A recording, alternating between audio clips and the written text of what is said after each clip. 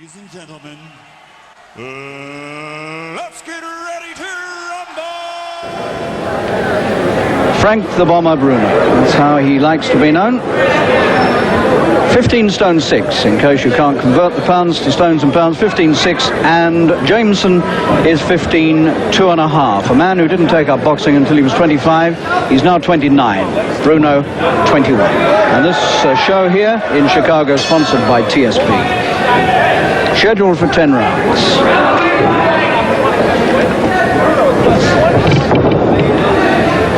So the big man from Britain, his first fight in the States.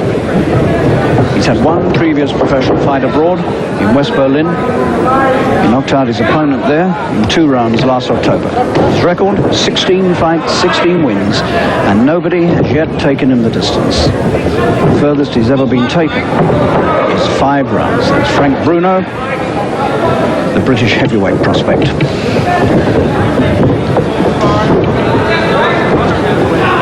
Jameson, a former American footballer, works for a brewery now.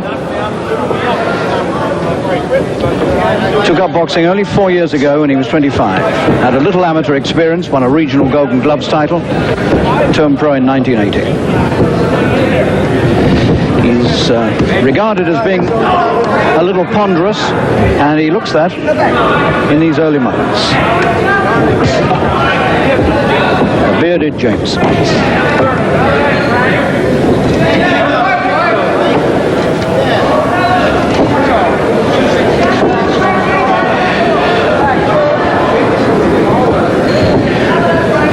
There's an inch of plastic foam underneath this canvas. They're very safety conscious in the States, rightly enough. But there is an inch of foam under their feet, and it's heavy going on there, believe me. Some of the earlier contestants tonight came out and told me that it really does take it out of the legs.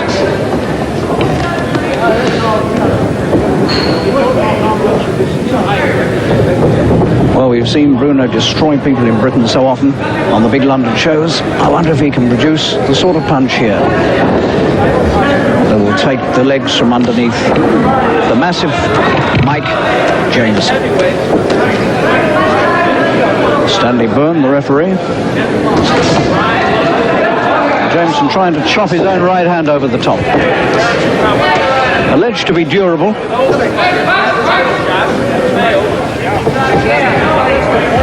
He's gone the distance with a fighter called Scott Frank, who's quite well known over here.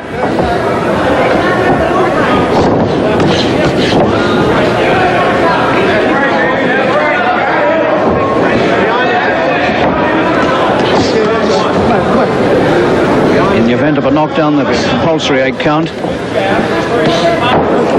And they score 5 points around here in Illinois.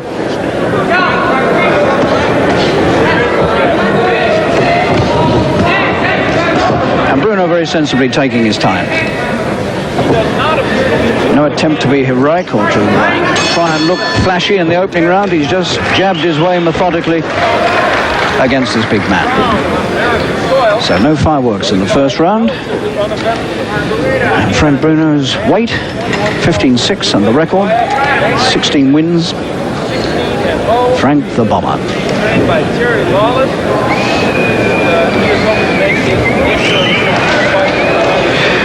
Well, this has been a tremendous trip for Frank Bruno. He hasn't just been in Chicago. He spent a week in New York State at the famous Grossinger's training camp where Rocky Marciano used to do all his training many, many years ago, the late Rocky. And he's been there for a week. He's spent a day in Eastern Pennsylvania with the world champion, Larry Holmes. Holmes has given him a little bit of advice. I don't want to have to put these guys off, you know, you separate them, but I don't want to have to fight them. Okay. The referee just saying that he doesn't want to have to do too much work and let him box and not too much leaning on. Second round.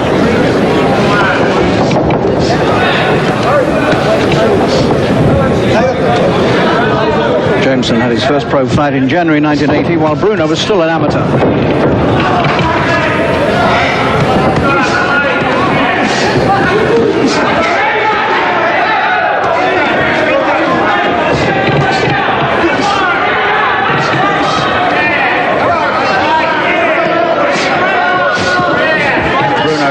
covering up inside on the ropes.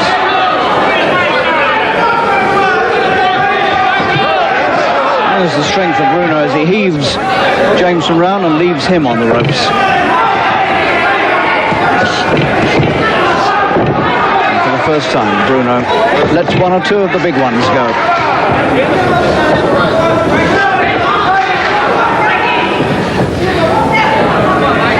Well, if Frank Bruno is going to make any impression on the world heavyweight scene, this is the country in which he has to really look good.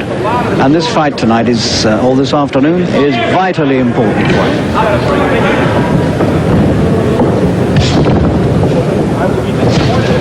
That was a good left hook, and it's taken everything out of Jameson. His leg came up, his right leg came up as he got hit, and the following punch sent him crashing down, and that, I think, is going to be the end of this fight. Bruno has just shown the American public what he can do with a punch. Lawless is delighted. That is an amazing win. He threw two quick punches, and he knocked everything out of Jameson, who's also cut into the bargain. Let's have a look. His leg came up twitching as he got hit. It was an extraordinary blow. And he's still on the floor, Jameson. There's the left hook. His leg kept, there's the leg in reaction coming up. And that following right uppercut as he was about to go down took him out absolutely cold. They were two terrifying punches. And he's cut as well. And Bruno, naturally enough, looks back a little anxiously at the man who's still on the canvas. That was an extraordinary finish. Well, we talk about Bruno's punching power at home and the fact that he can punch with either hand, and he's proved all that in the matter of seconds here in Chicago. Well, if ever anybody wanted a demonstration of what Big Frank can do, there it is, and he's done it in front of the American public. Well, a quiet first round, and then in the second, that's the first terrifying left hook. The reaction to that is extraordinary. I once saw Ingemar Johansson in a similar trouble against Floyd Patterson, and as he was just about going down, Bruno let the right uppercut go. I think the first punch might have finished him, but the second one put it quite terribly beyond doubt. Well, there's the cut, and the big bearded man is grinning as he can. What a sportsman. What a marvellous sportsman.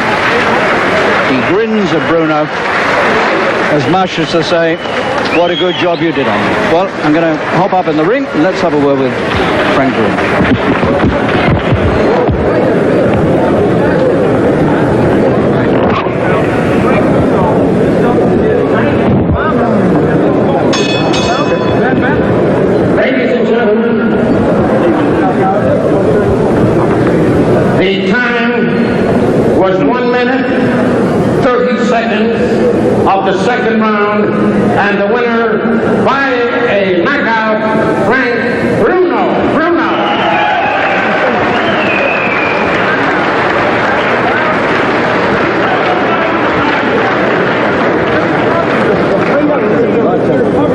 Exactly 1 round and a half. Frank and Terry?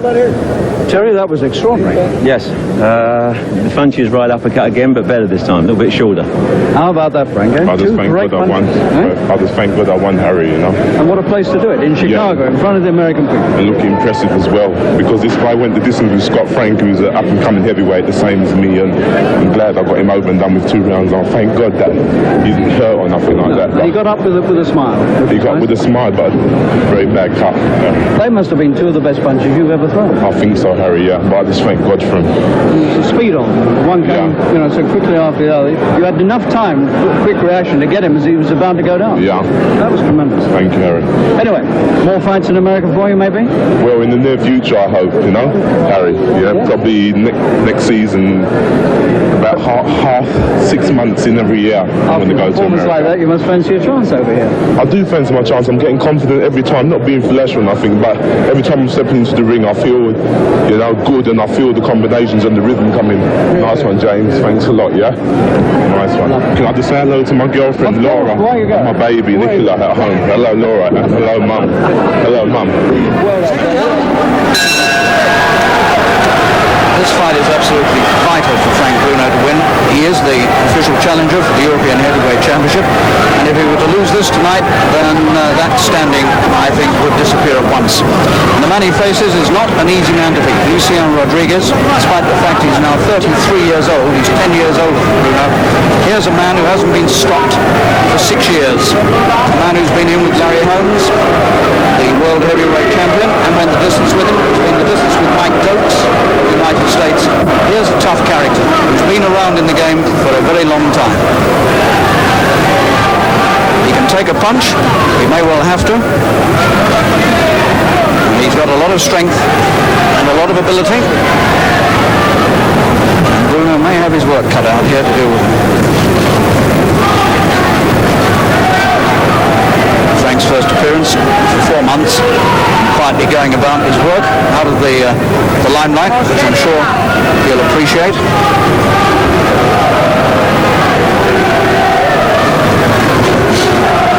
Just under a stone advantage here, Bruno. He weighs 15, 12 and a quarter. And Rodriguez is 14 stone, 13 and a half.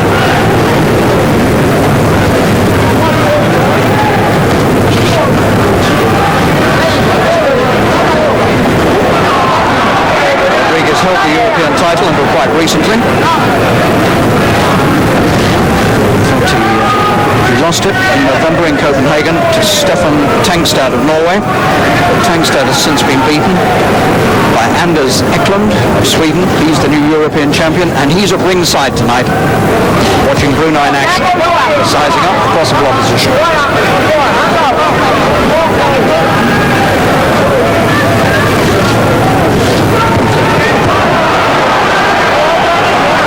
Frank tried to get him with a big right there, didn't work.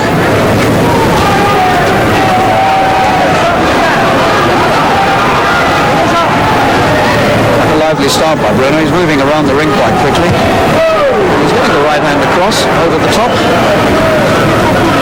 He's often accused of being a bit statuesque, Frank, but he's moving around the ring quite snappily at the moment, and he's hurt Rodriguez, and Rodriguez is over. With 30 seconds of the first round remaining, and he's badly hurt. Badly hurt. Is he going to make it? He's only coming up very slowly at 90s, and he can't go on. It's all over. That's amazing. Rodriguez is stopped in the first round by Bruno, and that's the first time Rodriguez has been stopped for 6 years. Here's a man who went full distance with Larry Holmes, and Frank Bruno has put him away in about 2.5 minutes. Now that is the most astonishing result Bruno's ever had. That is extraordinary. He's hurt Rodriguez to such an extent, the big man, the former European champion, couldn't continue in the opening round. That is really quite incredible.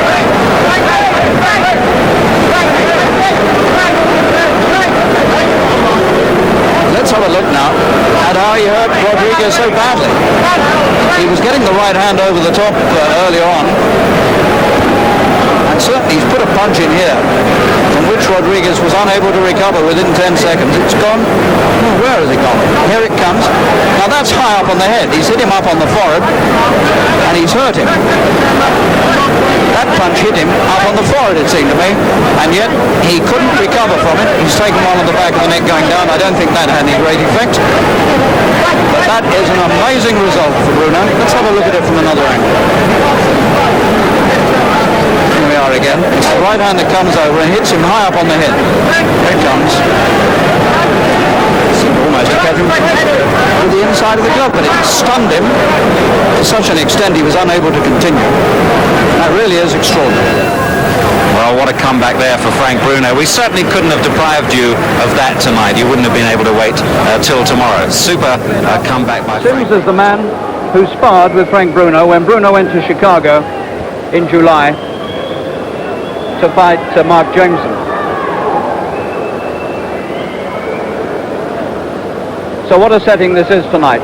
Fanfares, the spotlights, a tremendous fight in prospect, 10 rounds they have to go, and a very, very expectant and full Albert Hall. Our MC, the familiar figure and voice of Bernard Sullivan, is just waiting while they finish gloving up Frank Bruno.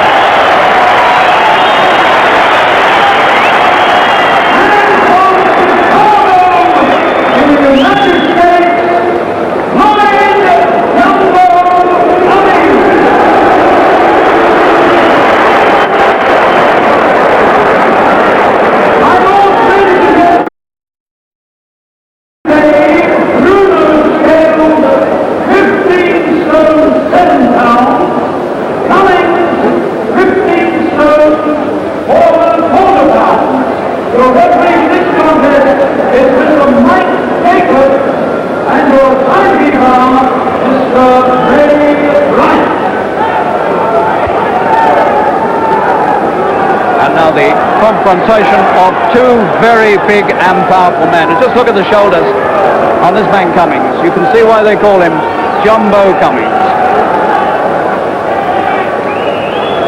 And Bruno himself, of course, one of the best physiques in British boxing.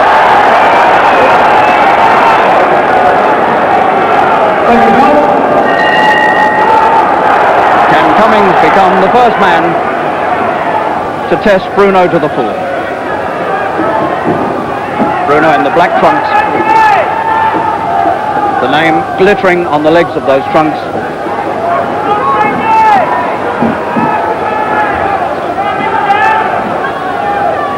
.31 stone of power there between them.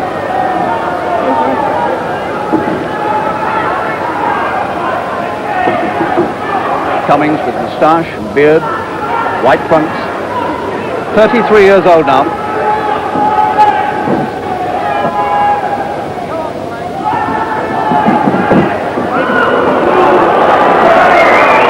Cummings didn't begin fighting as a pro until he was in his 29th year, and until he came out of jail, where he served 12 years of a longer sentence. He's on parole still for a murder that was committed when he was with a group in Chicago when he was 17 years old.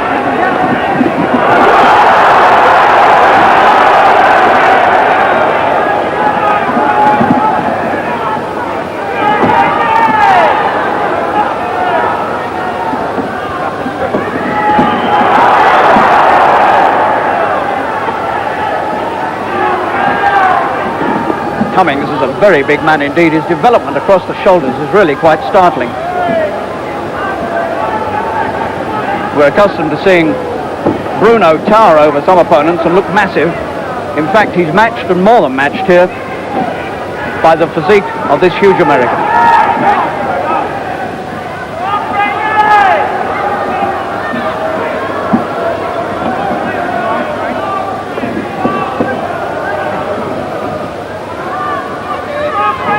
Cummings learned to box in jail.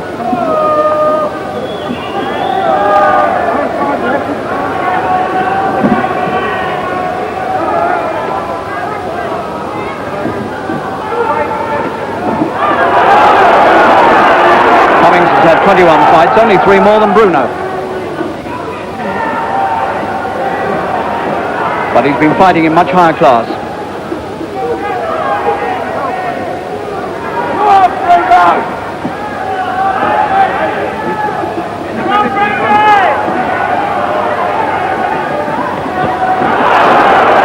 Bruno knows that if he's going to climb in the rankings of the world's heavyweights, this is one of the men he has to overcome.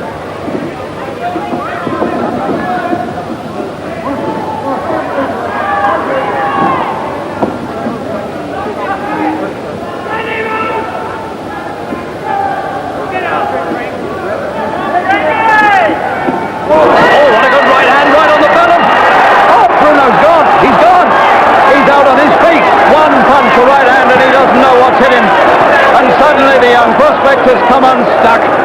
Oh, how he's come unstuck. One big right hand from Cummings, and if that bell hadn't come up,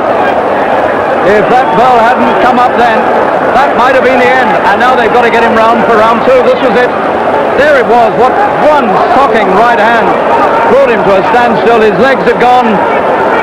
And I don't know, he got himself back to the corner. Look at that. Fell into the arms of Lawless, and Lawless took him back, and Lawless has to bring him out for the second. And suddenly, the stardom that was Bruno's looked very, very shaky indeed. What an amazing punch that was. The first time he's really been caught with a punch in his professional career, and it went right down to his boots. And they've got him out in some sort of condition, but Cummings knows what he has to do now. And Bruno's hanging on desperately, but he looks as though he's gone to me. The young man doesn't know where he is.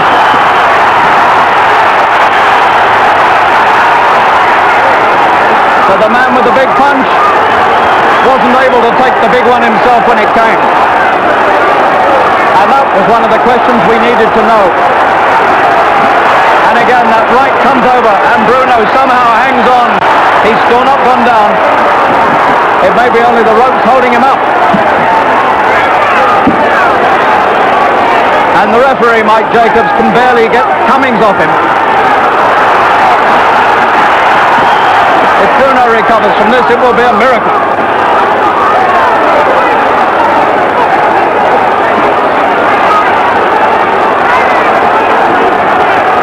Second round. Bruno survives by a thread. The big man hasn't gone down, and he's taken some of Cummings' best punches.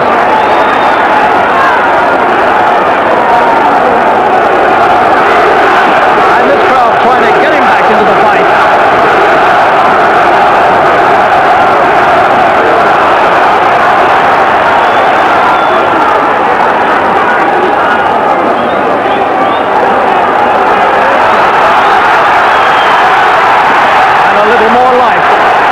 Comes into the legs of Bruno. Somehow he holds on and stays there. His whole future in the balance.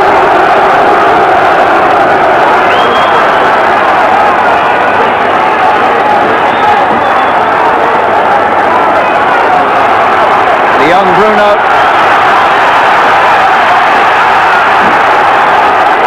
caught on wooden legs at the end of the first, but he's still there.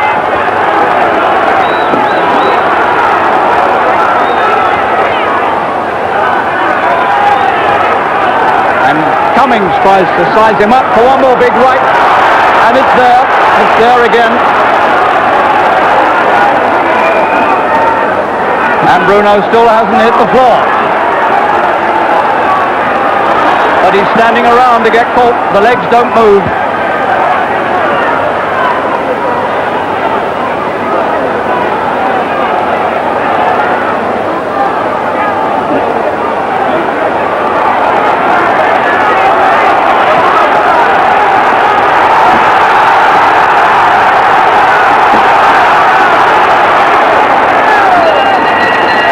There's the bowler in the second, and what a round that was, and Bruno survives it, which in itself is a miracle. And this crowd are rising. People standing up at the ringside, rising to Bruno, because he survived a tremendous right hand. And he survived another 3 minutes too.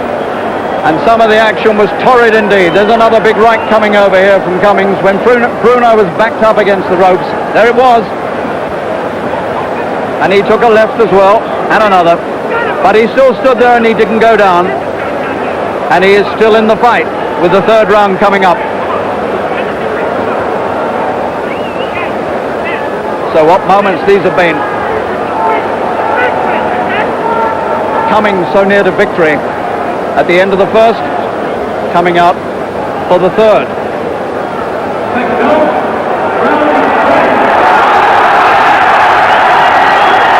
Now can Bruno produce one himself that will turn the tide?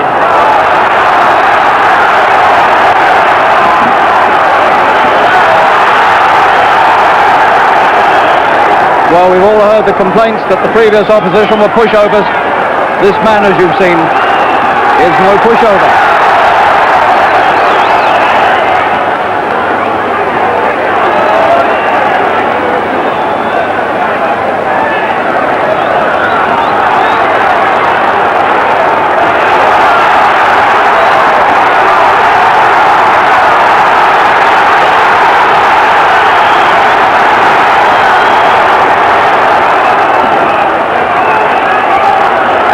jabs. His senses coming back to him. If only he can keep clear of another of those big rights, he might yet come back. Cummings' mouth is hurt. He's bleeding from the lips, Cummings.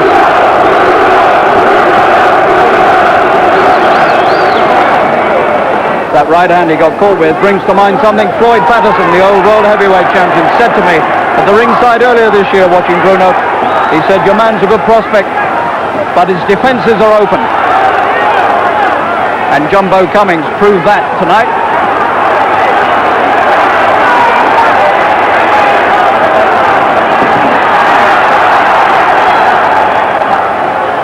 Bruno looking for him with his own right hand now. And he's finding Cummings.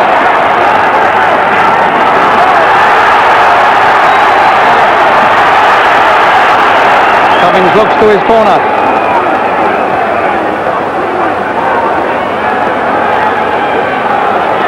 And Cummings is breathing very hard indeed. Both of them felt the weight of each other's punches.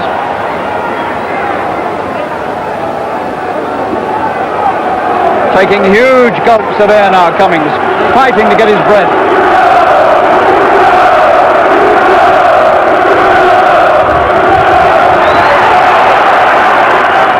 And amazingly, Bruno seems to have recovered completely from that smashing right hand.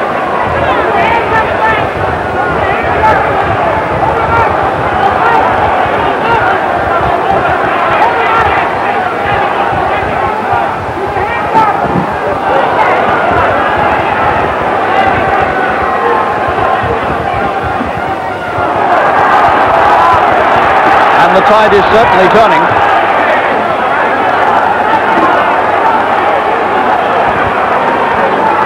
Cummings hanging on now, not throwing too many punches. Did he put it all into the first two?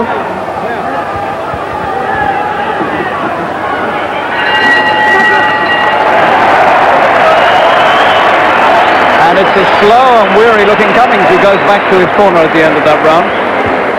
He seems to me to be fighting for breath. He really doesn't seem to be able to draw a proper breath. I don't know what it is.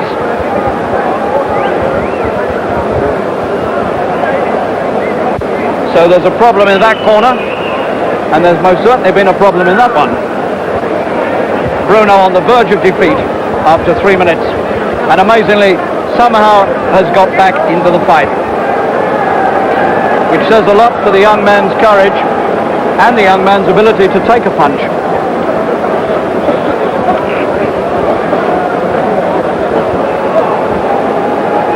Well, you could hardly have a more sensational heavyweight fight than this one.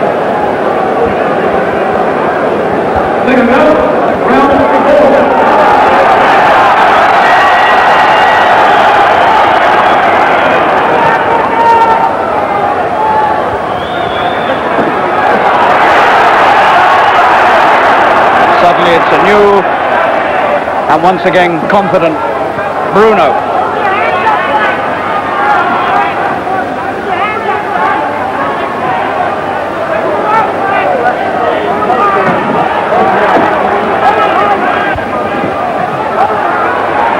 Bruno feeling with the left and waiting for the chance to throw the right. Bit of head going in from Cummings.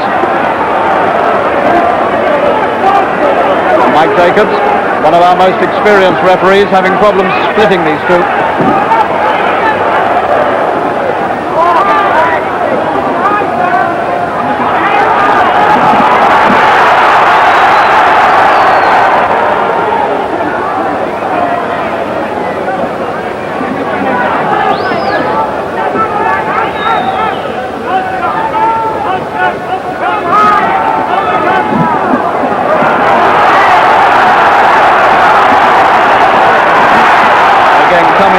Against the ropes.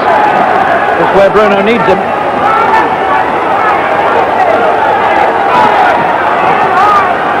Cummings seeing the right coming, ducks underneath it.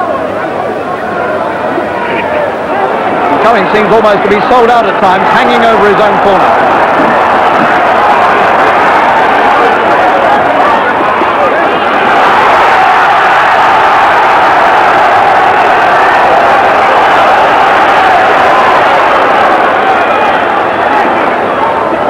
Cummings glowing for all his worth.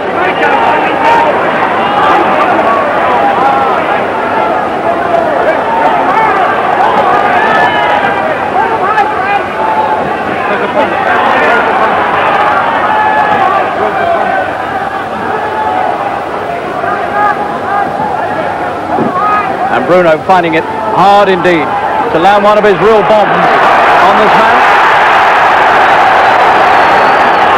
Well, the whole idea of bringing Cummings over was to test Bruno, to find someone who could stand up to him and give him a real fight. And so far Cummings has filled the bill more than admirably.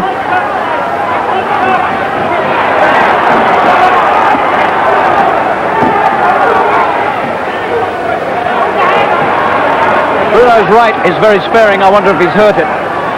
Hardly throwing it at all.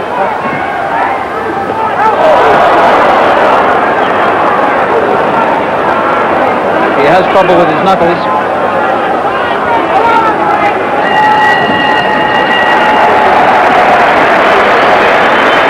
So another round goes by, and so this is the real test that we all said Bruno would have to face one day. And that day is right here.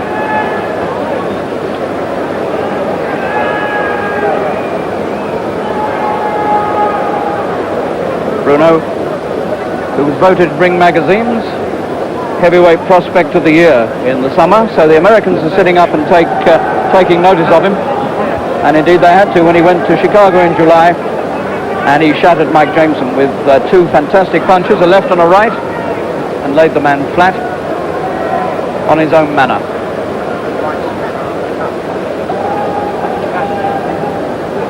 Frank Black on the left, leaning over Bruno, Terry Lawless on the right, and Jimmy Tibbs poking his head through the ropes.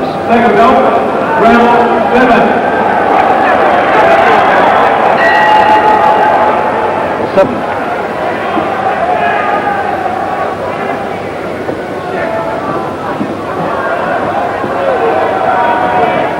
A white blob of grease above Bruno's left eye.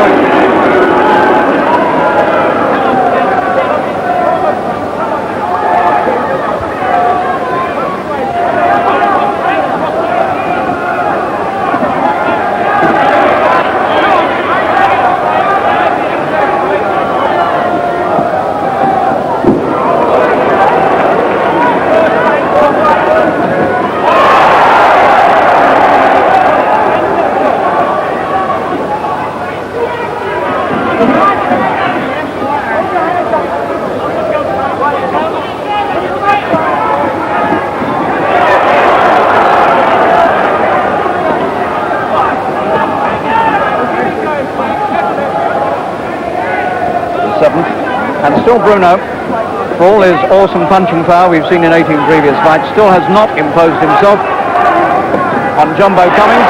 The man can take his punches. No knockdowns, but plenty of action.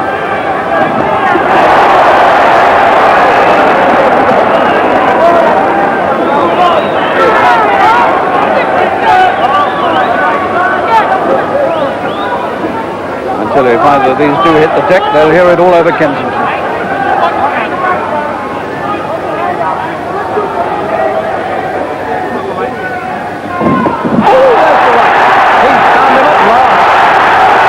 Big Bruno right.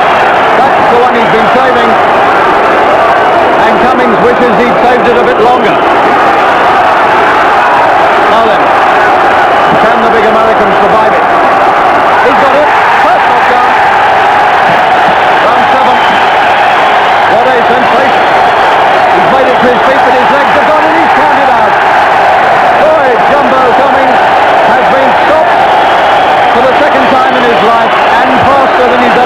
before. And Bruno is the hero of the night and of the year. About 2 minutes and 40 seconds of the 7th round, we make it. And Frank Bruno has come back from the verge of defeat to sensational victory. What an amazing fight that was. And what an evening for Bruno.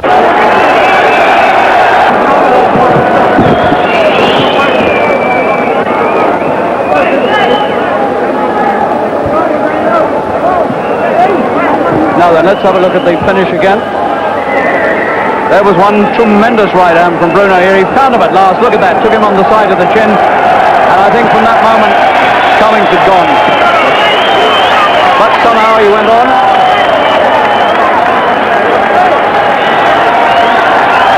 A tremendous right hand punch.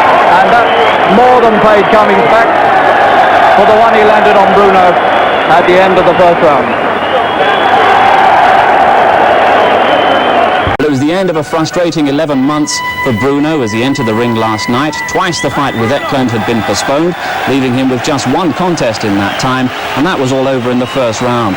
Eklund from Sweden, absolute giant of a man, even bigger than Bruno, making his first defence inconsistent but very dangerous. Big crowd at Wembley. The Levine Duff promotion was sponsored by the Mirror, and at ringside was our commentator, Harry Carpenter. Well, these are two giants of the ring. Bruno, 16 stone and half a pound, and having to concede 20 pounds, stone and 6 pounds to the Swedish giant, who comes in at 17 stone 6 and a half. Anders Eklund, the champion. Look at the difference in height.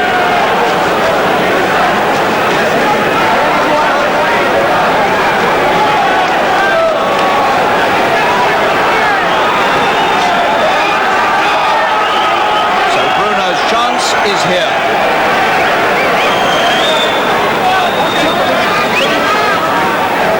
Seconds out.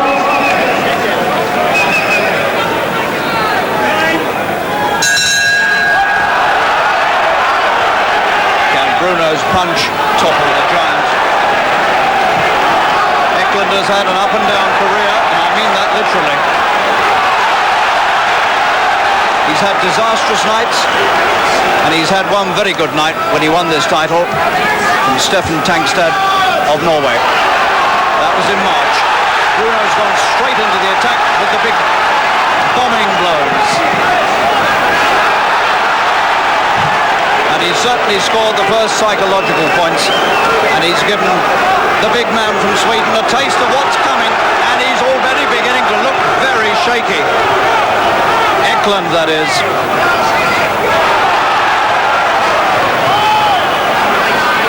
Eklund, a big man, but on rather thin legs for such a giant. Now Eklund's really got to get the reach working here, otherwise he's going to be swept out of this very quickly.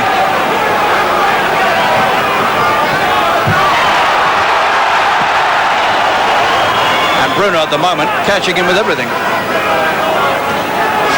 including good left jabs.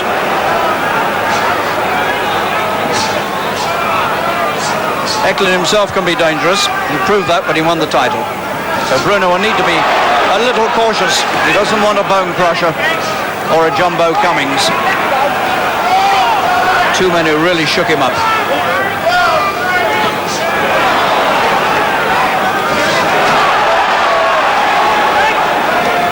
Bruno certainly moving around the ring quite neatly. Looks loose and confident.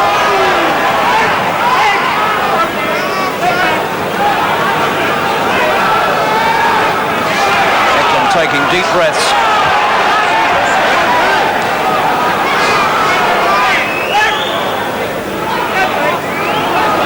And Bruno hasn't yet found him with the really big right.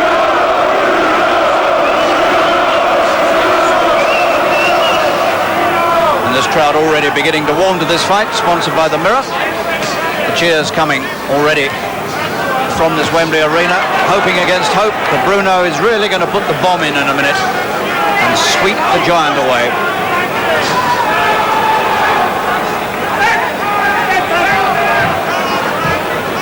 Eklund seems to have recovered from the very, very shaky start.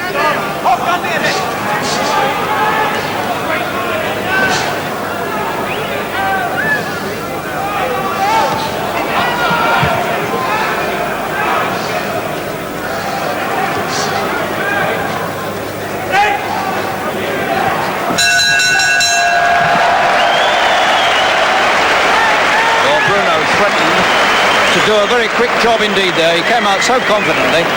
Wonderful start. No nerves at all. Looked absolutely in charge at the start. And for about a minute it looked as though he might just get it over very, very fast indeed. Frank Bruno, 23 years old, 4 years younger than Eklund.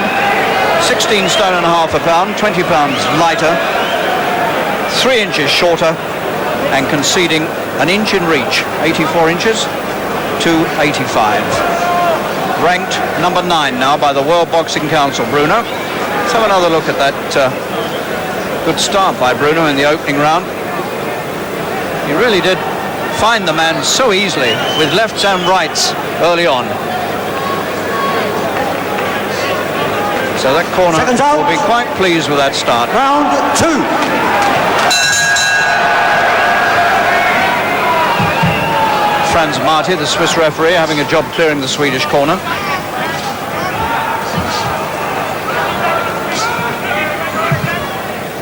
It's important here that Bruno doesn't let Eklund get confident and settle down. And already Eklund's nose is bleeding, and that's because of the jabs that Bruno has planted on it. He's been impressive with the jabs.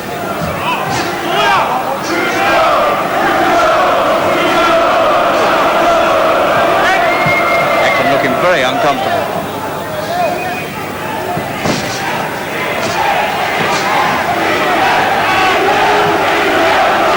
And Bruno not going wild with the right hand, he's waiting.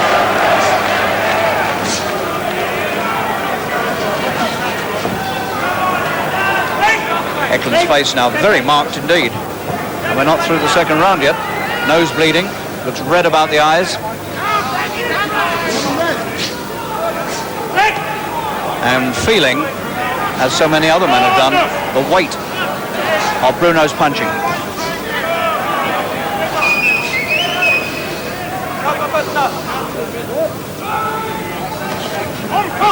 With Larry Holmes having been beaten by light heavyweight Mike Spinks in the last few days, the whole heavyweight situation is blown wide open now.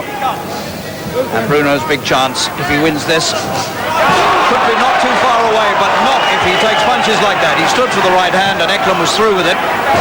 And there's the danger sign, the first of them for Bruno. And he looks a bit disturbed too. Now he needs to keep cool here.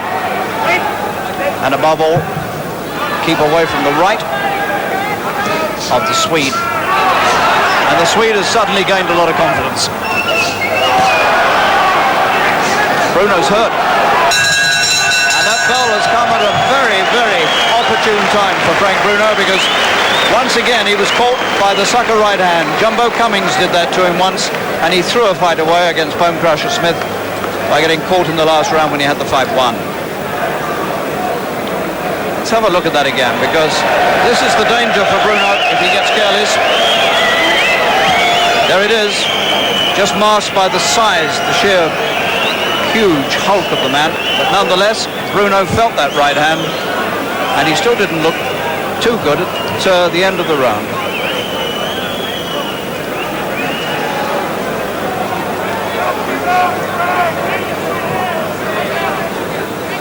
You can see what I mean about the marks on the face of Eklund, marked about the eyes, nose bleeding, but has now been given a vital bit of confidence, having thrown that right and landed with it. Round 3.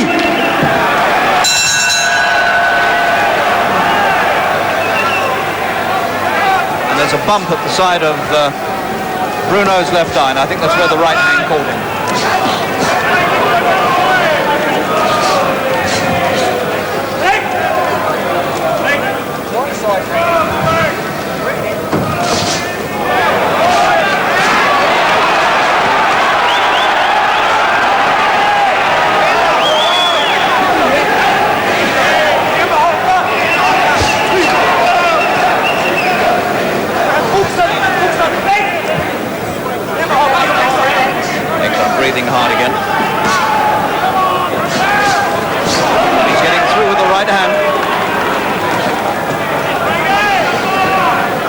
fences, looking very suspect when Eklund comes forward.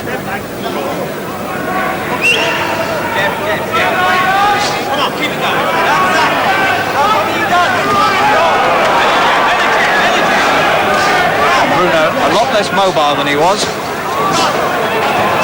He badly needs a big right here now.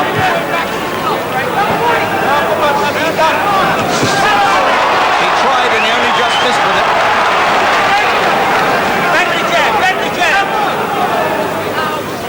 Perhaps Marty telling Bruno to break when he's told to. Round 3.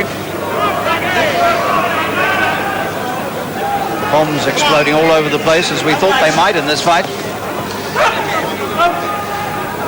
Looking unlikely to go 12 rounds, which is the scheduled distance.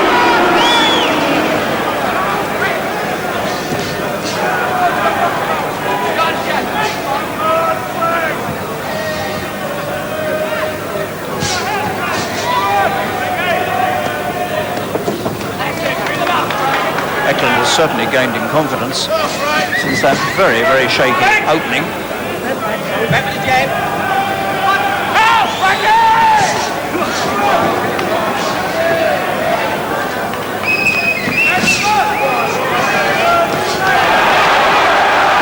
All Bruno's best work so far has been with the left jab.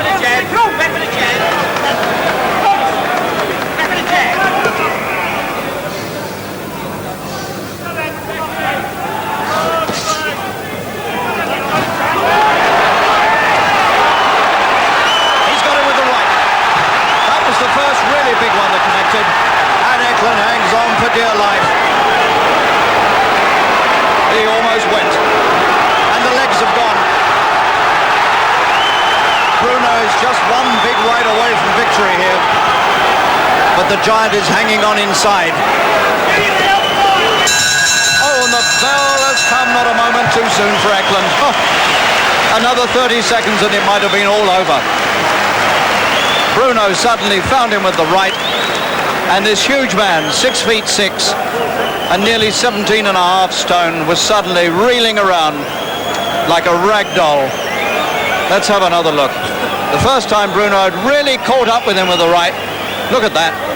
Came chopping in over the top, and suddenly Eklund, another one all over the place.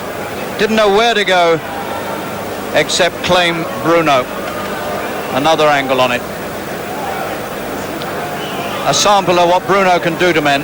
That wasn't the one that really did the damage. That was the one. It caught him lower down on the jaw, and the senses almost left him. So the champion now in some trouble. Seconds out. Round 4. And this crowd sensing that Bruno could be on the edge of victory here. He's got him again with the right, and a second one, and he's down. Right at the start of the 4th round, 10 seconds in. Is he going to beat the count? I don't think he is. He's not coming up, and Bruno is the European champion, and he's made his mark in the world. Bruno's first title, and he's only 23, and he's done it in the opening seconds of the 4th round. You can hardly do any better than that. Champion of Europe, and Lawless, the manager, acclaims him as well. He set him up in the 3rd, and he finished him in short order at the start of the 4th. So Eklund won the title in March, and he's lost it at the start of October. And Bruno starts on his reign as the big man in Europe. My lords,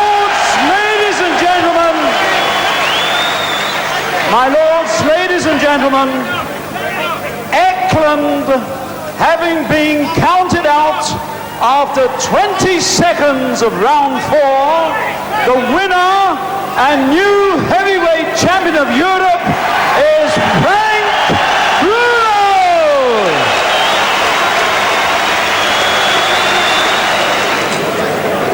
Frank, congratulations. Well, how does it feel to be a champion? It feels beautiful, very, very beautiful. I didn't think I would see you again, Harry, you know what I mean? I thought you retired from the show, but... No, you got it all wrong. No. Right, tell me all about it. Well, at first I tried to knock him out because I know someone else knocked him out and people were beating, but he was a good guy, big 17.5 stone, he could jab and move well and he could punch. Dig a little bit, but I thank God I'm champion, Harry. You don't know how it feels to be champion. You didn't jab too badly yourself, you know? Yeah, I was trying to knock him out with the jab instead of picking it and trying with the hook, but I've been rusty for about 6 weeks, so what do you expect, Harry? You did have one right hand that caught you. He did hurt you a bit in I don't think second it hurt me. No. All the punches what he caught me with, I knew that they were going to come. I was trying to exhaust himself out because I knew I had to go more than one round tonight, you know, because he was a tough boy, you know. I think we might be able to see how you finish it. Here you are. Now tell me all about this here. I was trying to set him up, jab him, because he knew the jab was coming all the time, but I wanted to sneak it over the top. I did sneak over the top, but he's a craftsman, you know. He tries to hold and grab you like an octopus, you know, like you can see there, but I just wanted to destroy him. You didn't let him go. Once you had him going, you didn't let him go. Right, Harry. Well, now the night after, Frank Bruno has joined us in the Sports Night studio. Frank, many congratulations on that title. How did you enjoy your first day as European champion? It feels very, very good. I would have liked to have the belt around my waist and showing it off now, but I just thank God I'm a European champion.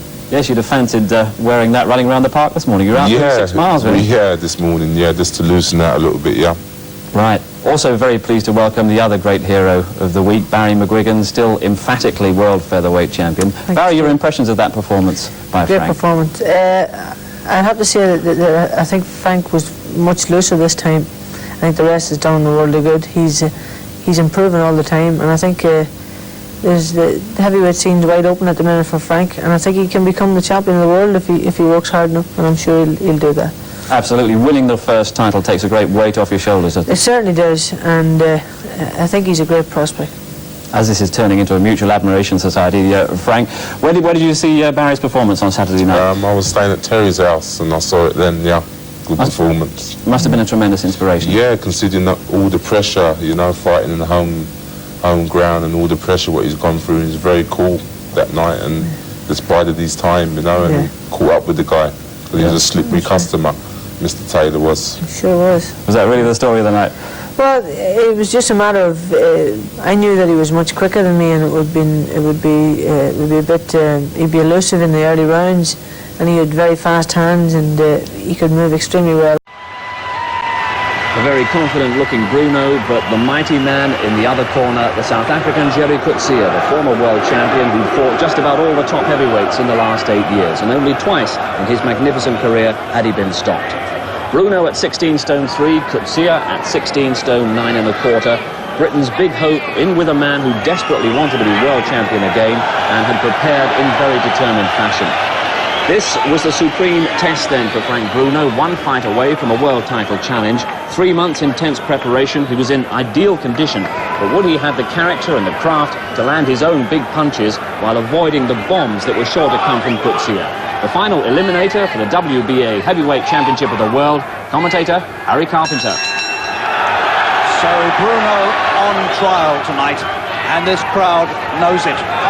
This is the authentic big fight atmosphere here tonight. 10,000 people packed into this Wembley arena, knowing that one punch from either side could end this dramatically. What a welcome Bruno got tonight. The biggest reception he's ever had in his life as he came to the ring to face this giant South African, Jerry Coetzee, the former heavyweight champion of the world. One man looking for the comeback road, the other man looking for the glory that comes with going for the big one. Bruno, one fight, perhaps only one punch away from a crack. And the world title, the right's got him. Inside a minute, he's got him. One right hand from the blue, the cool Bruno. Coetzee, perhaps hit as hard as he's ever been hit. 1 minute gone. Now he might be dangerous.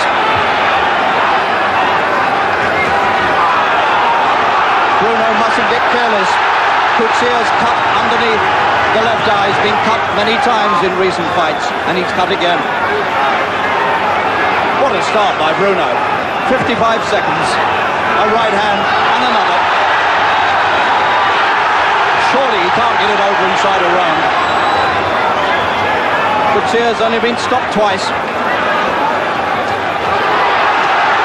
He's got him again. He won't get up from that.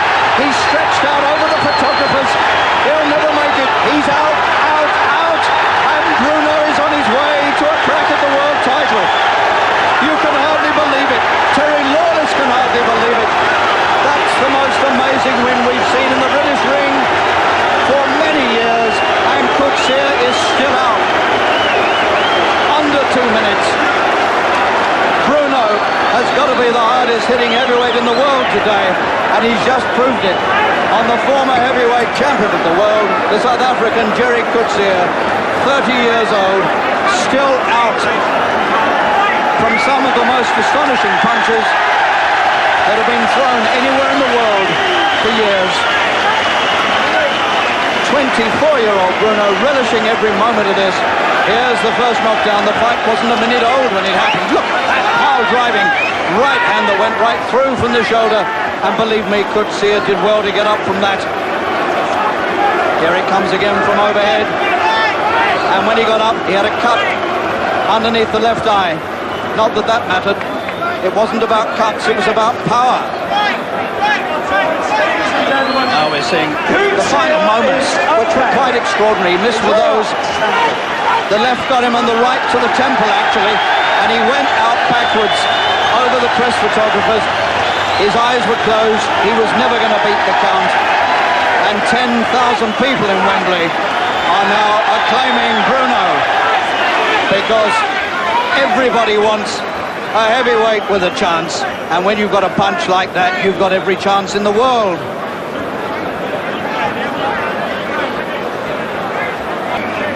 Here we go again. The left and the right stretched him out, and there's a man who's been in with the best of the world, held the world title, been stopped only twice before, but never like that. So all the years of preparation have finally paid off for Bruno. The referee stopped the contest after 1 minute, 50 seconds of round one to take Coetzee further punishment. The official time is the winner. The official time, 1 minute and 50 seconds. And the South African still doesn't know where he is or what's hit him. Tonight takes place on the 70th anniversary of the birth of perhaps the greatest heavyweight champion of them all, the late Joe Louis.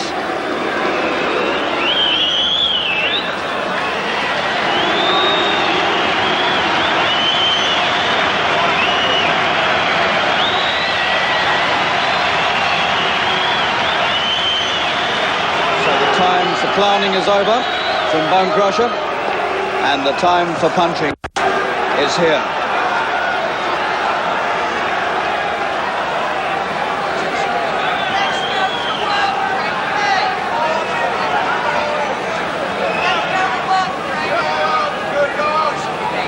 Round one. And Bruno comes out looking businesslike in somber dark trunks. And the balding Bonecrusher, 29 years old, 6 feet 4 inches, a man who came to boxing late in life. Less experienced professionally than Bruno. 14 fights against Bruno's 21. 21 fights, 21 wins for Bruno, and all the wins inside the distance. Right.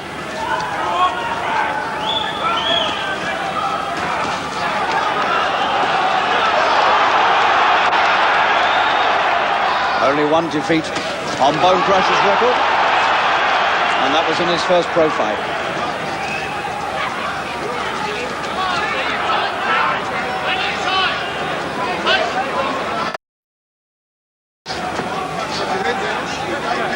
.3, James Bonecrusher Smith weighs. Big man. He's 4.5 pounds heavier than Bruno, but he moves lightly on his feet.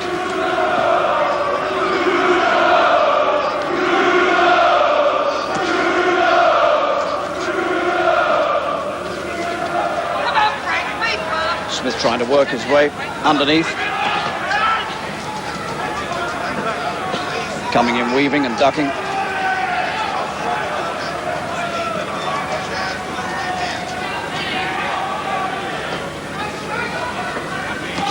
Bruno boxes straight up and down in a line.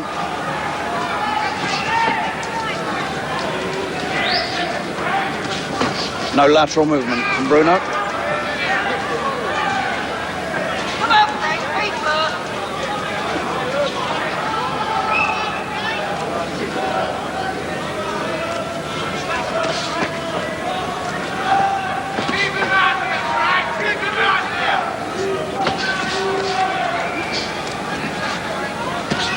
Bruno recently promoted to number 9 in the world rankings. There's the first big right.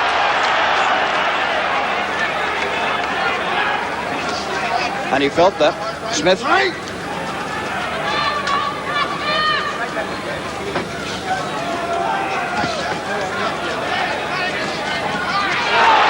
finding Smith's head easy to find. We remember Jumbo Cummings on the big right hand that had Frank out on his feet.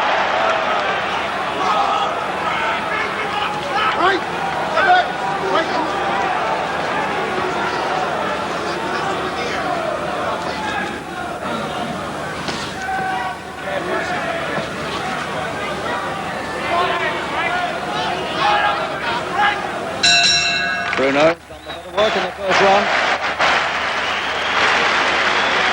And this crowd here at Wembley, they really have taken to Bruno.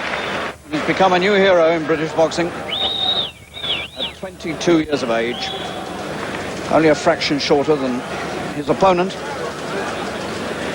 He's had 2 months out of competition since he put away Juan Figueroa of Argentina in this very ring on March the 13th. 67 seconds it took him. And he threw a big right in this first round that threatened no good for Smith. Smith took that on the side of the jaw, and he blinked, but he took it. Smith looks composed. Works in the United States prison system, helping inmates who want to move on to higher education. He's a college graduate himself, man of intelligence and humor. Second up, round 2.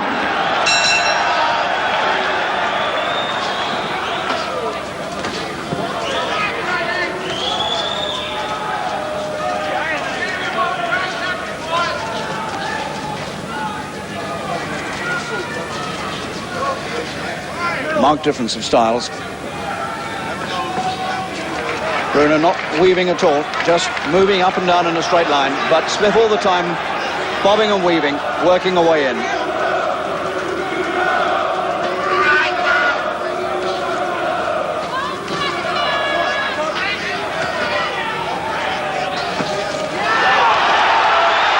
Useful left hand. Bruno's left that time spelled trouble. He hurts men with either hand.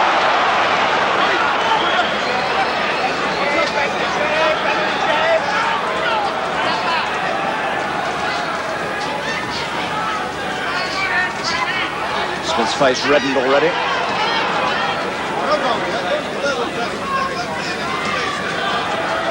He's taken a couple of hefty whacks, Smith. He's taken them, but he doesn't look too comfortable.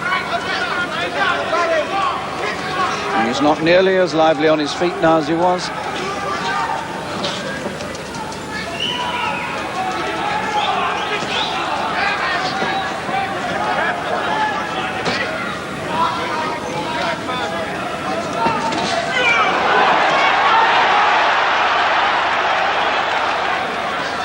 Smith saw that right coming, but only just.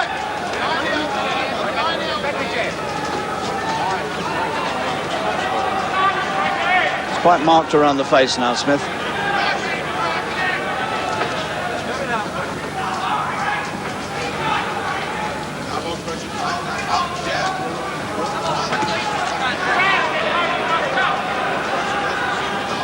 Bruno not wanting to make any mistakes, taking his time.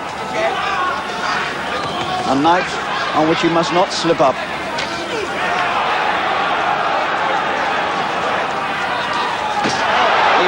The left hook over the top.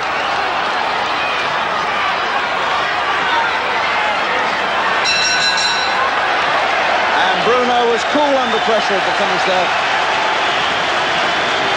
Smith came back well, takes the applause of the crowd. But noticeably, Bruno, when he was under pressure in the closing seconds, stayed cool, and he was fencing off the punches. Second out.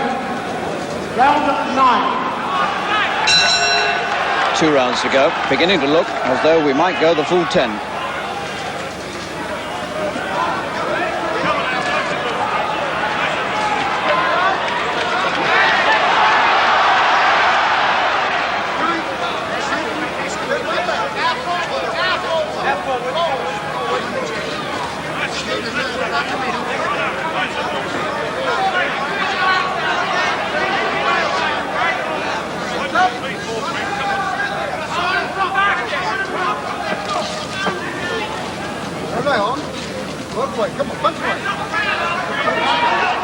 The fight has slowed down now, almost to walking pace, or less than that.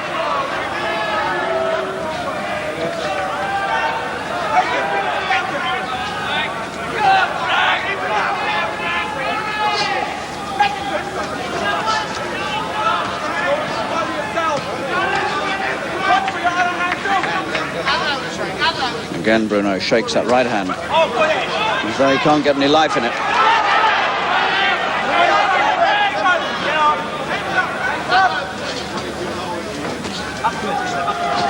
Well, he must be a mile in front, Bruno. Can't be any doubt about that. But there have only been a few moments when this fight has threatened to flare into really explosive action. He's had Smith in trouble occasionally in the early rounds, not in the last few. And there have been 1 or 2 moments when Smith has looked dangerous, but without ever really following up. That was a good right. Suddenly the right appeared. And when it did, Smith looked very uncomfortable. So we're going into the 10th and final round. The longest fight Bruno's ever had. Well, he'd saved that right for so long, but at last we saw it. And here it comes. It was a good right hand. Took him a bit far back, but turned him round.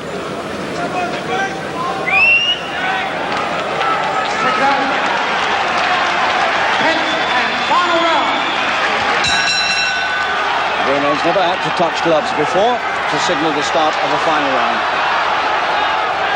Now I wonder if the 10th will resolve itself in some extraordinary way.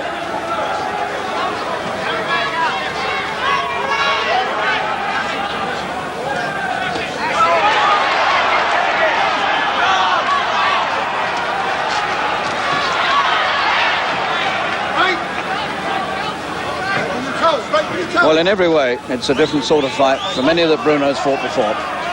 It's almost as though he's deliberately taken this man and used him to get some experience, some really competitive experience. He's used his jab more than I've ever seen it. He's saved his right for some reason.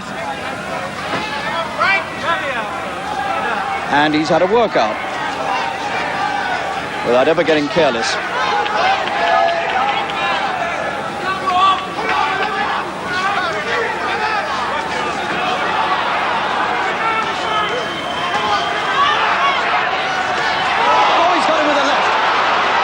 With the left, and Bruno's legs went. And you better get off those ropes and out of trouble quickly. And Bruno is taking too much. And he doesn't know where he is. Smith doing a Cummings on him. And Bruno looks out on his feet to me. Oh, he's got him. Oh, dear me, the end of the Bruno story by the look of this. He took it all on the ropes, and the left hook whipped over, and he's counted out. Bruno is knocked out in the 10th round. Bonecrusher Smith has crushed his man, and the Bruno story is virtually over. Frank Bruno counted out in the 10th and final round. It did resolve itself in some extraordinary way, and he has to be lifted and sat on his stool, and the Smith corner can't believe their good fortune. Dangerous to the last, never underrate an American. Bruno ran out of steam, couldn't get off the ropes where he'd been for so many rounds previously. And the man with Emil Griffith in his corner had him in the end, and the Bruno success story is certainly temporarily at least halted. A mile ahead, and then suddenly, where he'd gone so often before, back to the ropes, and the punches started raining on him. And he had nowhere to go, no place to escape. And at this point, the finish was only slightly delayed. The vast whipping left hook took him, and he couldn't regain his feet. Well, we can see it from another angle now. Look at Bruno, arms down. Not really, I think, at this point, even knowing where he was and what was happening. He really couldn't escape. And the last crushing left hook, the bone-crushing left hook, ended the success story that went for 21 fights and came unstuck on number 22.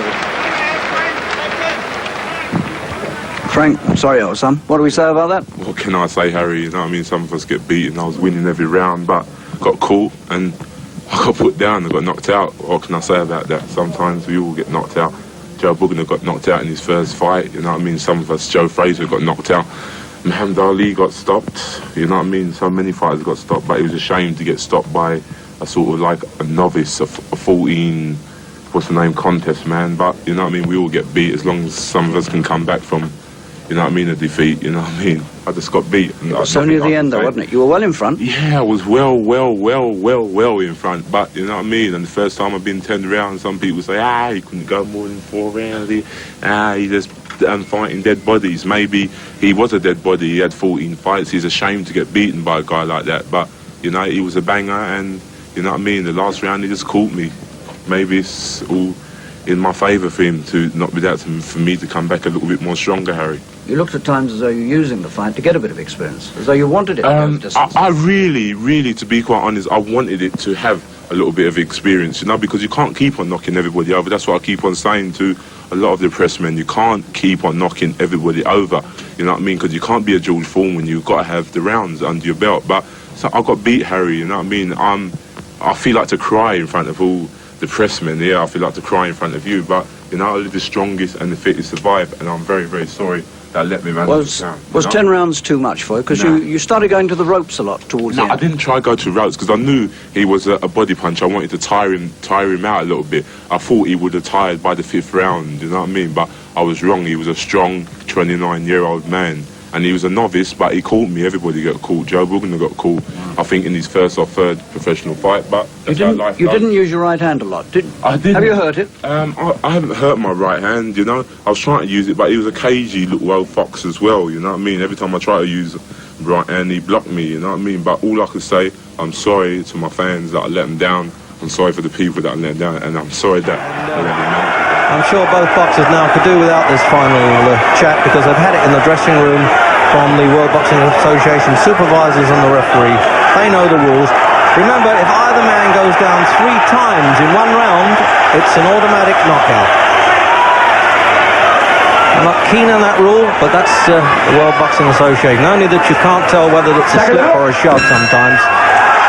So it's like sitting on red alert here for Jim Watt and I, wondering when those bombs are going to explode.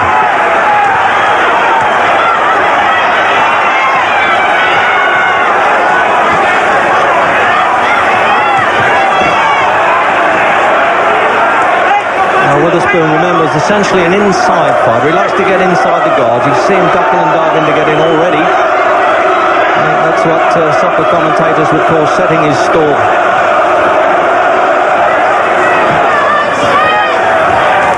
See that? It's a bit dangerous if he's going to lean in like that. Bruno can tag him.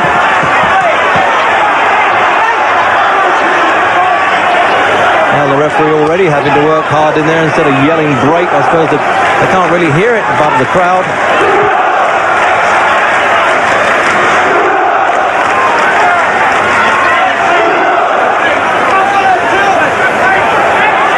So there you are, it's hardly a feeling range there. They've jabbed each other fairly hard in the opening minute.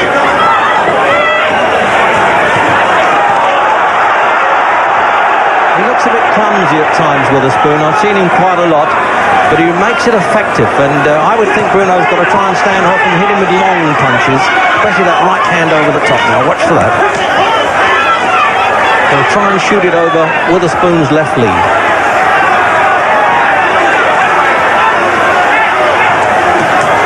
There it is there. Just caught him a clip round the ear of that to let him know what it was about.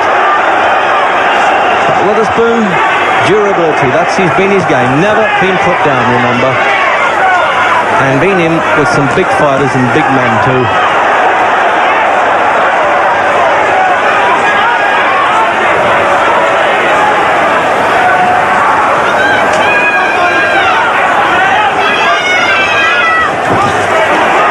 And that's twice he's unloaded the right hand.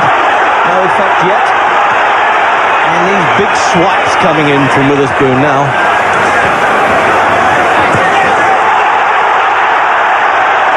Trying to shrug that off one, Jim, isn't he, Witherspoon? That didn't hurt. Yeah, well, I'm pleased with Bruno. He certainly isn't overawed with Witherspoon. His temperament looks good. He's letting the punches go. We can see him winding up the right hand. He just can't wait to land some good punches. I'm hoping for some success for Bruno in the first or the second round, just to get him right into the fight and give him his confidence. But this is a good start from Bruno.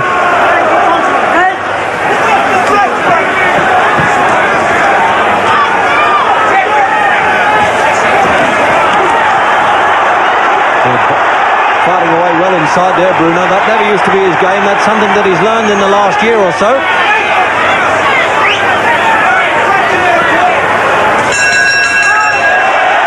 And a little stare right at the end of the round. That's always inevitable, of course.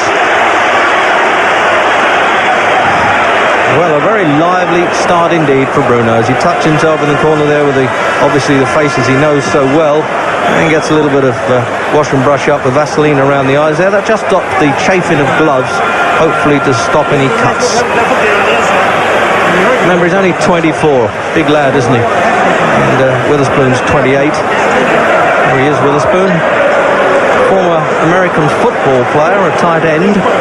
So he's brought up in rather the hard conventions of the ring, really. And that's what's known in the trade as a cut man, Eddie Aliano. But he isn't cut yet, I don't think. I don't know why he's actually doing the second, and it's usually somebody else, but he's doing it a lot tonight. Could we even imagine what they're saying? Well, I think they may be shocked. The trouble with the Americans is they honestly believe they're the best at everything. They're better than everybody else.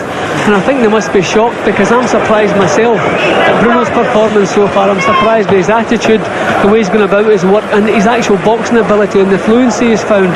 So I think Witherspoon must be as surprised as I am, only he's in the worse shape than I am because he has to deal with it. Second out, round 7. So out for the 7th round.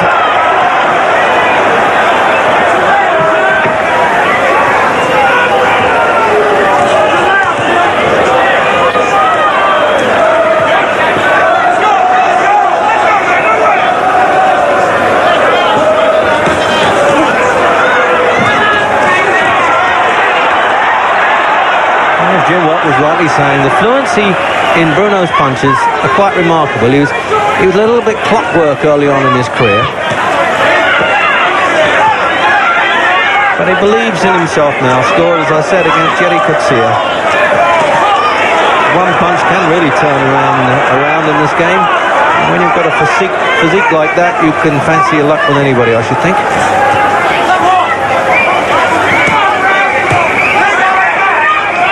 But that's the thing, Jim. He's taking some good shots and he's not even blinking, let alone buckling. Bruno hasn't flinched in the least. Witherspoon has banged them, which must be his best shots, and Bruno hasn't flinched at all. They've caught him a little bit high, fair enough. Even allowing for that, he hasn't flinched in the least.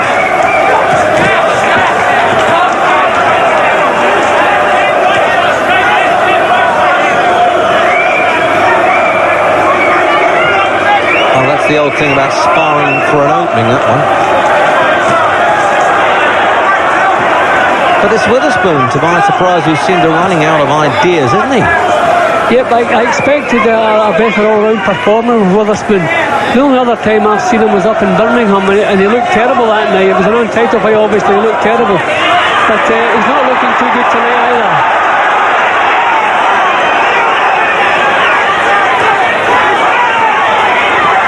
took a few cuffs around the head there, Bruno. He could have done without. In the 7th. Oh, just caught the side of the jaw. He absorbed that well, Bruno. But he looked as though he was in trouble, Jim. Yep. Yeah, that's the first time Bruno's been in trouble. Those were good punches, but again, he still has his wits about him. His eyes are looking clear and he's still concentrating, but those were good punches. Witherspoon got the swelling under the left eye.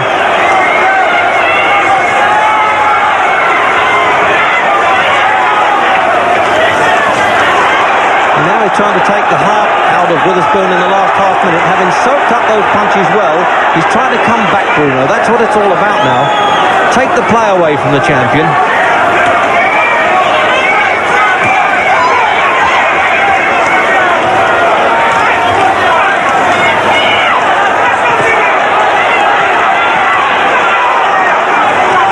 What a right hand that is as we come up for the bell. And he still didn't make any difference, and he just turns away and looks at Witherspoon as if to say, well, you've hurt me, but I'm not going over.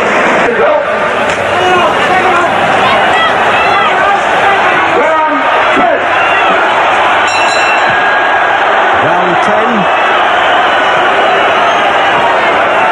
And to remind you then, it's scheduled for 15, the World Boxing Association version of the Heavyweight Championship. And the winner goes on to fight Tony Tubbs from Cincinnati. Well, Bruno, on my card ahead at the start, and I thought reasonably in front. And now Witherspoon coming in the second half of the fight.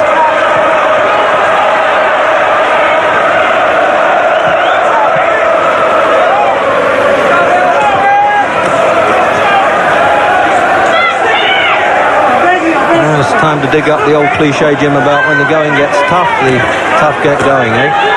Yeah, well, that's what it's all about, isn't it? It's getting tough now. Frank is just throwing arm punches just now, just little pushes with the arms. He's not getting his shoulders behind the punch. He'd be better getting Witherspoon at full range where he could get some leverage into his punches.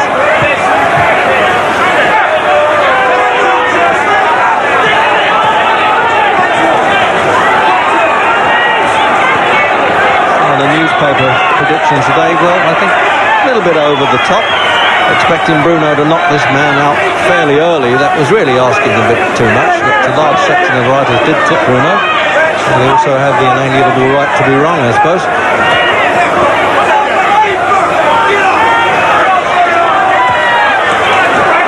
So we're midway through the 10th,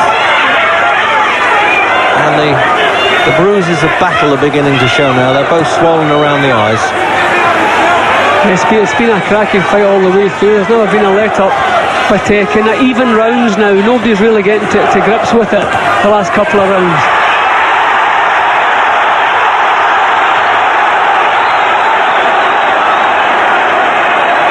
See that he's complaining to the referee that he's pulling his head on.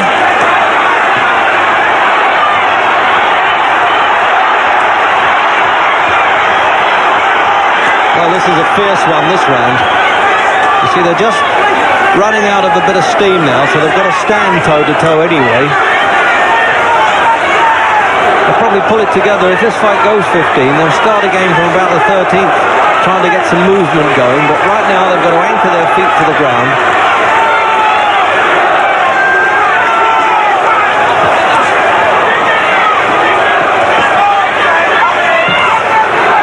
With this bumping and boring with the hedge, Jim, I'm surprised that neither fighter's cut.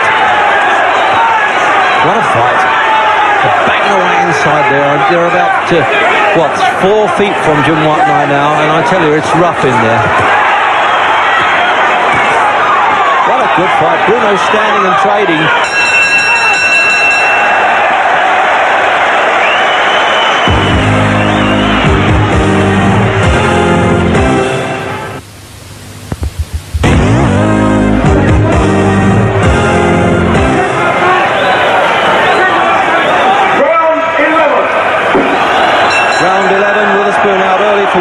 It's unknown territory now for Bruno. He's never been beyond the 10th round, and that was only in one contest against Philip Brown of America, who really wasn't in Witherspoon's class.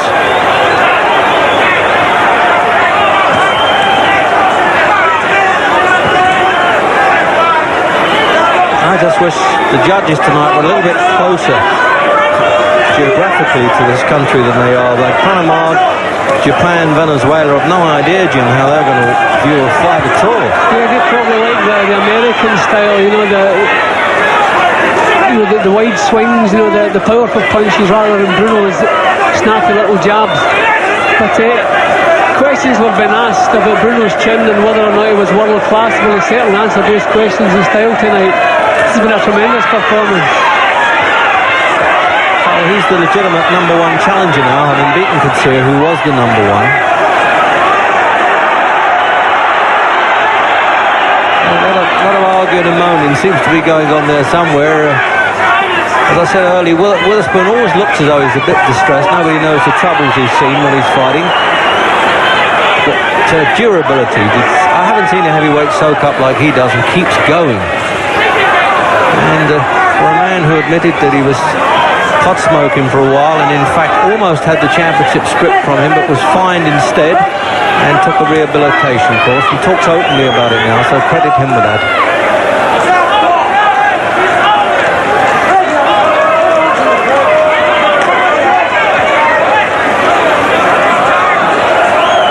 Well, this is the first mauling round we've had, really. Yeah, they're really showing signs of tiredness now. Witherspoon with the old head will probably do this for the first 2. But this is where a little bit of experience comes in, steal around in the last minute. Oh, a good left hook there by Bruno. That's the first time I've seen Witherspoon visibly shake there. Could have done with just following that up quickly. His right eye's closing a bit, Jim, Bruno, isn't it? Yeah, there's a fair bit of swelling around that, yeah.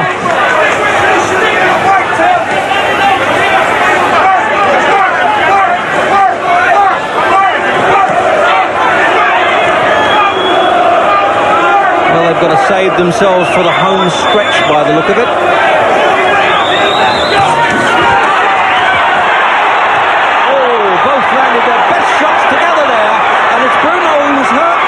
The most, I would think, he's got to try and grab and get his way out of trouble here. Oh, on the top of the head, the left hook. He's starting to go to pieces in the corner, and he's breaking up a bit now, and he's hitting him on, he's down, he's got to get him off. And the towel has come in from Terry Lawless's corner in the 11th round, towards the end of the 11th round. And he broke up in a similar way, Jim, than he did with Bonecrusher Smith. He was fighting so well that he got caught in a neutral corner, started to go, and at that point, as you say, the experience of the champion showed. He completely took over. But I didn't like the punches at all on the while he was down. The referee seemed to let him get away with that, but in fact the fight was over anyway, really, because Lawless had that compassionate act with the towel. Those were tremendous punches, bang on the chin. Frank did well to keep on his feet for the first 3 or 4 of them. They were tremendous punches. Frank gave everything he had, and the strangest had happened in the only quiet round in the fight. So a disappointment there from Mrs. Bruno, the first time that she's attended a fight and saw her son fighting so well, and then it went against him. So Jim, let's have a look at the replay now. You see, that was the big looping right hand. That's a great exchange of punches there. Then that was the one that we called as he did that. We knew that Bruno was shaken to his boots there. Then he did it again and again. And then he comes back and tries to hang on there. He's looking, look there, you see, saying, look, how do I get out of this? And he can't just get this man away from him. And he's thrown now into Witherspoon's corner. And he tries to back off there. He just, his faculties are not quite with him there, Bruno. And there he goes, tumbling back. So the referee, I think, has made up his mind. Certainly manager Terry Lawless has at that stage. On the top of the head, the final punch, really. Now, he's allowed him to get away with that one, which surprised me. And just, well, we would call a tap, but there was no need for it. And at that point, the towel was in. Jim? Yeah, well, the right hand started the troubles. It was a wide right hand. There's a left hook. Follow up. Now Bruno's in bad trouble here. This is where a little bit of experience was needed. Bruno either needed to take a count or to grab a hold of Witherspoon, but he didn't have the experience to do that. But an international heavyweight contest between and introducing to you from the United States of America in this corner, Larry Frazier. 36 years old.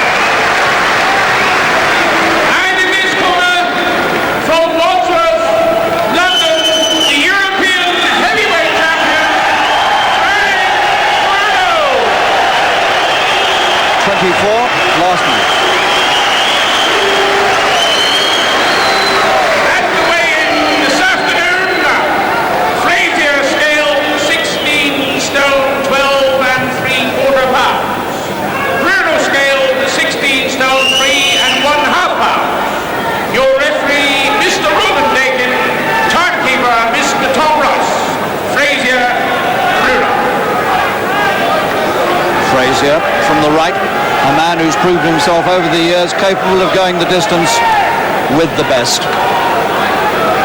Bruno tonight, his 28th pro fight, and amazingly enough, has had more professional fights than Frazier.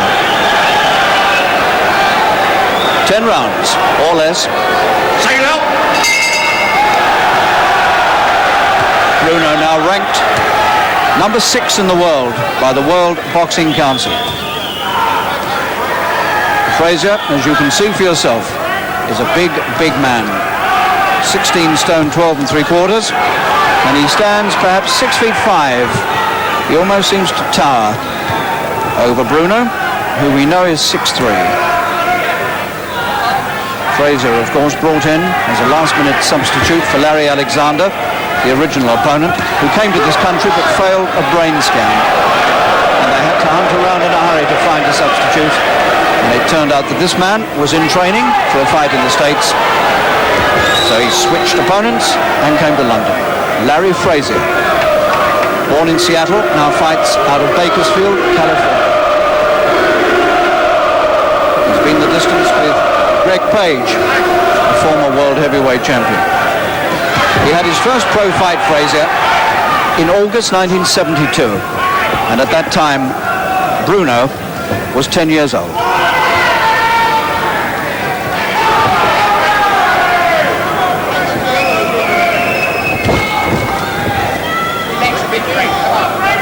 He's been stopped only once in his life, Frazier, and that was 9 years ago.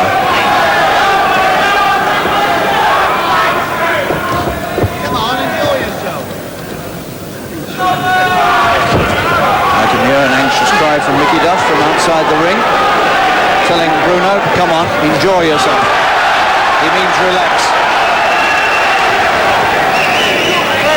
Bruno has good reason not to be too relaxed at this moment.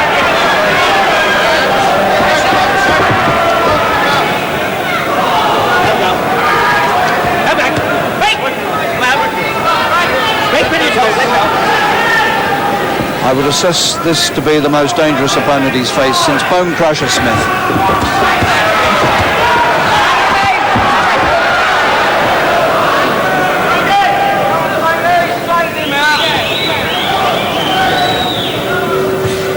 Bruno's first fight as European champion.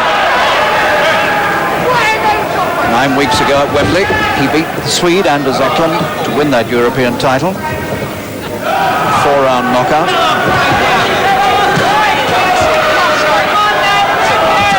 Bruno beginning to open up with the big rights to the body.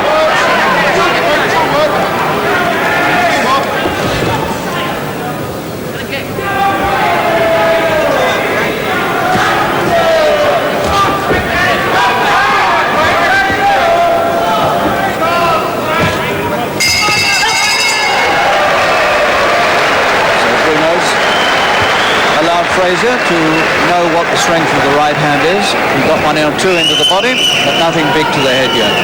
Frank Bruno, just turned 24 years old. 26 wins in 27 professional fights, and he's won all but one of those inside the distance. And just that one disastrous night against James Bonecrusher Smith, he had the fight in his pocket after 9 rounds, Bruno, and let it all fall away in the 10th when the American stopped him. And this is Larry Frazier, who only knew towards the end of last week that he would have to be here tonight to fight Britain's hardest punching heavyweight.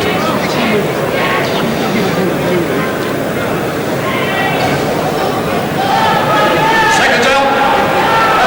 2.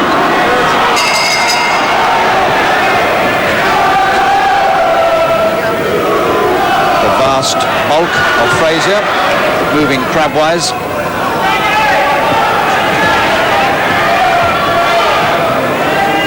Considering the length of time he's been a pro, which is 13 years, he's had very, very few fights. Part of the reason is that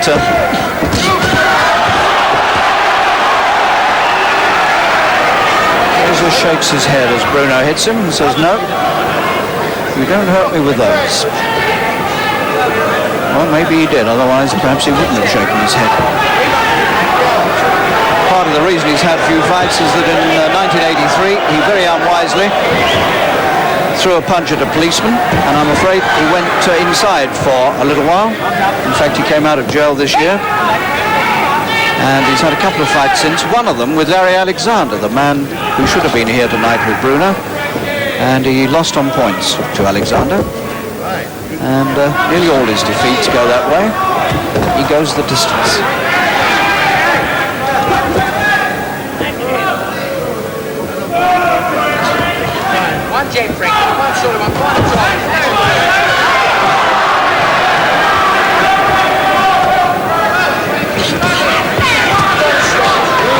Bruno got caught with a left hook over the top of his guarding right hand there. Little ominous.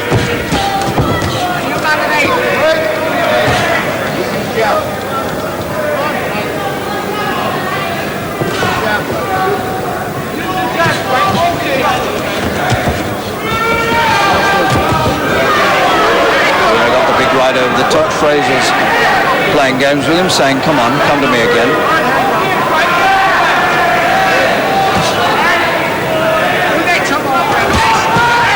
That's a good punch, left underneath.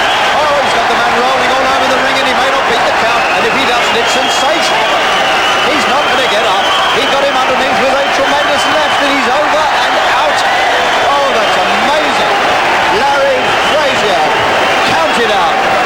Absolutely had all the breath knocked out of him by that tremendous left underneath from Frank Bruno. Only the second time the man's ever been stopped in his career, and this man Bruno has done it again. He does hurt people, and the man is still prostrate. That is an astonishing win for Bruno, and that win will resound all round the world of boxing. And he takes a huge breath as he gets up, and he seems to be all right.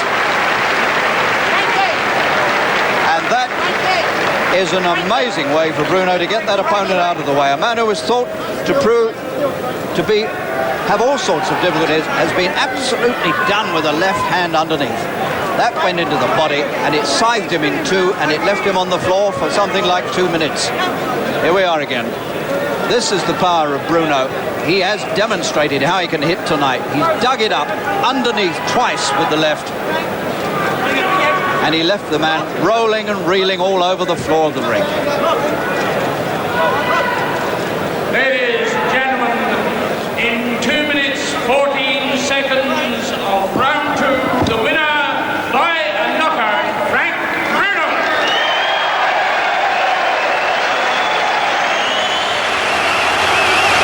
After 8 months out of the ring, Frank Bruno returns, and you can hear for yourself the sort of reception he's getting from this big Wembley crowd. The crowd and Bruno know that he has to do a really good job tonight against James Quick Dillis. If he does, it could put him on the path again to the World Heavyweight title. And the man who holds the World Heavyweight title, I'm delighted to say, is sitting right beside me and is going to help me with the commentary tonight. Mike Tyson, welcome to Wembley, Mike. Thank you very much, Harry. Just give us your opinion on how you think this might go. Well, this is going to be an interesting fight because Frank Bruno's coming off a layoff and being knocked out by the heavyweight champion of the world, and James Tillis is coming off a couple of defeats, and you never know what that might do for your confidence. But in a camp training with Bruno once, Tillis was there, and I think Tillis feels very confident that he can handle Bruno, and it's going to be funny to see because I'm sure Bruno knows he has to put up a good showing if he wants a shot at the title, and we should be in for a very dandy fight.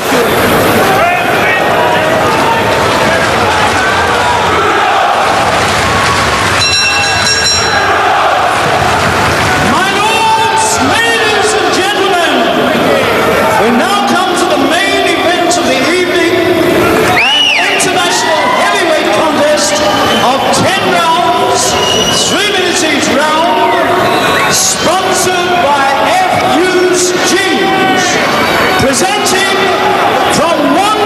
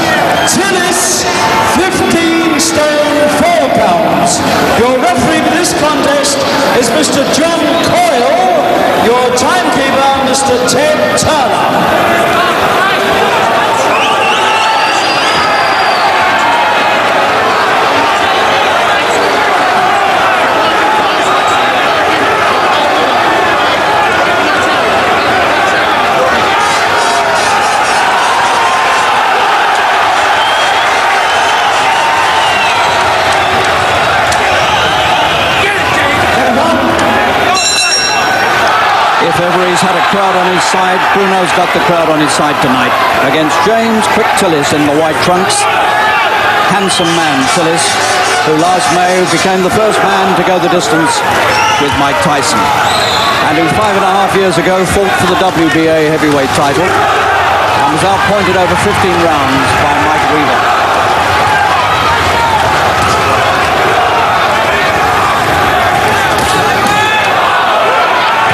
Two key factors in this fight to be found out. Does Frank still have the ambition, the willpower, the determination to go ahead and try for another crack at the world title? And does Tillis still have the ambition to go somewhere?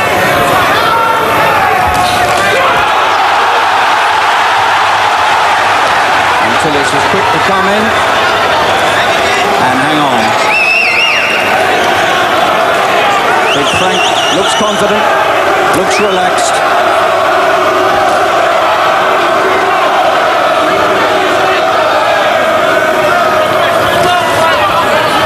Tillis has fought a lot of good men, but does he still have it?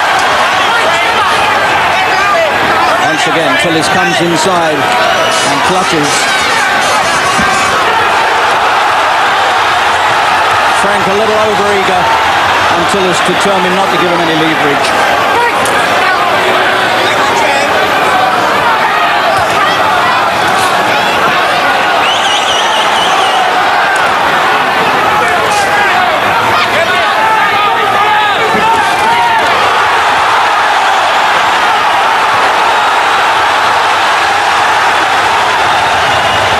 Trying to work inside, that's not where he works best, but he's been given no alternative.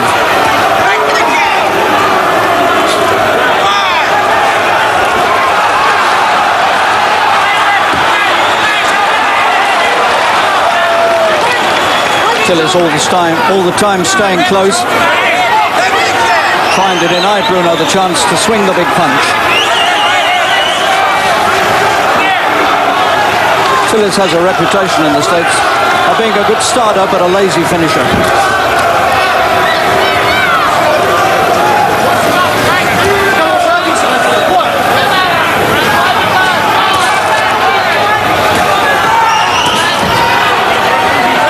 And Tillis already clearly giving the impression of a man who knows how to take care of himself.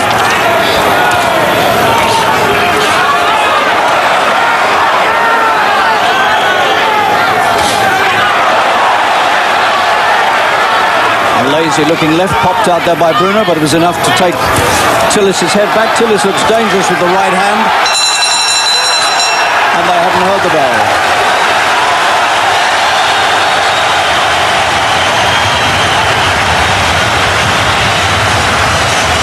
Well, Mike, we've had 3 minutes to have a look at it. What do you think? Well, Harry, I have to go to say I gave that round to Bruno because he landed more effective punches. Tillis was coming on and he was holding, but when Frank had his hands free, he landed effective shots. Do you think Tillis is going to really try and open up, or is he going to try and make a sort of spoiling fight of it like that?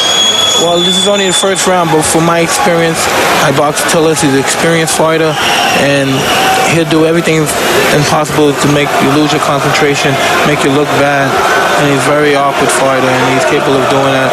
But I don't know about this stage of his career, you know, if he's capable of handling this kind of pressure of a top-notch fighter like Frank Bruno.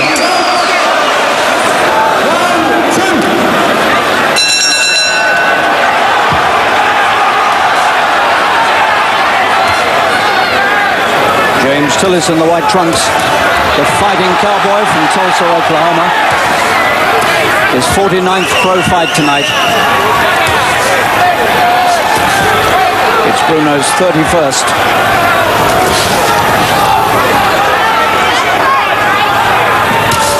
Frank has not been into the sort of opposition that Tillis is accustomed to meeting.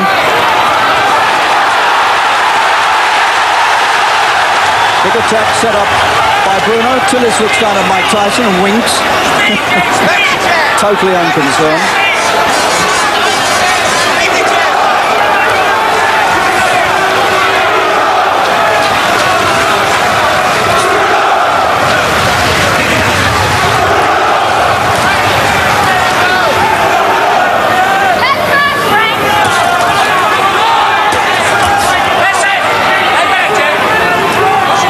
Frank has got to take control of this early on, and he mustn't let Tillis get too confident.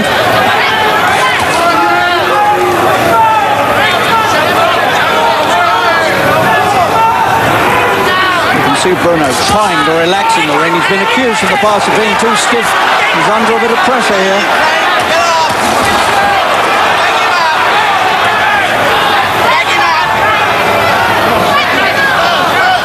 So far, Tillis has given Bruno no chance to land a big punch. In fact, he's landing a few useful-looking punches himself. And Bruno will have to tighten his defences here. It's not easy to come back after 8 months, and particularly after you've taken a shellacking in a world heavyweight title fight, as Bruno did with Witherspoon. Tillis looking lazily confident. And this has not been a good round for Frank.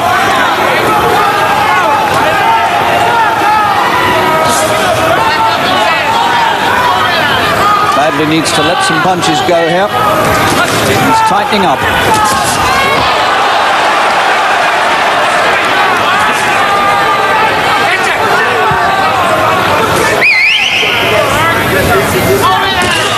There's the big right. He got it in on the top of the head and Tillis felt it. But it was late in the day, and he hadn't had a good round up to that point. Again, at the final right hand of that round, which was thrown by Bruno, Tillis over on the far side, caught him high up on the head, but I had the impression that Tillis felt it.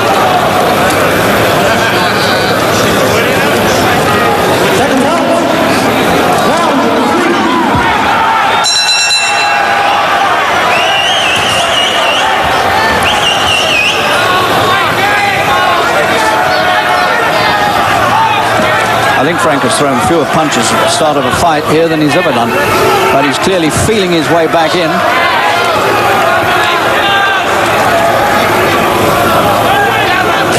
That's a good short left, jolting jab from Bruno. If he could keep that going, he'd have some success.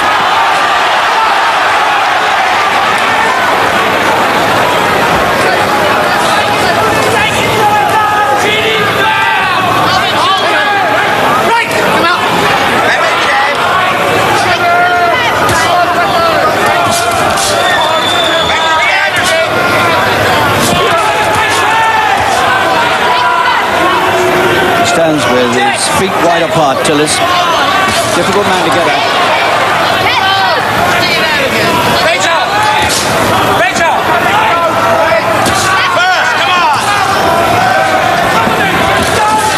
That was a low punch from Tillis.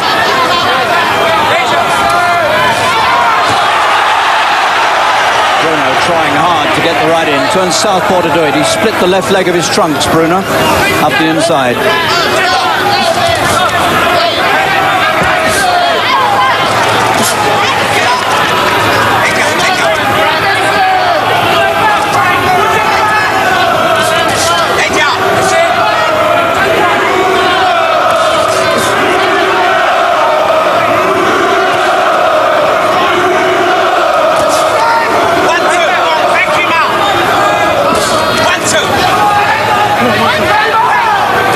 Loops that right hand over the top, and he finds Bruno very easy to catch with it.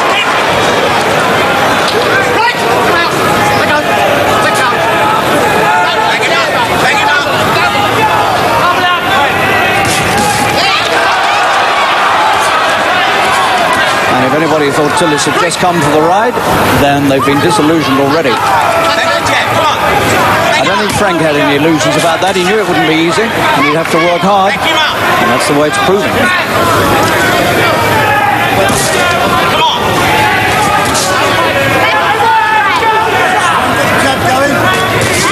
Good punch from Bruno, left hand went right through. And again, working well with his left, Frank, but he keeps it going, not using it enough.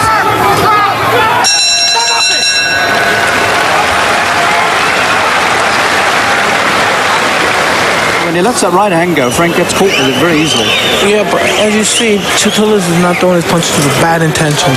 He's catching Frank every time he throws that right hand because he throws very accurately and fast. But if he threw it with bad intentions, I think we would see a little disaster. And as the round's going, I have to put Frank ahead because even though Tillis is throwing more punches, Frank is throwing least, but he's landing them.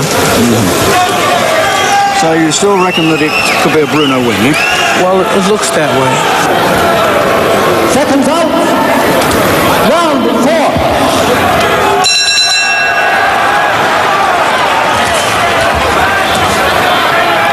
James Quick Tillis wearing the white trunks. Frank Bruno from Wandsworth in South London. Badly needs to look good here, Frank, to keep the confidence in him alive.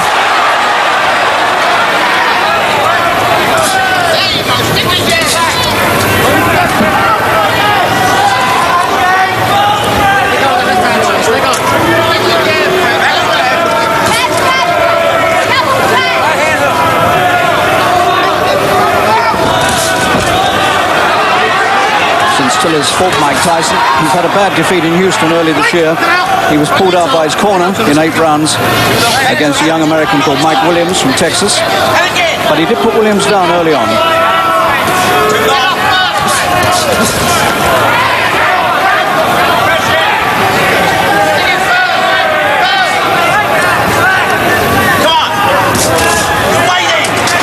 Tillis weighs 15.4 tonight, which is about 6 pounds heavier than when he fought Mike.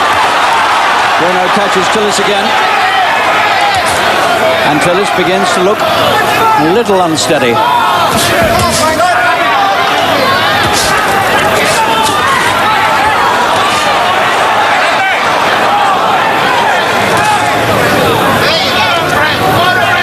Frank's defense is too wide open.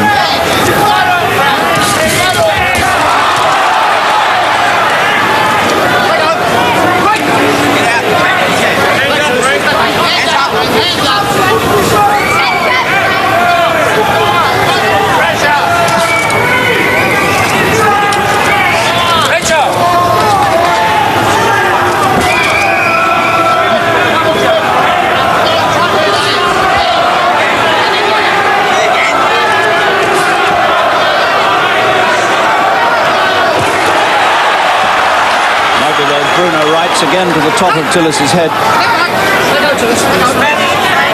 Hasn't had a clean shot at his jaw yet.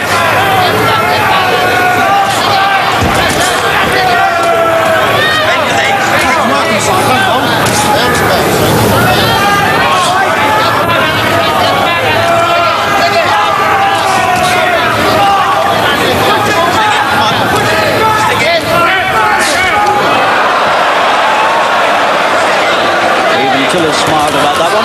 He's not smiling about those. That's the best combination Bruno's put together yet. And Tillis glad to hang on for a moment. Now he needs to follow that up quickly.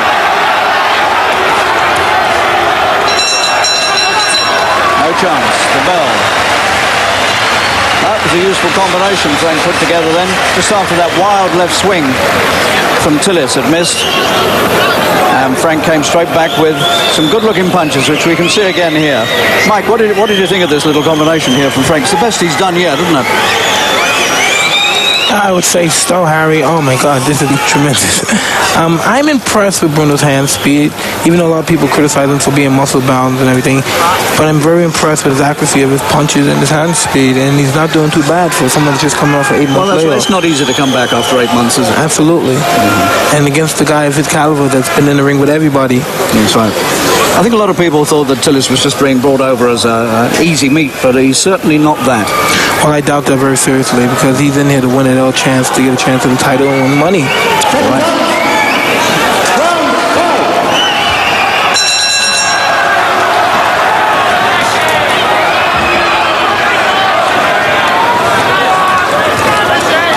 So Tillis and Bruno. Round 5, no knockdowns.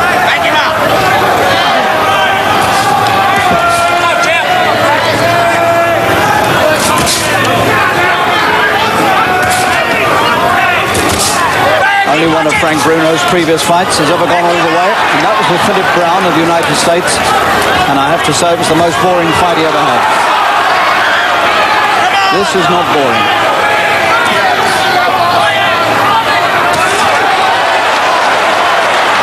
Bruno's entire career at stake here, and maybe Tillis's last chance to hit the big time.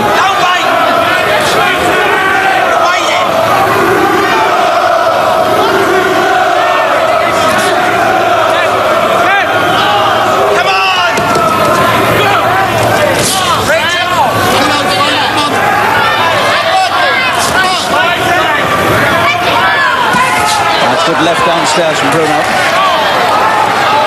When he lets the punches go and puts them together like that, he looks very dangerous.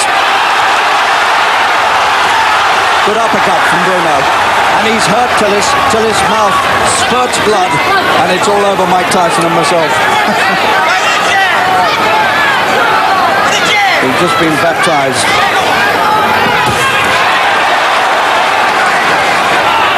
That's quite a bit of damage Bruno has wreaked there on the face of Tillis. Tillis's mouth and nose bleeding badly, and he's hurt in the fifth, and he might be going. Bruno can't get a clean shot at him. Tillis is badly hurt, and he doesn't want to fight on, and the referee stopped it anyway. And Tillis has got bad damage to his nose and mouth, and Bruno did that with punches, and that's what caused the end. Tillis's face seemed to explode in blood. It came showering out here, all over us at the ringside, and a few seconds later, it was all over. Tillis was badly hurt. He turned away from Bruno, and the referee stepped in and stopped it in round 5. And Bruno comes out of it unscathed, unmarked, but still very much a live contender for the World Heavyweight Championship. Look again, because there was something here that was the one, that right hand, that seemed to bust the nose and mouth of Tillis. And when he came to this corner, the blood was all over the place. And so there you can see him shooting it out of his mouth. I mean, he was really very badly hurt. What did you think of that, Mike? That looks bad, doesn't it? Oh, Harry, this is a tremendous performance on Bruno. This hand right here, I think, broke the nose of Tillis because it's so accurately straight and right on precise, right on the target, right between the gloves, like a master archer. So Bruno's back, and maybe one of these days, Mike, you may be in there with him. Well, Harry, as you know, I'm heavyweight champ of the world, and I don't neglect anyone, race, creed, or color. Congratulations, you made a good comeback there. Thank you very much, Harry. I was a bit rusty and hesitating a little bit because I knew I had to pace himself against him. There's nothing rusty about that right hand. I think you've busted his nose, haven't you? I think so, something like that, Harry. That was the turning point. I mean, that was it once you got that right through. He's a tricky customer. He's been in with some good guys like Tim Witherspoon, Joe Bugner, all sorts of guys he's been in with, and he's never been stopped like that. Tell me how you felt when you came out for the first round. After 8 months out of the ring, was it difficult? Very nervous and rusty, Harry, you know? I was very nervous tonight, to be quite honest, very, very honest, but I just thank God I got this one out the way, if you know what I mean, Harry. What about Terry Lawless? What do you think of all that? I agree partly. He was a little rusty. The way you got to fight Tillis is you must back Tillis up. You've got to get off first. Well, when you've got a guy that everybody tells suffers from a stamina problem, it's a bit hard to keep the pressure on, you know, and take a rest at the same time. So he was caught a little bit in between two stages. We did chase him the end of that round. The fourth round, was it? It was the fifth round of the fight. So we did chase him the end of the fourth round. Right. Because he was laying about and he had to get on top of Tillis, which thank goodness he did. We've got Mike Tyson, the world heavyweight champion, Frank Bruno, who might one day challenge you, Mike. Just tell Frank what you were telling me down there in the commentary about his performance. I thought he did a tremendous performance, Frank. I commend you, and I know how it is fighting a fighter like James Tillis on an 8-month layoff. He's a spoiler. You came out very well. Your punches, I thought, as a boxer point of view, knowing your layoff, it was tremendous, accurate, and I'm very impressed. Very kind. And I look forward to meeting you in the future. I look forward to meeting you as well. Thank you very much. I think you're a great man. Thank you. Same to you, mate. For Joe Bugner, and a lot of it probably shows in that waist measurement, doesn't it? 40 against 33 for Bruno. But at least Bruno's got bigger fist at 14 against 11. So the talking's done now, and certainly Bugner's put on a good talking act. And Bruno here has just shown a bit more needle than I've ever seen him before. And I've followed now Bugner for 20 years. Is he going to try and come out and do, as he did with Richard Dunn, a one-round stoppage?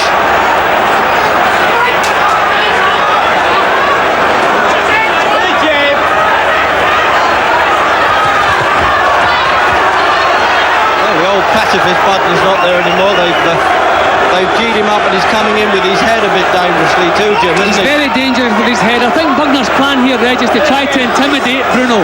Every bit of strain and pressure in this fight tonight is on Bruno's shoulders, and I think Bugner, being experienced, is going to try to exploit that a bit. He's going to try to put him under pressure. He won't keep this pace going. Bruno just wants to be nice and careful in the first round, slam some jabs into that big face of Bugner's and just take his time. Don't take any chances, but Bugner's trying the old man trick at the moment.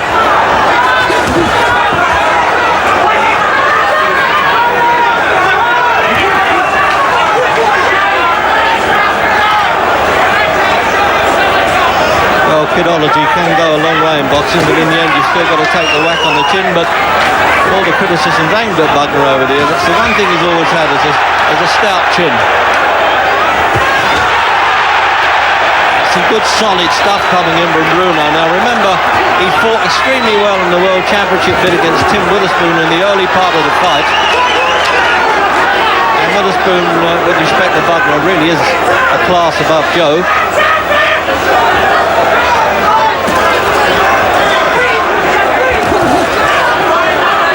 Bugner, of course, known for that gift of the left jab, but Bruno actually hits very powerfully with the pole of a left-hand punch. And I checked that with his opponents. They said it really does shatter you with the first few left-hand jabs he catches you with.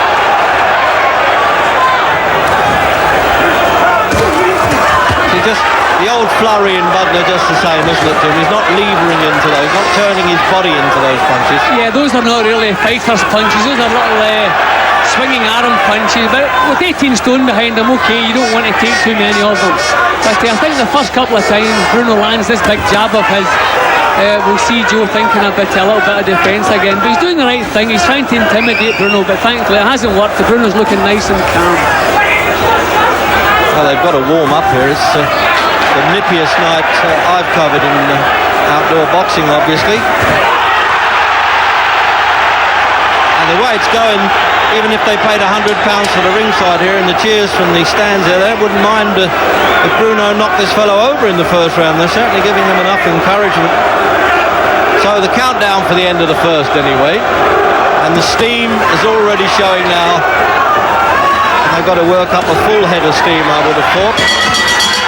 After the bell, a little bit of needle going in as we thought. John Cole from Wolverhampton did well to get in there.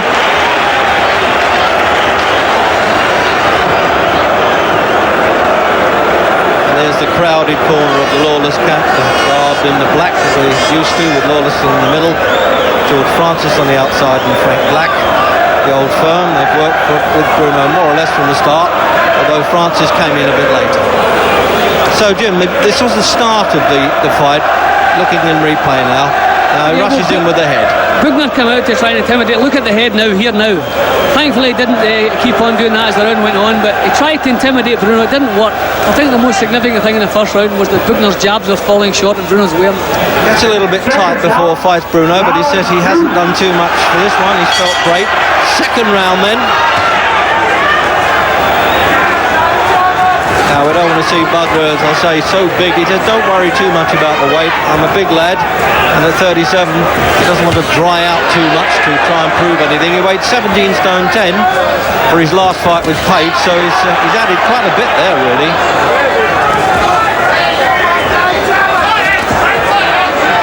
So 3 wins in Australia against, well, X-rated but really retreaded Australians, Americans I should say, in Australia.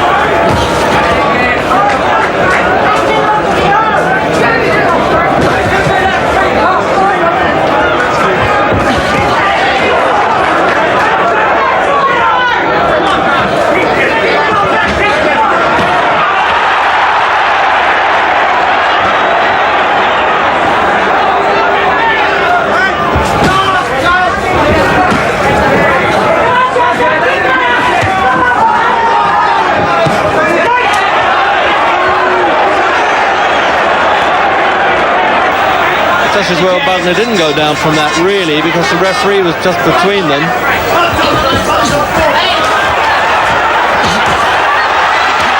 He's opening up well now, Bruno, right above our commentary position. We can hear those and almost feel them sinking in, Jimmy.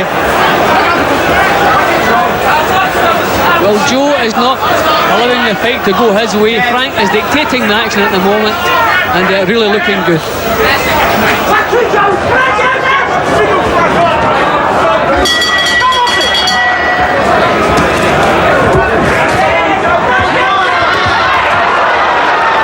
Carelessness from Frank there. He dropped his hands and left his chin up in the air, but Joe didn't have the power there to make him pay for it. We know Frank's technique still needs a little bit. There's Big Joe complaining. That's a good sign for Bruno. Yeah, just take a couple of little rabbit blows around the neck there, and the referee just waving to Bruno's corner, keep quiet. But as you say, when they moan a bit, then they're just shown a few distress signals in the fight game.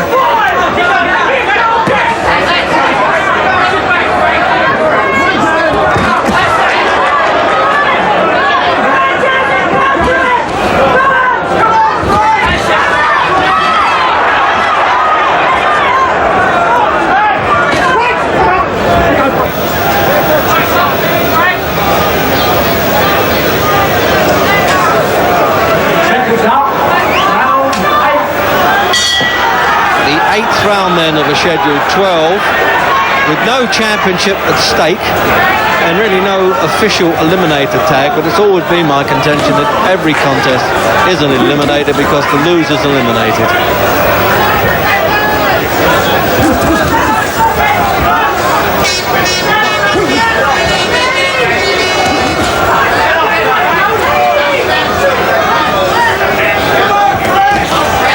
Bruno's content with the same pattern, isn't he?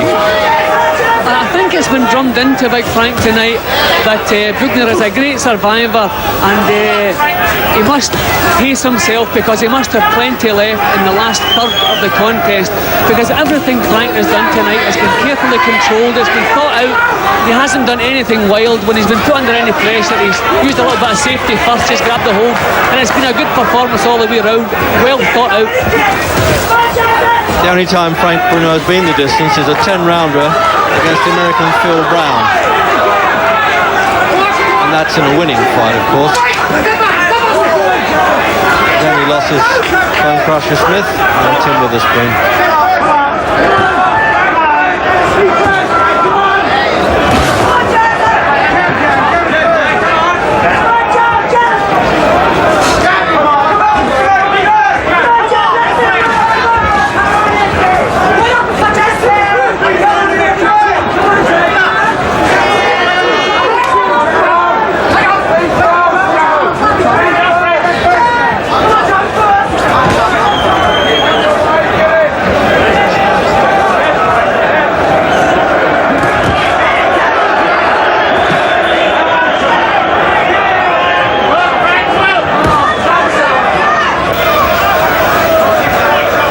He certainly hasn't come to take the money and run, that's for sure. He's shipped a bit of punishment along the way there.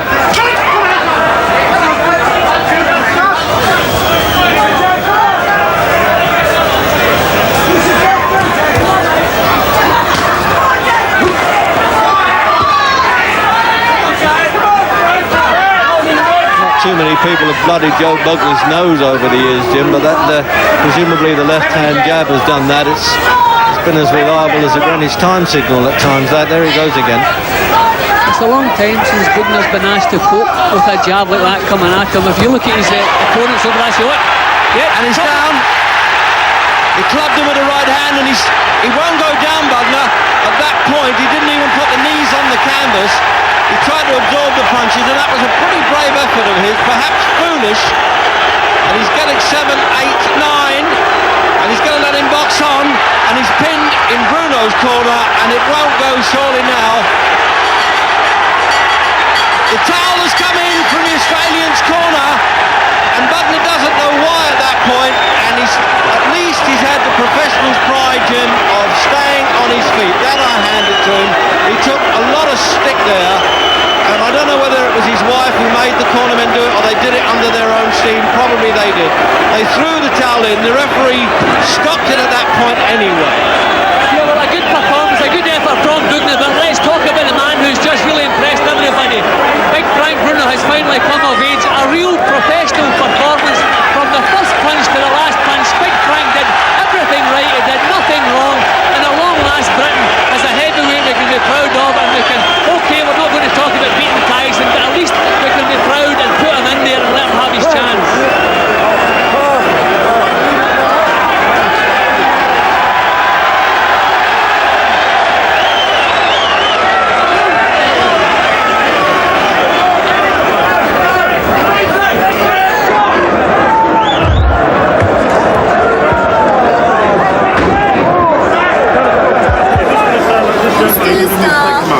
Thank you, darling.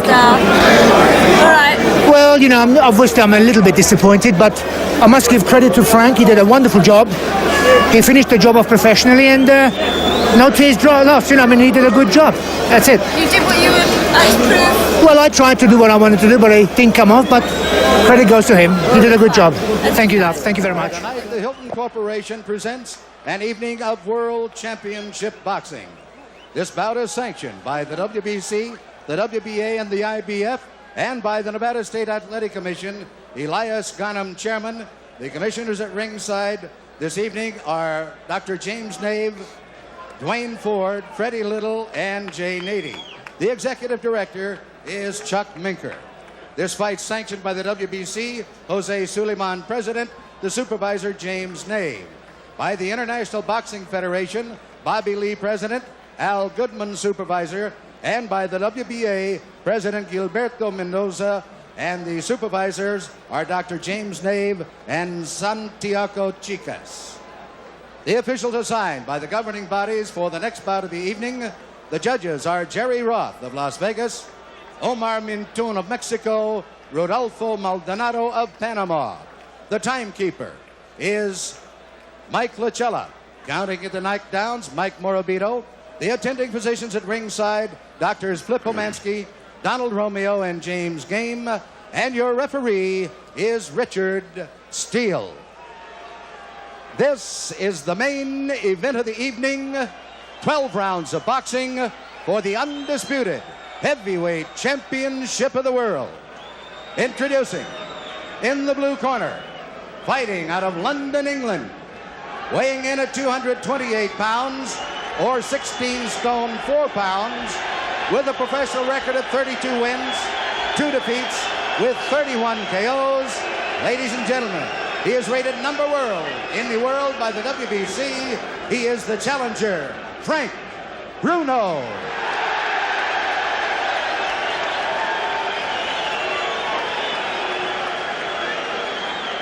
And in the red corner, from Catskill, New York, weighing 15 stone 8 pounds, or 218 pounds.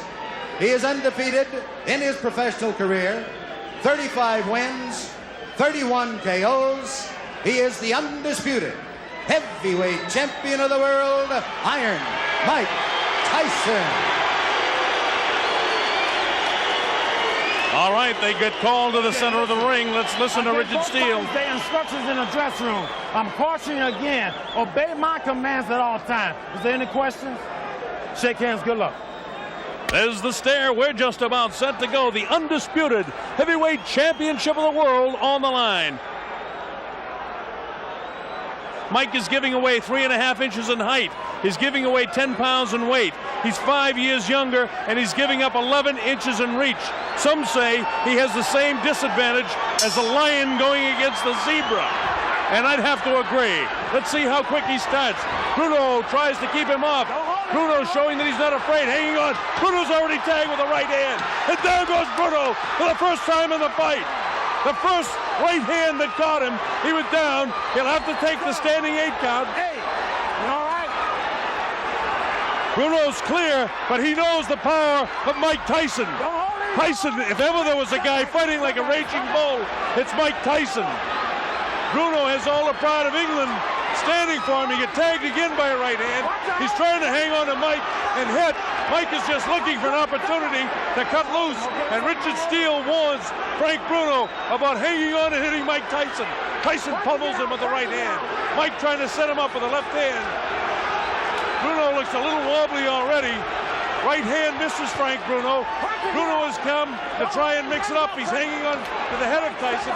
Tyson not affected by any of these blows at all. Tyson just looking to set his man up. He's back on the assault. He tries to reach him inside with a short, crisp shot. Bruno ties him up inside. Again, Richard Steele warns Frank Bruno about hanging on and hitting. Bruno's already been down in round number 1. Tyson hit with a light left hand. Doesn't do anything to him. Tyson back up bouncing. Well, all the questions about distractions have been answered as Tyson attacks. Bruno doing everything he can to try to attack this guy. Don't forget, he's from a very rough area in London. And to be honest with you, a lot of people are thrilled to see this guy making some sort of fight of it. Blood is really coming from the nose of Frank Bruno, and you can see that there's been a point taken away. I don't think points will mean anything by the time this fight's over. But Frank Bruno is trying to make a fight of it. He's hanging on, but Tyson is certainly getting the best of it. He's bleeding from the nose. He was down in the very early seconds as Tyson nails him with the uppercut. Now Frank comes very slowly across the ring. He knows he's in with a bull. Tyson gets nailed with a left hook. Tyson looks wobbly as he attacks Bruno. Bruno continues to throw. Tyson was caught and wobbled. Tyson looks clear, but he was caught by a shot by Frank Bruno. Tyson trying to fight back, and Bruno did catch him with a shot. That's the first time I've seen anything like Tyson staggered. Tyson was definitely set back in his tracks there. Inside of 20 seconds to go in the round. Bruno has got him tied up. Mike Tyson doesn't seem to have that fiery look in his eyes right now as he lunges for the challenger. Inside of 10 seconds to go, as you see.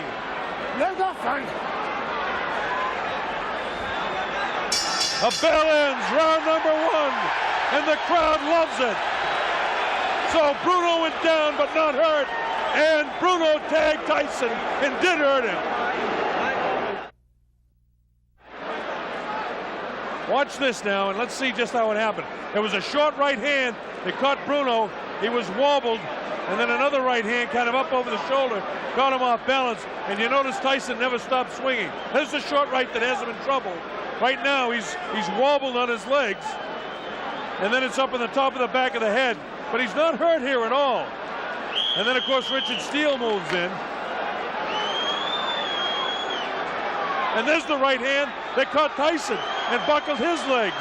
And that's the first time we've seen him in an awkward position. Here's Tyson moving in. It'll be interesting to see if he's like a wild man in round 2. And it looks like he's ready to be a wild man in round 2. So Frank Bruno came to fight. Surprised Tyson by catching him in the first round. He's nailed again with that inside right hand. Bruno vulnerable to that right hand in close. Tyson continues to come in. Bruno continues to hang on when he does come in. We wanted to take time to welcome all our friends in Australia, New Zealand, and people watching all over the world, but the fight's been so fast and so exciting, it's hard to do that. But a special hello to Chris Myrams in Wellington, New Zealand, and all of the brothers and sisters, and especially David Fox, our producer, his sister, who's also watching in New Zealand. Welcome, New Zealand and Australia. People all over Africa, the Middle East, we're thrilled to have you on the Mike Tyson Network here. Bob Sheridan bringing this fight to you, and hope that you're enjoying the fast pace. Frank Bruno came to fight. He was down for just a second in the first round, and the chant from the better than 5,000 British subjects that are here cheering for Bruno to do something against Tyson. Bruno, of course, has a magnificent body. Tagged with a short, crisp right hand in the first round, which made us all think, well, that's what all was going to happen. But then Bruno suddenly caught Mike Tyson with a shot in the first round.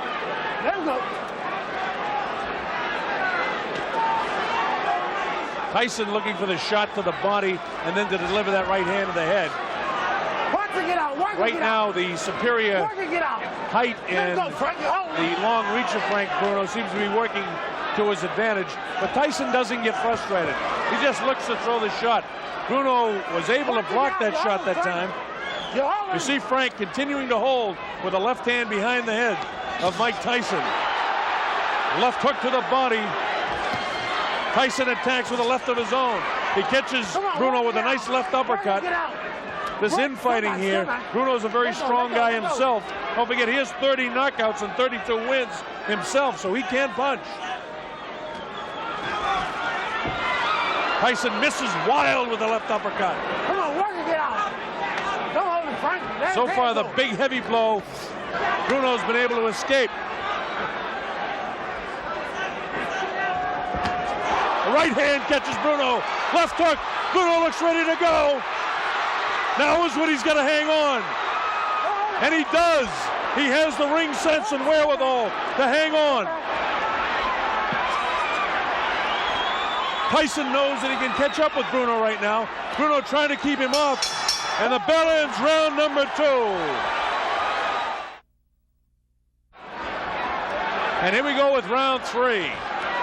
A lot of people didn't expect it to go this far. In fact, for the betting public, round 3 is an important round. The over and under is round 3 for this fight. So if the fight goes beyond round 3, there'll be a lot of happy people that pick 4 and above. Of course, this is the betting capital of the world, and people are interested in that around here.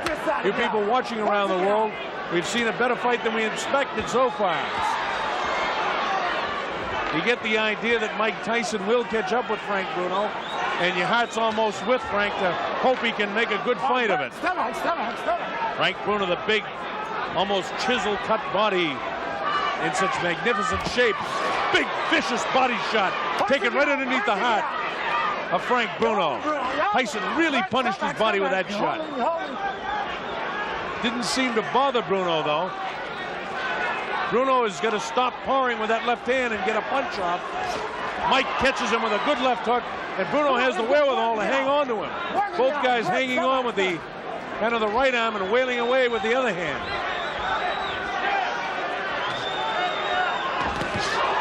Tyson, lightning hands, looking for the opportunity to land that right hand on the chin of Frank Bruno. And again, you just have the feeling it's a matter of time. And it's not that Tyson's toying with him, it's that Tyson is looking for the opportunity. Don't forget, Bruno did catch Tyson in the first round with a pretty good shot. Come on, Park, get out. Don't hold it, Frank. Bruno has got to throw some heavier stuff, though. He's pawing with the left hand. He's got to let the right hand fly. He's got to double with that jab. What he's satisfied to do is to kind of hang on to the head and kind of paw at him with his right hand. He's got to try and get off with that right hand better.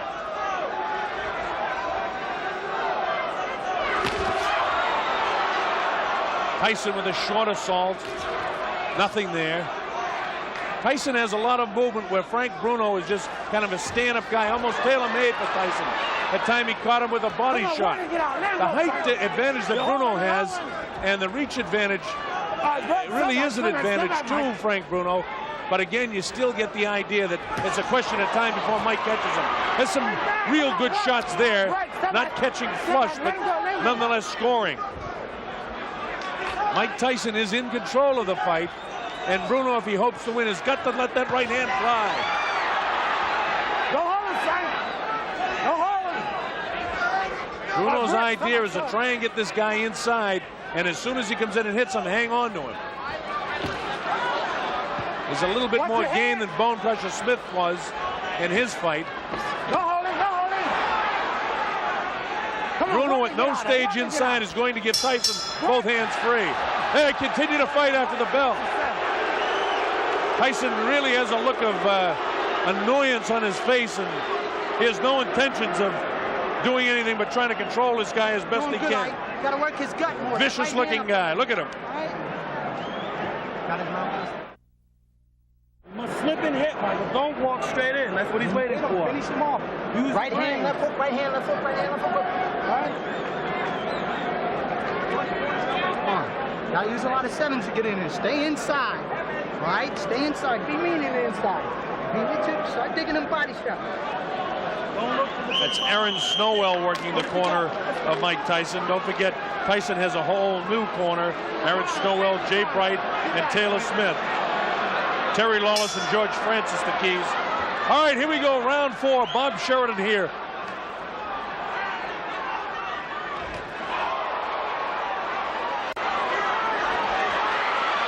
It looks like Bruno could be hurt a bit. Watch your head, Mike. Watch your head. Tyson just really bores in like a madman almost. Frank has got to start throwing that right hand. Tyson is almost measuring him now. Step back. Again, this is round 4. It's scheduled for 12. A lot of people didn't think we'd get to the 4th round in this fight. If you've just joined us for one reason or another, Frank Bruno was down in the 1st round, but it wasn't a serious knockdown. He wasn't wobbled, really hurt at all. And then he later caught Mike Tyson, and for the first time in his career, I saw Tyson a little wobbly on his legs. But he recovered from that in fine shape. And then Richard Steele had to take a point away as well in the 1st round from Bruno for hanging on and holding. Get out. You're holding. Let's work inside and get out. Great. So what would have been a 10-8 round would have to be scored 10-7. And that puts Tyson way out in front in the fight. Bruno is caught by a right hand and a left hook. Bruno comes back and catches Tyson. Right hand cut Bruno right in the forehead, followed up by the left hook. Come back. Don't hold his hand. Bruno has got to throw that right hand more and try to catch Tyson with a left hook. Come on, punch it out. He seems to be satisfied to let Tyson bore in on him and just hold him. Vicious body shot. Come on, keep punching inside. It's those body shots that Tyson is able to score that has softened up so many of an opponent before. Bruno does not seem to be intimidated, and his fight plan is to try to frustrate Tyson as much as he can by hanging on to him, by tying him up when he comes inside. That light, ooh, another right hand gets through. Come on, punch it, get out there. Get your arms back, pull them back. Come on, Mike, pull your arms back and punch it, get out. Let's go, Frank. All right, break. Richard Steele, the 3rd man in the ring, doing an excellent job considering the style that Bruno is fighting here. Bruno again lets Tyson come in, and again he hangs on. Very tough fight to referee the way Bruno's fighting it. But Tyson doesn't get frustrated. He just goes about his business of trying to win each round. Don't hold him, Mike. Let him go. Bruno is such a much bigger figure than Mike Tyson, but Tyson is just so strong, and his hands are so quick. Uppercut comes that time. We're in the closing seconds now of round 4. The bell ends round number 4, and the crowd in England loves it.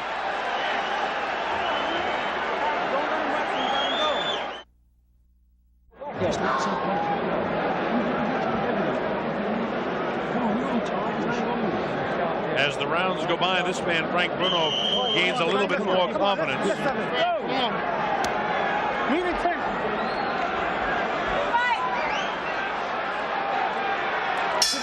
All right, here we go with round number 5. And Tyson attacks immediately. Come on, punch it, get out of there.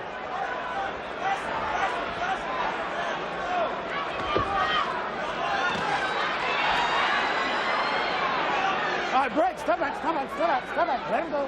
Remember, Bruno was doing a pretty good job throughout a good portion of the fight against Tim Witherspoon, and it was in the later rounds that, you know, those big, heavy muscles begin to catch up with him. Because Tyson's a big, strong guy, too, but we know he can go the 12. His last time out against Bugner, Bruno had to go 8 rounds. Before that, he went 8 against Reggie Gross in Marbella. Tyson, on the other hand, 1 round his last time out against Michael Spinks. And he hasn't fought since June. We're in round 5, an area where many a boxing observer never thought we'd be. Most people thought this thing would end in round 1 or 2. So Bruno attempting to make a better fight of this than most people thought possible. He's lost every round, make no mistake about that. Last warning. Richard Steele continues to warn Bruno about hanging on and hitting. Punch it, get out. Watch it get out.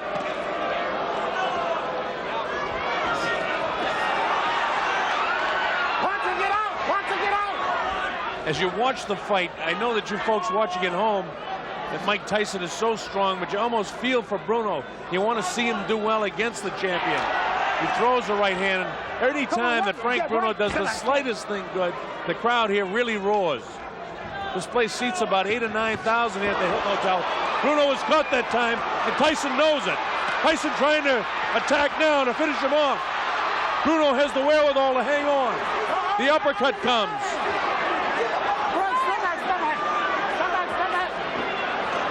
Tyson gives him room to come off the ropes. Scores with the uppercut. Lands a big right hand. Bruno's in big trouble now. He's ready to go. He hits him with a right hand. Bruno trying to hang on as best he can. He's still in big trouble. The uppercut catches him. The right hand catches him. He's really being hit now. Blood coming from the nose. His eyes are puffy. Tyson is punishing Frank Bruno right now. Bruno tries to hang on. Probably what he should do is get down to his knee and take an 8 count instead of letting this guy nail him with a flush right hand. Stop that. Let him go. Let him go. This is round 5. Remember, a fighter cannot be saved by the bell as the big right hand lands. Tyson knows he's got him in big trouble. If he doesn't answer it, Richard Steele has moved in and has stopped the fight. It's all over. Michael Tyson wins on a 5th round TKO.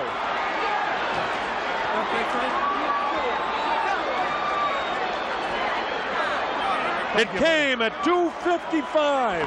That's unofficial. We'll get that officially. It came at 2:55 of the 5th round. Mike Tyson punished and pummeling Frank Bruno. Thank you. Thank you. Bruno did the best he could do to make a go of it. But there was no question Mike Tyson, a civilian fighter. An international heavyweight contest of 10 3-minute rounds between introducing the blue corner wearing white trunks with the red trim, a professional record of 26 wins, 29 knockouts and 6 losses from the United States of America,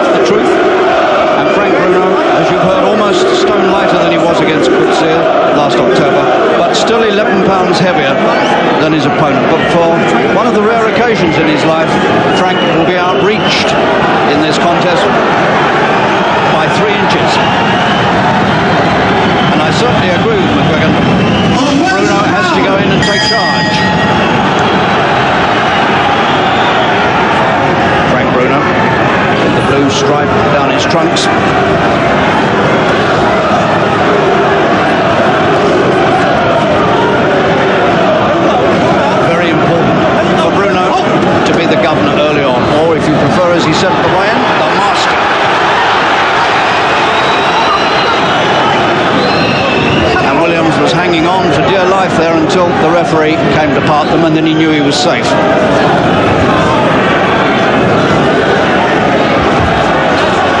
Well, Williams has had a few men over in his life, but he hasn't always kept them on the floor, and 1 or 2 of them have come back to beat him quite dramatically. He's been in with Tyson, just the same as Frank Bruno has. He's been in the Tim Witherspoon the same as Frank. And Williams already looking distinctly uncomfortable inside. Bruno, as trained as he's never trained before for this fight, I don't think I've ever seen him look fitter. The muscle definition is extraordinary. And mentally, he is absolutely prepared for this. And if you can get a clean shot on Williams' chin, anything could happen, because Williams is not known for taking a punch too well.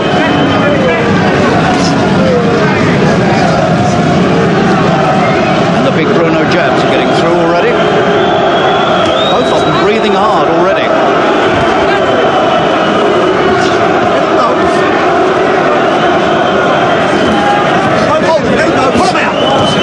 And Bruno knows that a multi-million-pound payday will go out of the window here if he loses this. This is the first leg of the spring double, with Bruno against this man, and then Lennox Lewis against Tony Tucker in Las Vegas on May the 8th. And if Lewis and Bruno both win, there's going to be an extraordinary meeting between them in the autumn.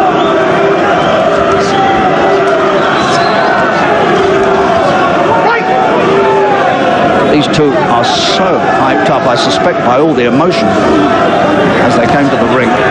They're taking time to settle in. Good body punches from Bruno.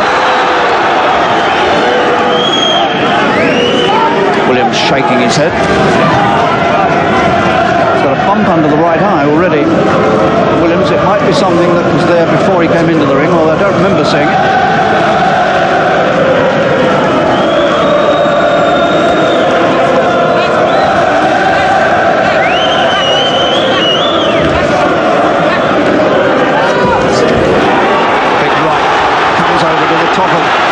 Williams head, he's under extreme pressure in his own corner. Well, that was a pretty hectic opening 3 minutes. There wasn't too much cool boxing about it. He's beginning to feel the pace, Harry. Those early body punches from Bruno have certainly taken their toll on him. He slowed right down, and I feel sure that if a concerted effort from Bruno can stop this guy at this stage. Well, for British boxing's sake, let's hope you're right. Anyway, there are 3 rounds still to go of a hard fight. At times, more of a brawl than a fight, particularly in the opening stages. I do think the two men were very visibly affected by the emotional reception they had, and I've never seen such a dramatic entrance of fighters as those flags parted and the two men stood up there like gods above the crowd.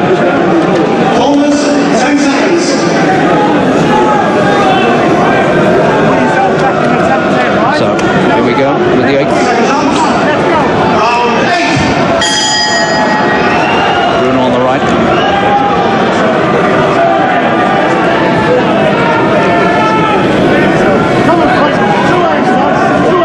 I thought Frank might have come straight out here and gone full pelt for him, but he hasn't. He's waiting.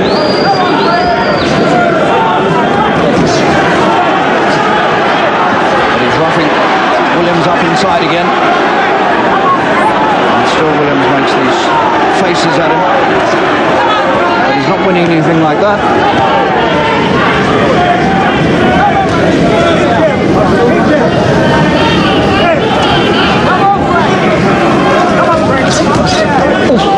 That was some left hook from Williams, and something, I don't know if it was a gumshoe, but something flew out across the ropes, something white. Could only surely have been a gumshoe, and presumably Frank's. I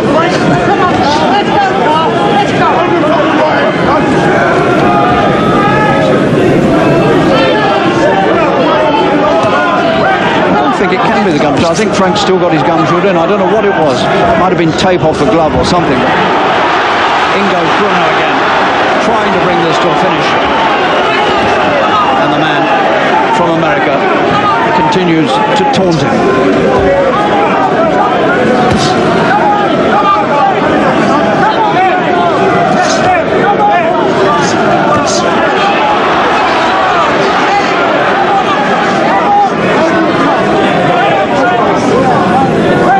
Frank Bruno hasn't had many harder fights than this.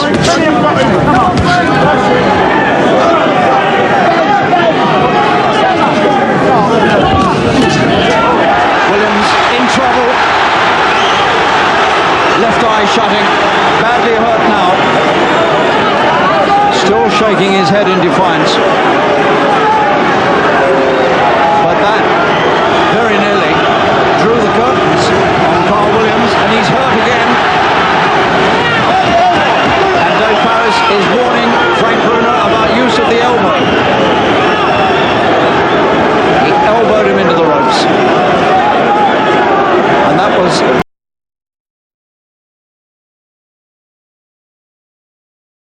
He was quite prepared to use rough tactics.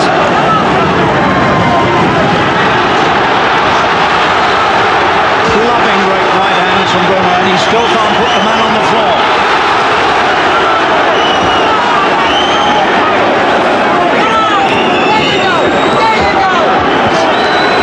Desperate punches being flung by Williams, but still defiant.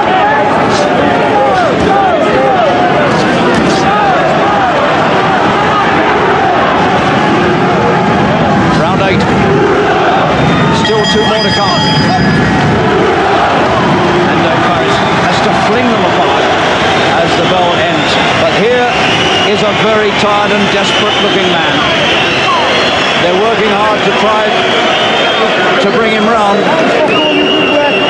He's not quite with us now.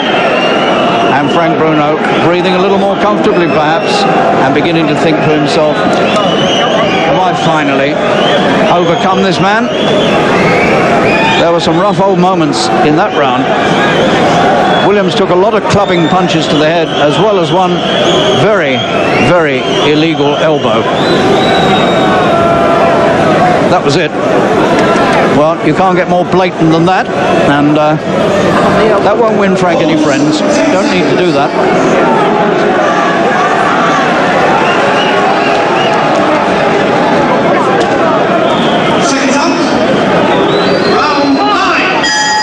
And Williams was off his stool very early indeed. Maybe a little psychological ploy to try to convince Frank Bruno that he's not that badly hurt, but he looked pretty bad when he went back to the corner. 2 rounds to go.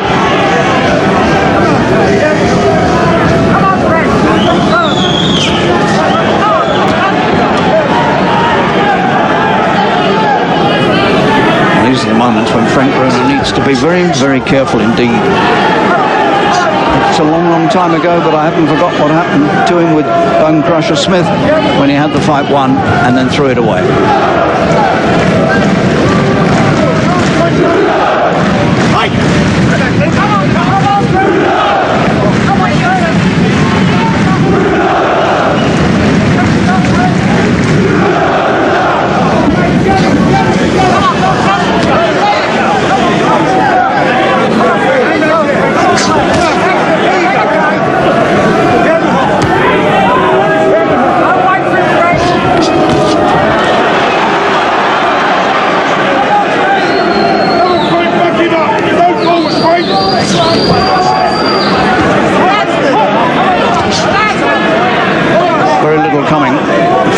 Backing up, flicking out the odd left, nothing dangerous looking at the moment, but he might be dangerous with a desperate right hand.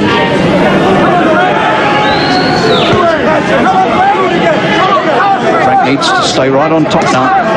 Needs another attack or two like he had in the last round, just to keep the man under control.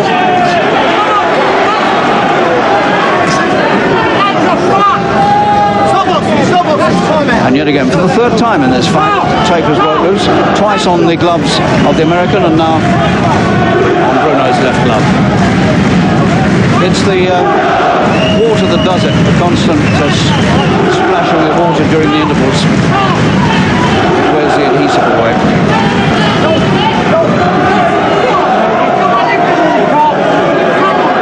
And George Francis making a long job of putting more adhesive tape round. And so they're both getting a good breather. It's the 9th round of a 10-rounder. Williams should be in a neutral corner, but he isn't.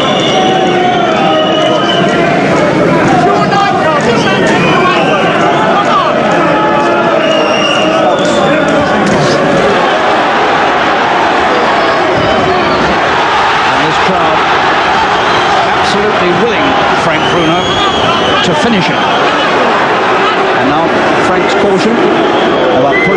around the back of the neck.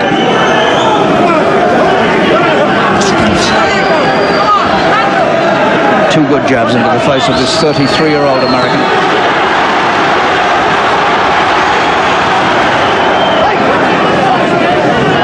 But at no time has Williams been on the floor.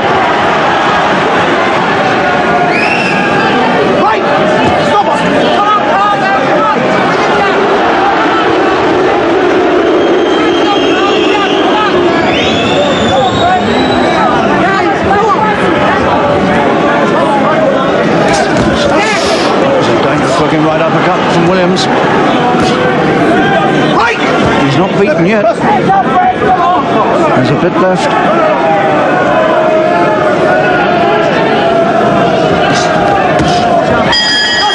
And the last two punches delivered by Frank Bruno. 1 round to go. Good time for Barry McGuigan to sum up for us. Well, Harry, Frank has this one in the bag. He just needs to keep his composure, hold it together. If he could put a bit of pressure on this guy and just make a concerted effort, I really feel that he could win this fight. Indeed, for these two men. They'll both be feeling the effects of this for a few days yet, as we move up to the final 3 minutes.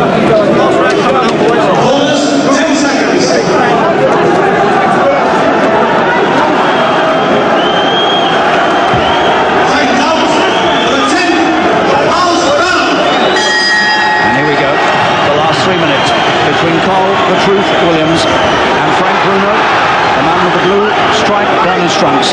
And it's an amazing fact about Bruno's career that only one fight of his has ever gone the full distance, and that was back in November 1984, a 10-rounder against a man called Phil Brown, and he's got him!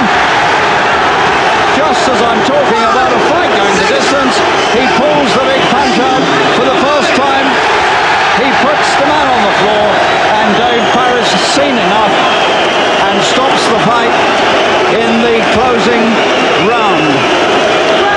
The Americans don't like it. They're not going to like it. But you can take it from me that he was only going to walk back into more bad punishment. Bruno takes the cheers of the crowd in one of the hardest fights he's ever had. And he's come through it with a stoppage win in the final round.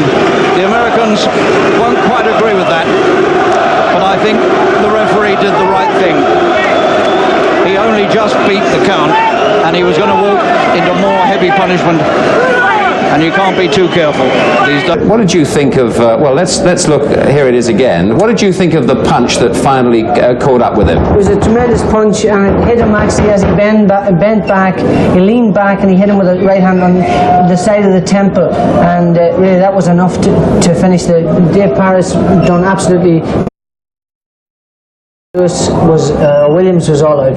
Yeah, he was a little unhappy about it, Williams, or so it seemed, but I suppose it's part of the fighter's trade to protest and want to... He's a courageous guy, and sometimes fighters have to be protective from themselves. Bruno versus Eklund.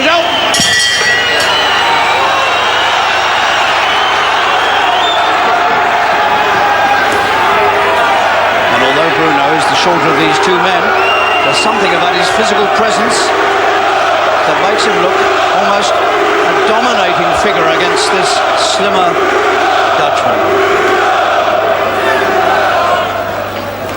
Frank Bruno has certainly matured physically in the 3 years out of the ring. And already he's testing Eklund's resilience with a big left hand into the stomach.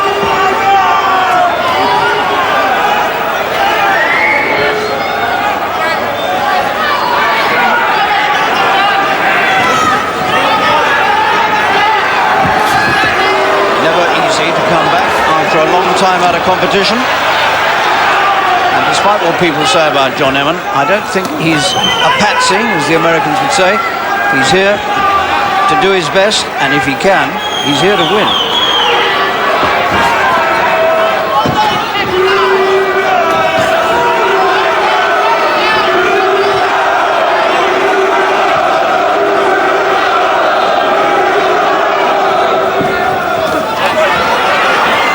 Showing no reluctance whatever to throw the punches.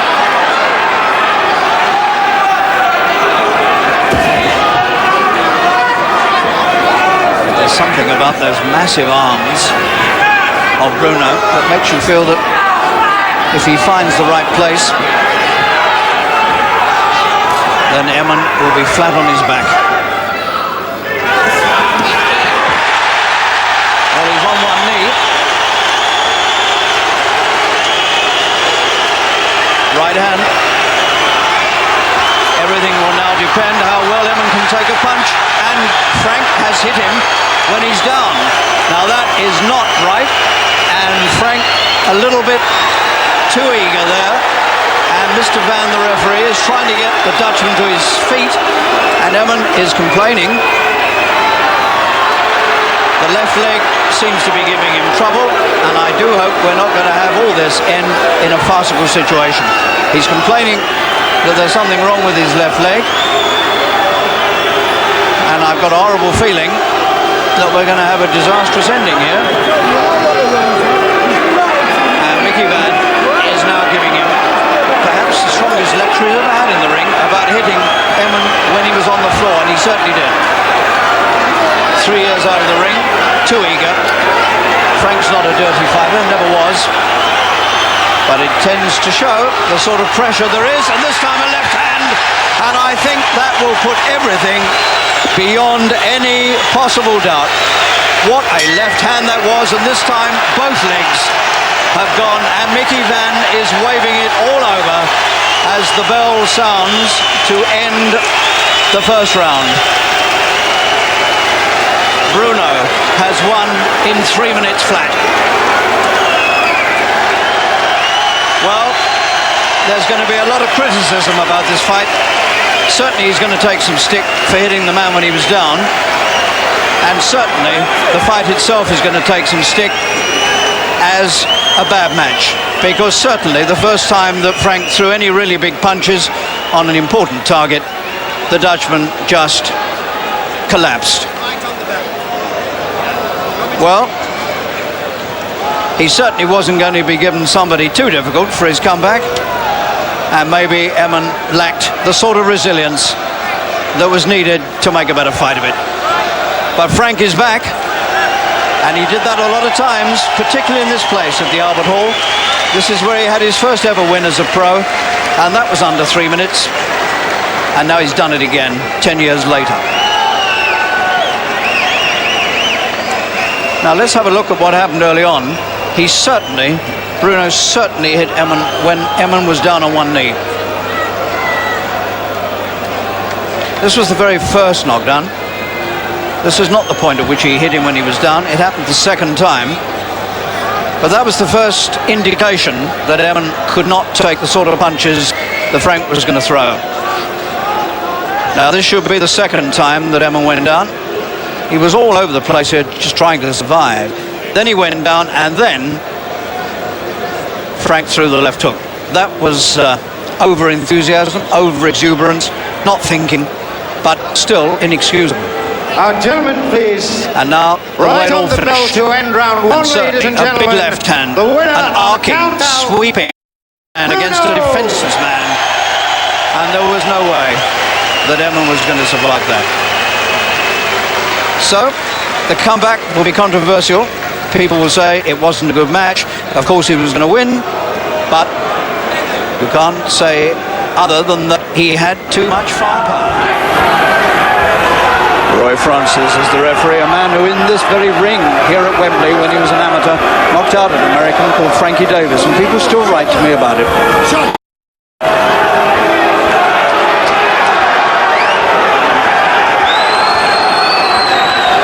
For 10. Bruno in the red trunks.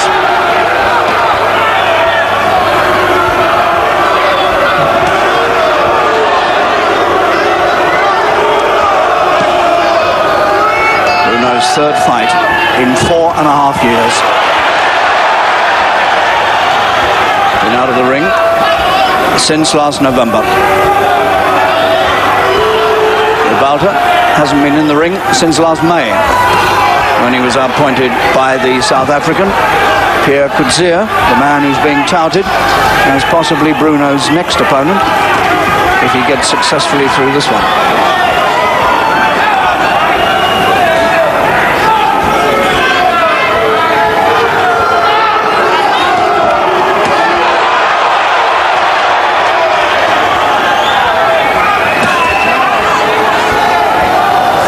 jab looking quite sharp. Been known to knock men out with that.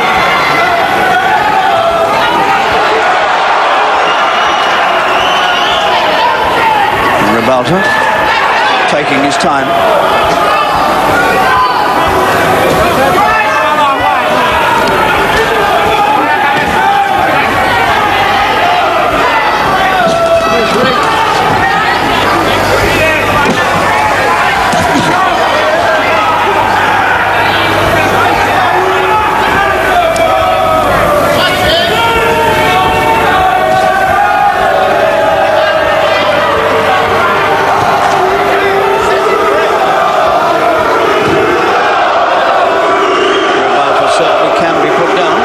Tyson did it, and Bruno's threatening to do it.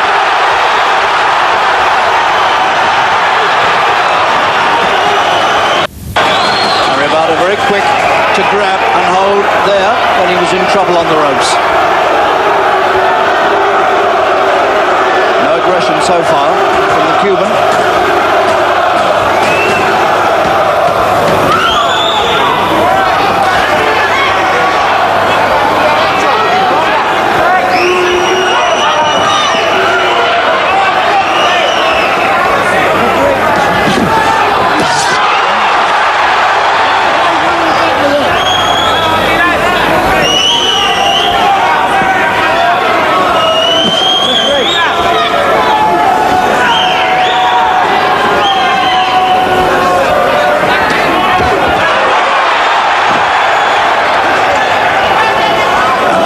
Looking pretty sharp and very menacing. He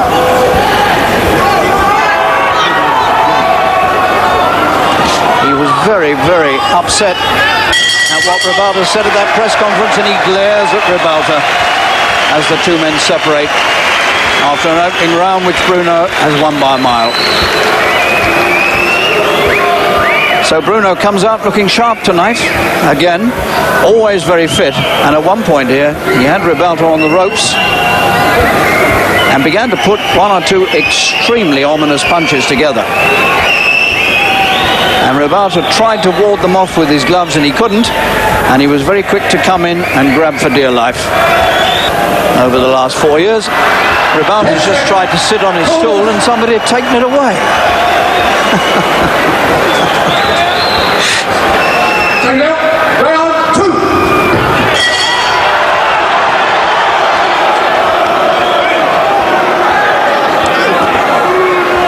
Ribalta's got so much beard on him that where they've rubbed him with the towel, the nap of the towel has come off. Now he looks like a man with a grey beard.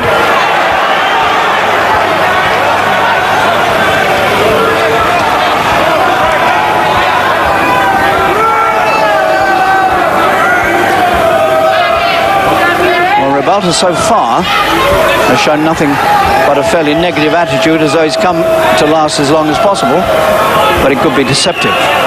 He's a lot better than this.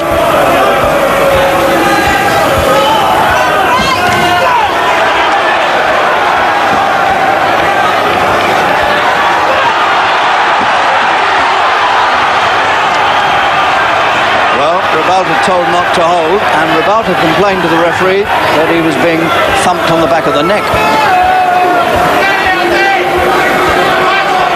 Bit of needle here.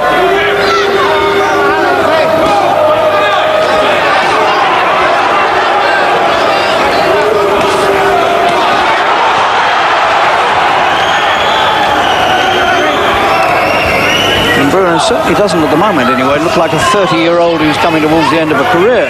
He's looking quite young and sprightly. That's a good right hand, and the man's right above me, and he's almost coming out on top of me. And down goes Ribalta, and what are people going to say about that? Was that a bum opponent?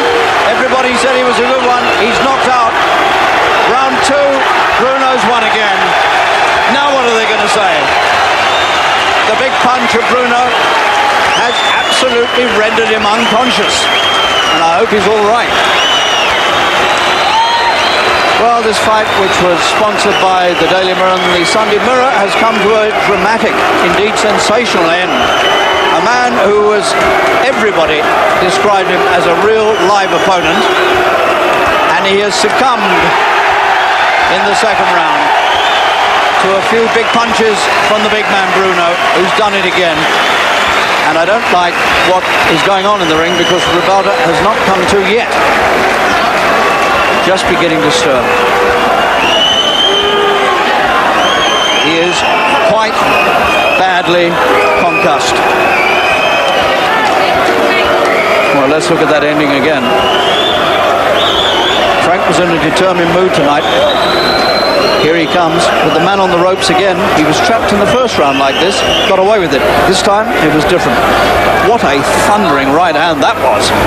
That came from way back and he had no defense against it. And from this moment he threatened to come toppling over the top rope, right above me.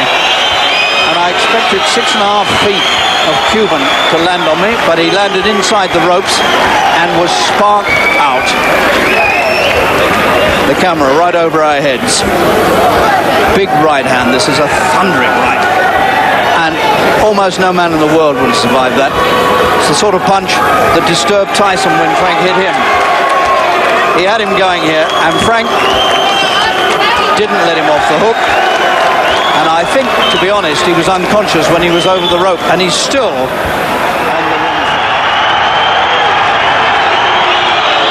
For the last time Frank Bruno met a South African in this ring, the South African lasted 1 minute and 50 seconds. Bruno and Coetzee.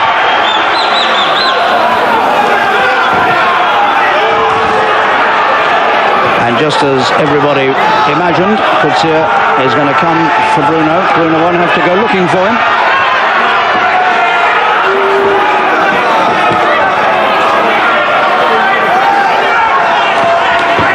Little right kick to the ear from Bruno. And the South African, who knows this is his last chance to get anywhere near a world title fight, has come to fight.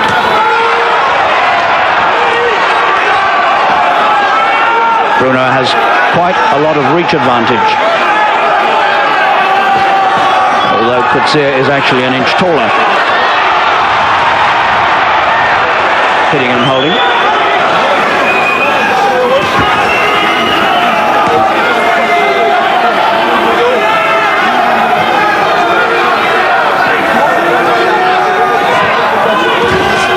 With that moustache, Coetzee really does look like a man from another age.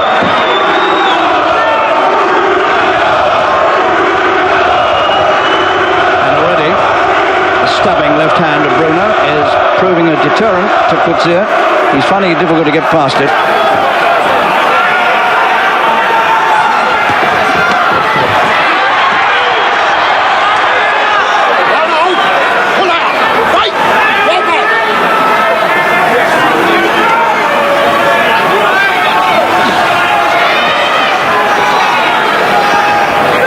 And although Bruno weighs this massive 17 stone 6, he still looks quite lively on his feet.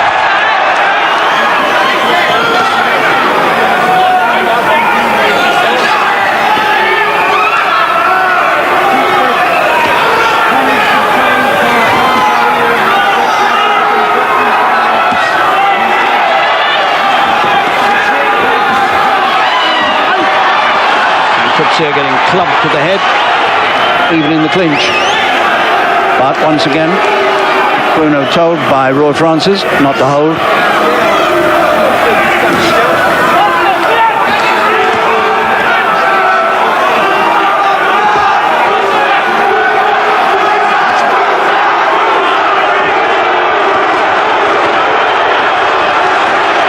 And Coetzee throwing plenty of punches in these little flurries. And certainly Frank doesn't want to take any chances.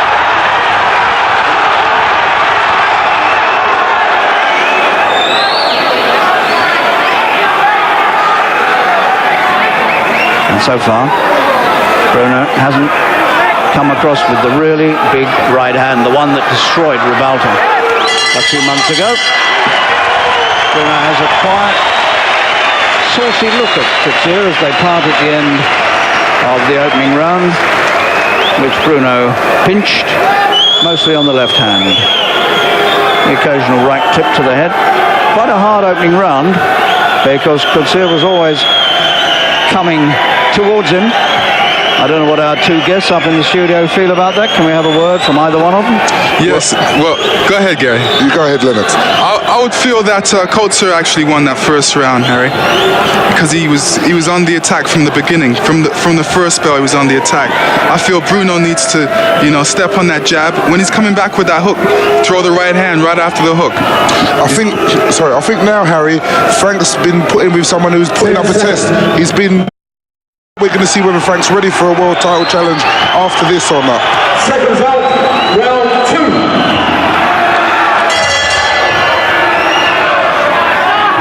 Okay, so the clear gist of opinion upstairs is that Bruno's got a lively opponent.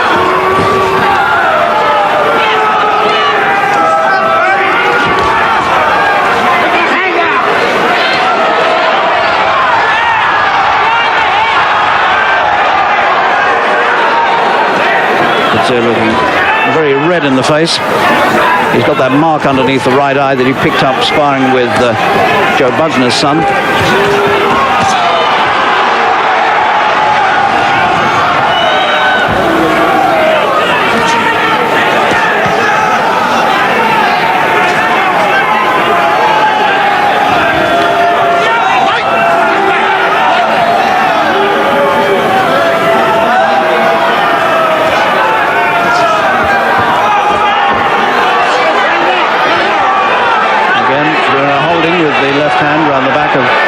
Coetzee's head.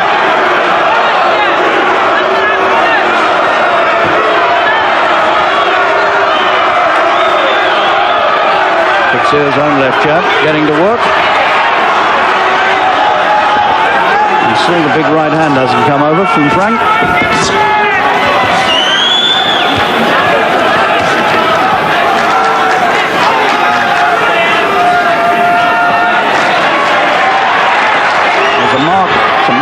Appearing at the side of Coetzee's left eye's cut, underneath the eye. Doesn't look too bad, but the first damage has appeared.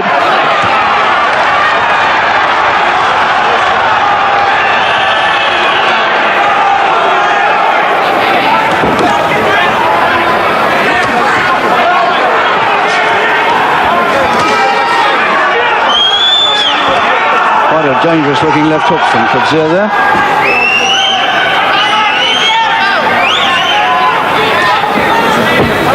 This has all the makings of a fair old battle.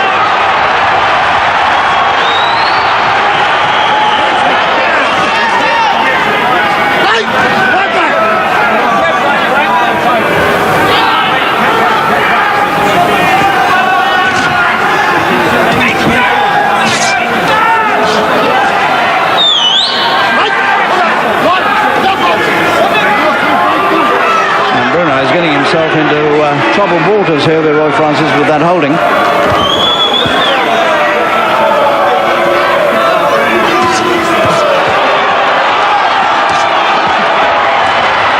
There's the left hook of Coetzee's again. That might be the biggest danger punch he has.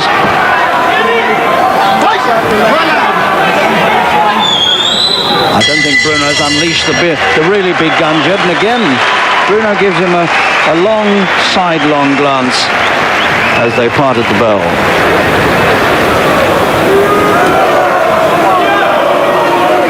Bruno unmarked, but we know that Coetzee has got some slight damage to the left eye, and this is probably how it was caused, with those left jabs being pushed through and a bit of elbow to go with it.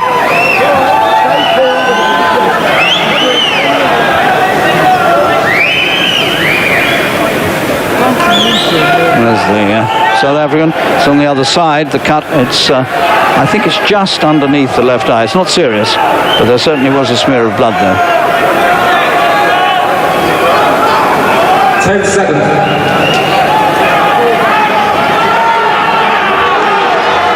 Seconds out, round 3.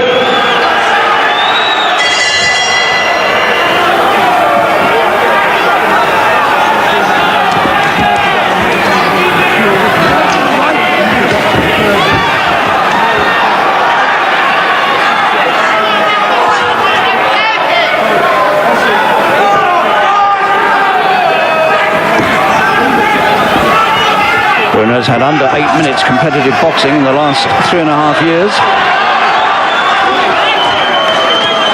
And if this goes any distance, that might tell. And again, the left hook from Couture's, I think that's hurt Bruno. The left hook, which was the danger punch in the second round, has found him again. And I'm pretty certain Bruno felt that quite hard.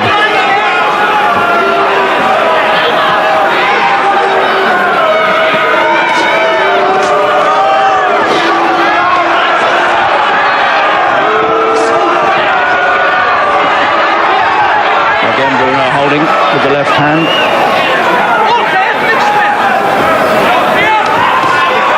He's really got to find the big punch here to deter this South African.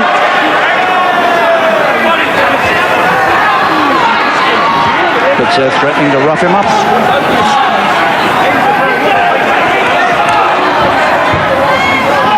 Couture always crouching in and ducking in under the big punches. Not giving Bruno too much chance to get set to throw the big right. Bruno clubbing him down inside, but not with full leverage. Round 3.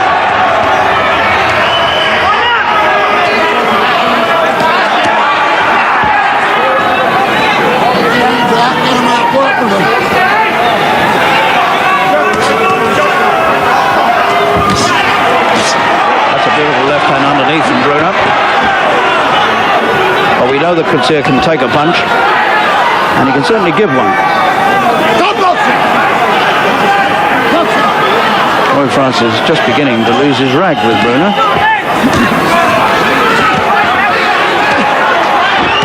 Big attack by Couture, and Bruno doesn't want to stand around in the corner and get caught with those.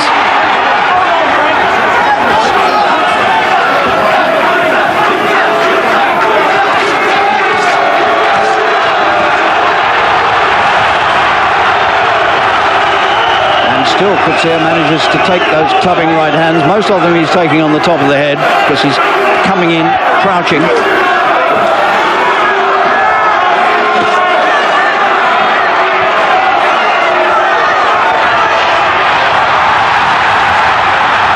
Big attack by Bruno. And the action swaying from one side to the other. That was a tough round. And I'm sure that the men upstairs, Lennox, Lewis and Gary Mason, will confirm that this is as hard a fight as Frank's had for some time. Definitely, Harry. Bruno's doing the right thing. He's definitely doing what he's supposed to with that jab. That's what he's going to need to do. Just keep him off with the jab and prepare Couture for the right hand, the clubbing right hand, which is going to end it. I think this fight's going to come down to who wants it most. Both men think they've got everything to fight for at this stage, and Couture has come here to really have a fight. Frank's been caught the first time since Mike Tyson, and now we'll see whether Frank has got the real ambition or desire to become world champion or to challenge for the world title. Okay, Gary, thank you. 10 seconds. This fight being sponsored by Mirror Group newspapers. Seconds out, round 4.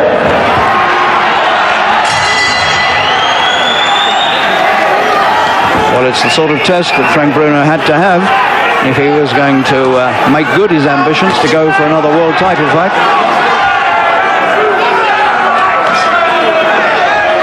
It never looked like being easy on paper.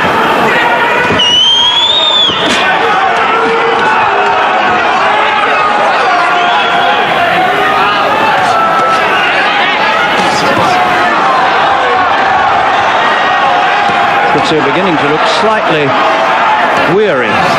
He's taken a few clubbing punches to the head, and they may be beginning to have their effect, and maybe the punches that Riddick Bowe caught him with only 3 or 4 months ago, they might tell in this fight too.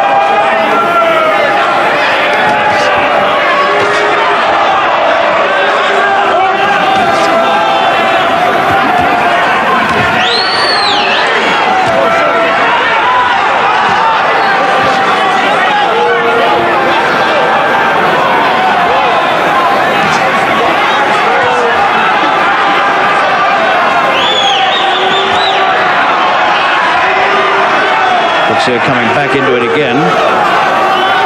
The moment Frank eases up, The South African is straight back at him.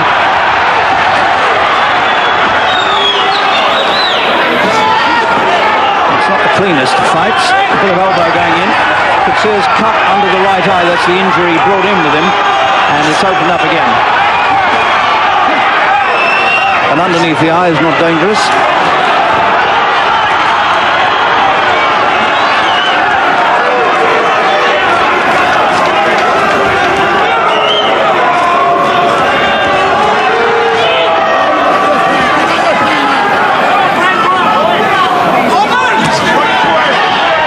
Bruno's left hand into the body has looked his best punch so far. Apart from the niggling jab all the time in Coetzee's face, and that's caused the cut under the right eye. Round 4. Well,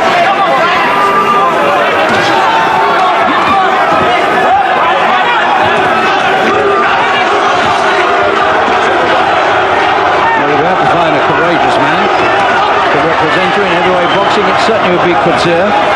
Bruno's cautioned about the shoulder now. He's done the elbow, the shoulder. He's done a bit of holding.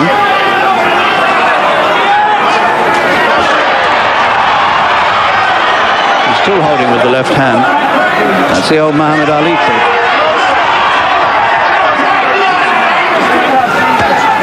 Low one from Coetzee.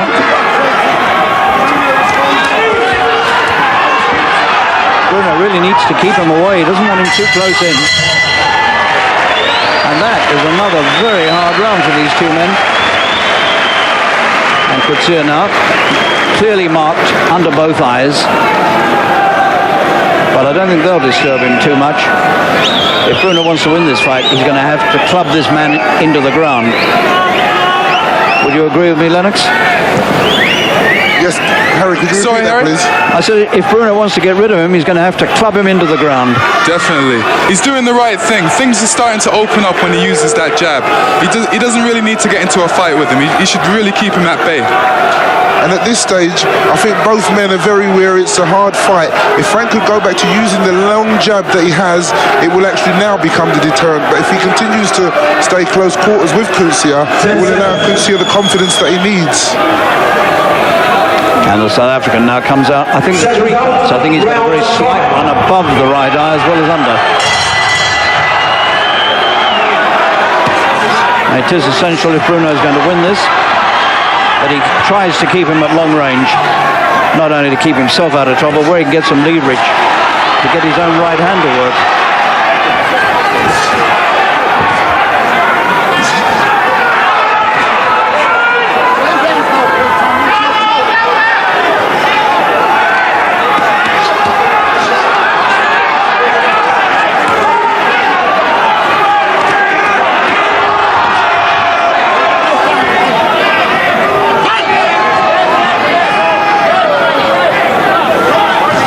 And now the cut above the right eye. Coetzee becoming more obvious as it begins to bleed again.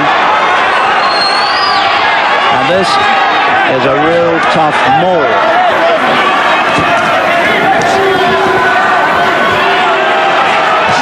That's a good right.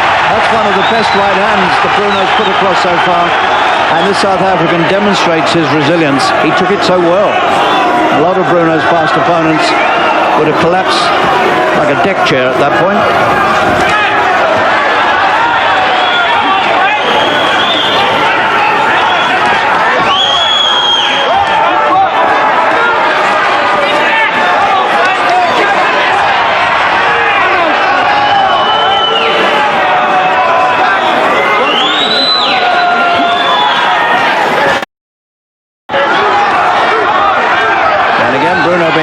Into this close quarter stuff that he doesn't really need.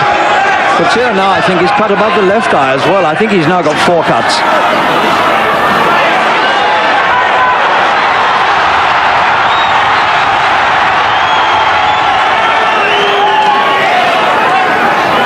Now one of these cuts is bleeding very badly, but he's slowly being pierced and perforated around the eyes.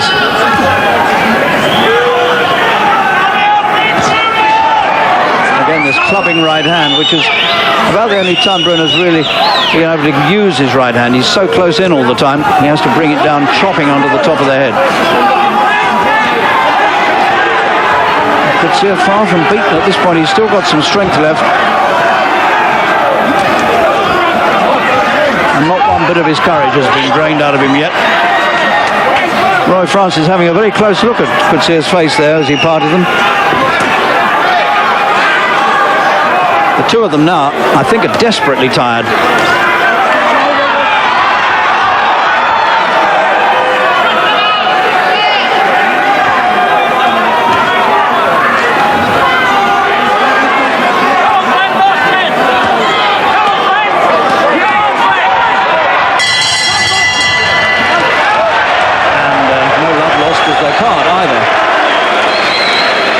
Rounds, halfway point.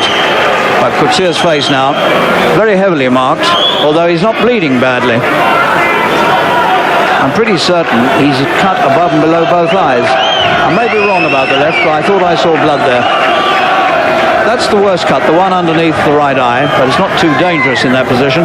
There's a nasty looking diagonal cut above the right eye, which could become very awkward. Here's some replay from that last round. That was a good, not one of Bruno's best punches, but one of the best he's thrown in this fight. And he's simply not being allowed the chances. He's got a live opponent who's moving around and closing in on him all the time.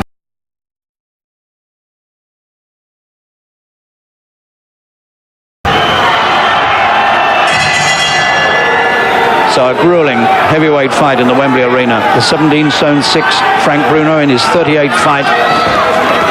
His third in this comeback against the man from Pretoria, Pierre Coetzee, in his 43rd fight tonight.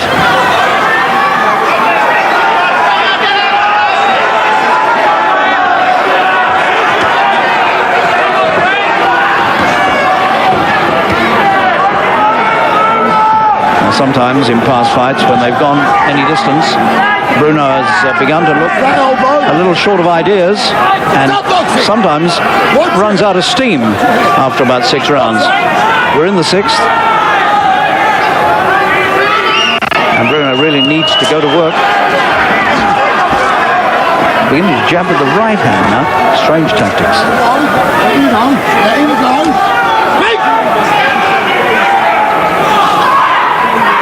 Well, those 6 weeks of training now, this is where it's got to pay off, if it's going to pay off. Bruno's breathing hard.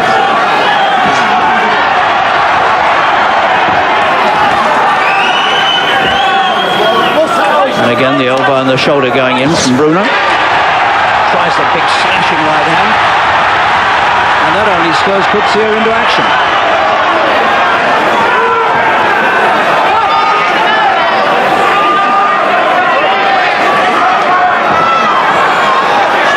And certainly Coetzee is definitely cut above the left eye now, looking rather worse.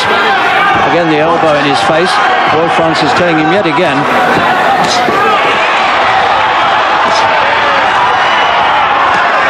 And Bruno is having to take quite a few punches in order to get his own in.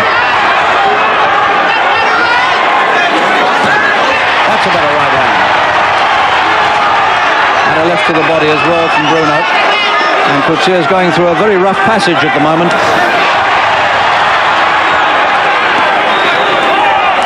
Heads and shoulders banging together.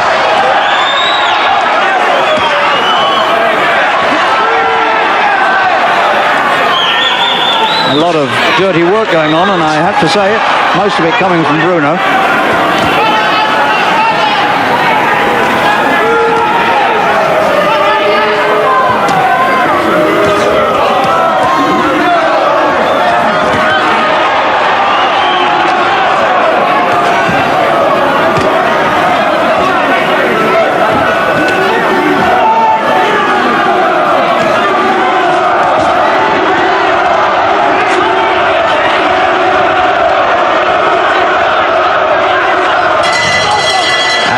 Coetzee is cut in many places. He's far from beaten. Lennox, what do you feel about it? I feel that Frank's doing the right thing. As he uses that left jab, things always open up for him. He's slowly dissecting Coates. That's the way I see it. I think that Frank's fighting the wrong sort of fight at this stage. He's getting involved, he's mixing, and it's going to come to who has the will.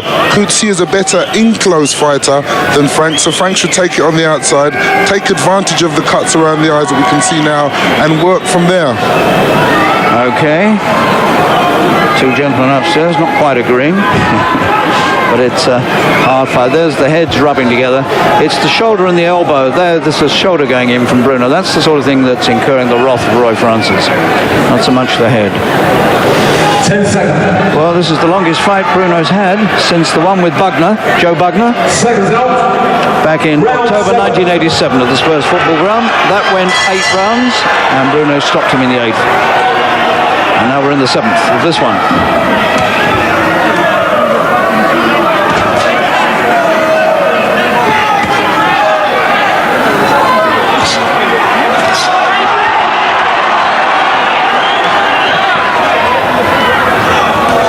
Well, everybody said that one day Frank Bruno would have to have a real test.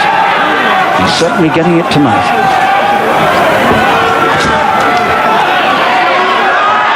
Bruno's mouth showing signs of damage.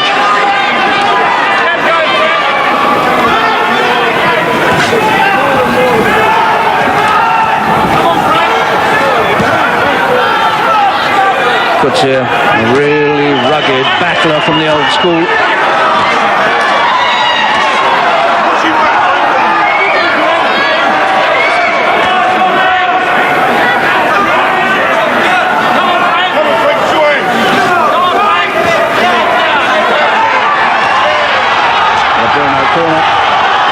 Quite urgently calling to their men now.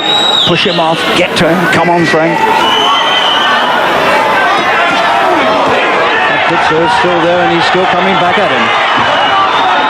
And it's become, as I think Gary Mason said earlier, a battle of wills. Who wants it more? And Coates is in a lot of trouble now. But again, he manages to get out of the corner and comes back with a left hook. Bravery of a very high order.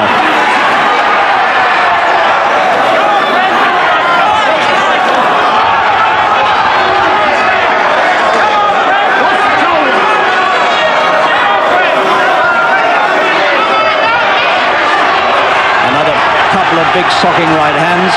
Coates tries to find his own. But the pain from those cuts on the face, the pain from this incessant hammering must be getting through even to this Iron Man from South Africa.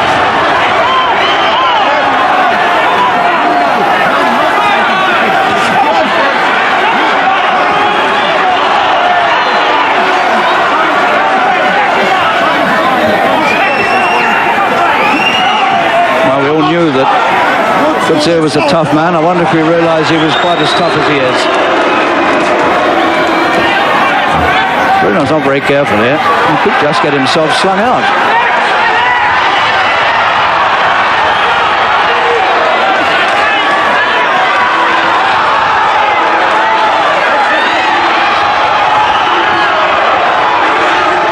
And Frank can't put him on the floor. Bruno's lower lip bleeding quite heavily. A rough, tough, but fascinating fight. Because it's not over yet. And you don't quite know what might happen here. They're doing their utmost to really put new life and new determination into Coates, who's cut around both eyes, but is still going to come out for the 8th. Bruno had him in trouble several times here against the ropes, but he could never find the punch to put him down. Some of those body punches would, well, they tear me in half.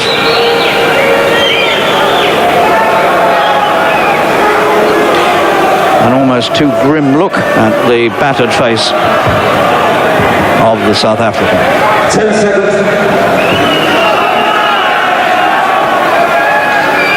Seconds out. Round 8. Coates Coetzee cuts have been cleaned up. 3 rounds left.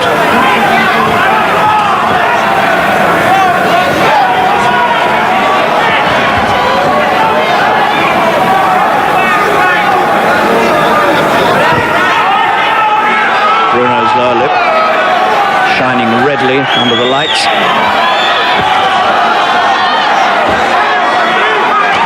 And again he takes a sopping left hook, Bruno. That was a good punch from Coetzee. And it's going to take all of Bruno's determination here to weather this.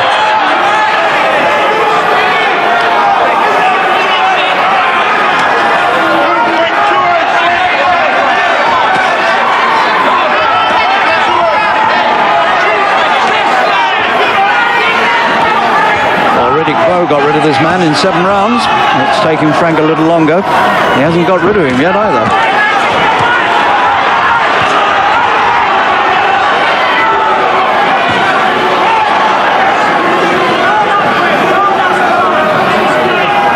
Coetzee is still, amazingly, still finding strength from somewhere. He's the one coming forward.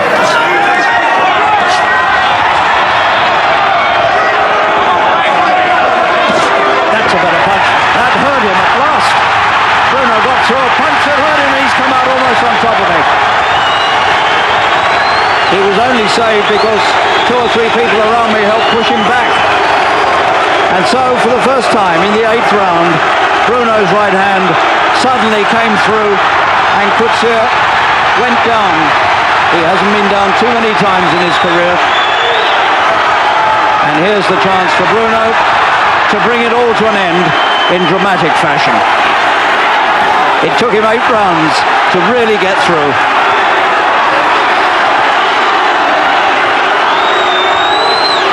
And the towel has come in from the South African corner. It's all over.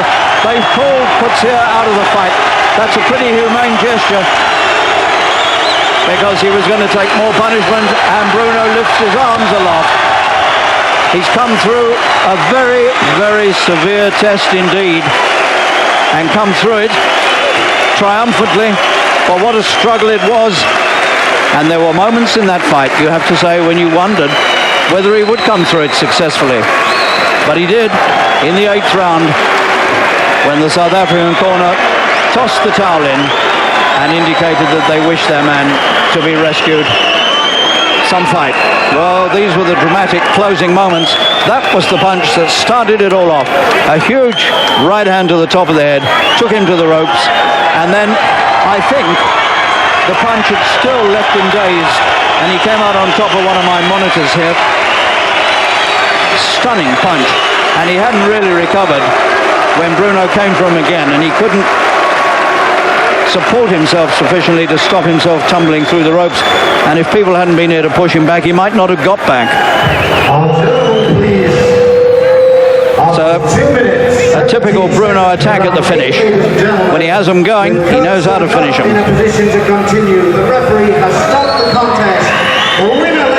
And the official decision, not a retirement. The towel is not actually accepted, but the referee has stopped the fight in the 8th round, and Frank Bruno, in his 35th win in a 10-year professional career, bows to the crowd and takes his applause and knows that he's been through a fight. It took a long time before he finally managed to crack this man's resistance. And really, if helping hands hadn't been there, I think Coetzee might have been on the floor outside the ring. Gentlemen, your appreciation, please, for the loser, and the MC calls for the well-deserved applause for a very gallant opponent, Pierre Coetzee, who knows now that his world title ambitions are over, and Frank Bruno knows that the world is still there for taking. Now then, let's have an opinion from the gentleman upstairs. Thank you, Harry. Yes, Frank obviously had to go to work tonight, and perhaps Coetzee was a better opponent than we chaps here anticipated before the fight, right, Gary? I mean, he put up a pretty good show. Have you heard of the saying Dutch courage? Because Coetzee is an Afrikaan, he's like a Dutch South African, and I suppose he fought with the pride that I think he had to do before he went home, and he provided Frank with a well-needed test. Now we have an idea of where Frank may fit in the world rankings. And where's that? Frank deservedly is in the world rankings, and he could step in maybe around 4th or 5th or somewhere like that, but he still needs one more test, and he's ready for another test. He's ready now, straight into another fight, and then maybe anything could happen after that. Lennox, what did you think overall about Frank? He didn't seem to have such a sharp jab as he's had in previous fights. I felt the weight was very apparent because of the fact that carrying too much weight, you think? Almost? Yes, definitely, because his jabs lacked a lot of snap behind it. What I'm used to seeing Frank Bruno with a snappy jab, especially in his last fight, there was a lot of snap behind his punch. This one, he was kind of less pouring it out and preparing for the big right hand, and that was his honey punch, the big right hand. But he dissected the South African very well. He certainly dissected him in certain ways too, didn't he? It was a pretty dirty fight, Gary, wasn't it? Well, Frank used all the tricks of the trade. If Coetzee had used them on Frank, there'd be a lot more screaming, but if Frank does it, it's okay. Yeah. What about the sort of punches that Frank had to take in that? I mean, did you feel that Coetzee had a weight behind his punch very much, Lennox? Not really, because watching a lot of tapes on Coetzee, I know Frank did. The best punch that Coetzee could have, his honey punch is his left hook. And Frank did the right thing, kept on turning him, nudging him back, and kept him off balance. I never thought, honestly, watching the fight that Coetzee was ever going to win it. Did you, Gary? No, there were times when I'd be like we see here now, where Coetzee was coming back with some counters. This is the eighth. This is the eighth when it ended, when he caught him round the side. I think he had enough by then, but Coetzee did catch Frank with some punches, which is a worrying thing, because when he steps up another grade, he's going to be hit like that with guys that have the real venomous punches, and that's something that's worrying. That's why I'd say you reserve judgment on whether he should go straight into a major title fight next or not. These are the closing moments. The towel came in, which has no effect, but the referee made his own decision to step in there and stop it, and it was quite right. A good stoppage, wasn't it? Because he didn't want the man to get any more hurt than he was getting hurt at that stage. But we can hear from Frank now, because he's with Harry. Frank, congratulations. Thank you very much, Harry. You don't want them too much harder than that, do you? Not really, Harry, but as you can well know, that I've been at the ring for 3 years, and I need some, you know what I mean, something to take me more than 2 rounds, Harry. He took me 8 rounds. He's a very tough guy. People are going to start saying, oh, you should have knocked him out earlier, but he's a tough guy, durable guy, Harry. Now, he didn't let you do your best work for a long time because he kept crowding you. You knew he'd come, didn't you? Yeah, I knew he'd come, Harry, and he did come, you know. Right. And he was throwing some sort of left hooks and uppercuts and all sorts of different shots. And that's the sort of work I need, Harry. Right. 1 or 2 left hooks seemed to me to hurt you quite badly. Is that right? I don't think they hurt me badly, Harry. I've got to learn how to pace myself, because I can't knock everybody over, if you know what I mean, Harry. I've got to pace myself sometimes. Well, we knew he was a tough opponent, but was he a bit tougher than even you thought? Not really as tough as I thought he would be. I had to pace myself. That's why I put on the extra poundage to sort of try and weigh him down, Harry, and I did weigh him down. Now, tell me about the 8th round, because when you caught him up the top of the head with that right hand, that's what set everything going. Yeah, he looked like he turned away a little bit, and I tried to follow it up, and Roy Francis saved him because he could have got serious damage. Well, he very nearly came out of the ring on top of it. Yeah, you can not on that suit, Harry, the birthday suit. I'd like to wish you a happy birthday today. It's your birthday, mate. Now, are you happy with this performance, or is this exactly what you wanted? I'm happy with the performance, Harry, because I went 8 rounds. I got a little bit of rust out myself. There's a lot of things I need to work on with my trainer, George Francis, but I can get better, Harry. I only can get better. He's a tough guy, and I needed this sort of more than 2 rounds. Just 8 rounds, good 8 rounds, good pace. The guy pressuring me, Harry, and you know what I mean, testing me. Everybody kept saying that you needed a decent opponent, you needed a better fight, and you got it. Harry, if I would have knocked him out in 2 or 1 round, I would have got criticised. If I stopped him in 8 rounds, I would have got criticised. All I know is that coming up to Christmas, I'd like to thank God that I won. And hello, Nicola and Rachel. I know you're up watching. Take it easy. I'm home soon, baby. And to everybody in Springs for looking after me again. Thank you very much. When do you think you might fight again? Mickey Duffy's going to be on my back. I've got Mickey right here. Come here, Mick. When do you think Frank might fight again? I don't know. I would say early next year. Certainly not this year.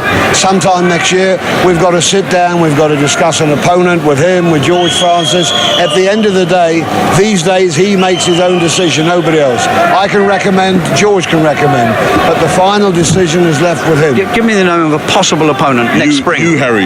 You're past your 60s, you. Really, you know, you could think of several opponents. Give me a night's sleep.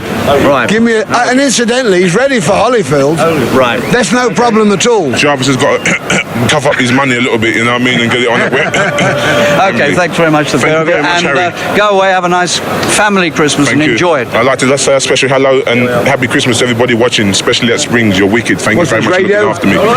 Thank you very much, Harry. Thank you, Frank. everybody. Never forgets the PR, does he? Good old Frank. But here's a man that reckons he could beat him, of course, Lennox. So that's what the British public really want to see. They want to see you and Frank get it on, to use the boxing parlance. What about it all? You've got Razor Ruddock first in 2 weeks' time. Definitely. I got Razor Ruddock on October 31st, and that's going to be at Earl's Court. And, tickets are still available. Might as well push for my fight as well. Sure, of course. But that is a real tough fight for you, because a lot of people think that Ruddock's going to do you. Well,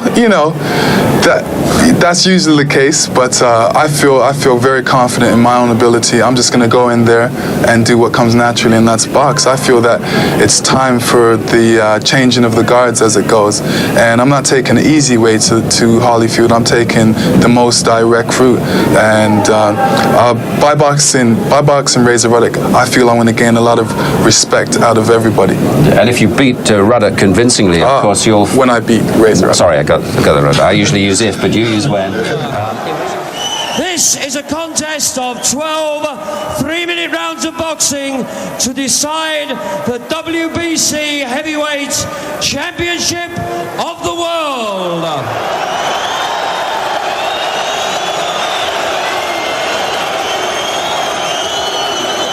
In the blue corner, wearing white shorts with red trim from Essex, England, the challenger, ranked undisputedly number 5 by all world bodies, a former ABA heavyweight champion whose professional record from 39 fights reached 36 wins, 3 losses, 35 wins coming by way of KO, the former undefeated European heavyweight champion, Frank Bruno.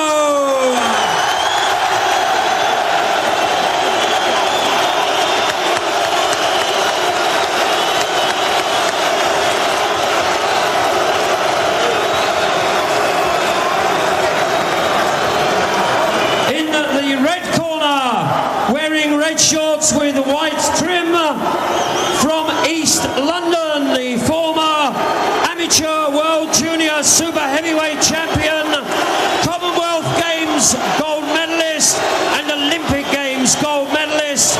His professional record, he is undefeated in 23 contests, 19 by way of KO. The former undefeated British, Commonwealth and European heavyweight champion. He comes to the ring tonight as the undisputed WBC heavyweight champion of the world, Lennox Lewis.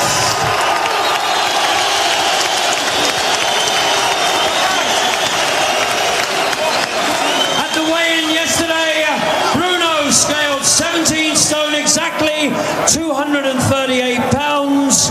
Lewis, 16 stone 5 pounds, 229 pounds.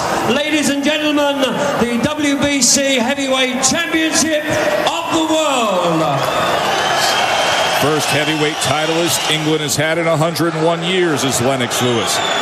And you probably heard Frank Bruno introduced as the former undefeated European heavyweight champion. Well, if you're formerly undefeated, John Scully, that means that you have lost. And when he has lost, it has been against Lennox Lewis. Came in with the Union Jack plastered across his chest, but yet you heard many boos from the British boxing fans. Well, there are many fans here in Great Britain that view him as a Jamaican. He is born to Jamaican parents. There are others who view him as a Canadian. He won the Olympic gold with the maple leaf on his chest. Then there are those who say he's only fighting here in Britain for the big money. The stage is set. Bruno Lewis, round number 1, scheduled for 12.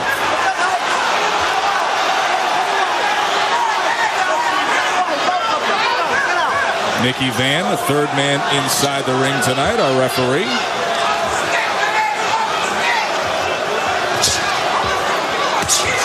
Both men trying to work the jab early on. See, with guys like this, because of the size difference, they should have two different kind of jabs. Lennox should have a longer, snappier jab, whereas Bruno should crouch down a little bit and pump his jab, 2, 3, 4 of them at a time, probably at Lennox's chest to back him up. It would probably be a mistake for Bruno to jab at the head right now, because he may land one here or there, but he'll have better success and get where he wants to be if he can jab his way into the chest. See a little shaky legs for a moment from Lewis as he was off balance as he scattered back to get away from that sweeping left hand of Frank Bruno. You brought up the size differential. Bruno, a very muscular 6'3". Lennox Lewis, a lean, tall, athletic 6'5".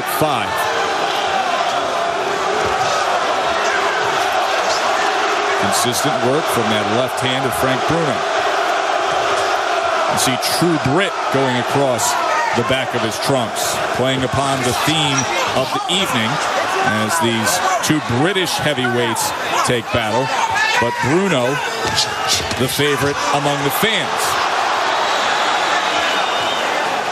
See, I think Lennox needs to get his jab going more, because right now, and it could be attributed to nerves, but Lennox is throwing his right hand without the jab in front of it. And so far, the two big right hands he's thrown have been very sloppy, very, very awkward looking. And I think if he could line Bruno up with the jab, the right hand would be much sharper. Lewis looks a little jumpy, a little uncomfortable. You saw him trying to play it off moments ago, shaking out his shoulders, putting his hands down near his waist. Now he gets that jab going for a moment there, but he's still trying to find himself, you get the sense here, in the opening stanza of this WBC heavyweight title fight.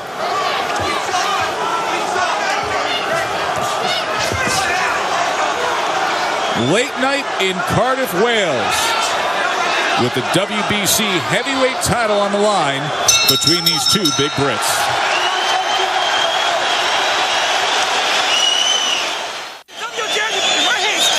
See the blanket draped over the WBC heavyweight champion Lennox Lewis. It is a cold, damp, late night here in Cardiff, Wales, fighting outdoors in this battle of the Brits. In fact, they had to deal with what would happen if the rain became a factor in this fight, and they're leaving it to the judgment of the referee, Mickey Van. If 3 rounds are in the books, and Van says the rain is too much to deal with, he can call a stop to this fight and go to the scorecards for a technical decision. Doesn't look like that will be the case, knock on wood. I'm Joe Tessitore, alongside John Scully. Lennox Lewis is in the red trunks, the undefeated Olympic gold medalist, now 23-0, taking on the older Frank Bruno. He's 31 years old, 36-3, 4.5 years removed from his TKO loss to Mike Tyson. You know, after Bruno lost to Tyson, he retired from boxing for a bit, John, and went to the stage, went to the theater.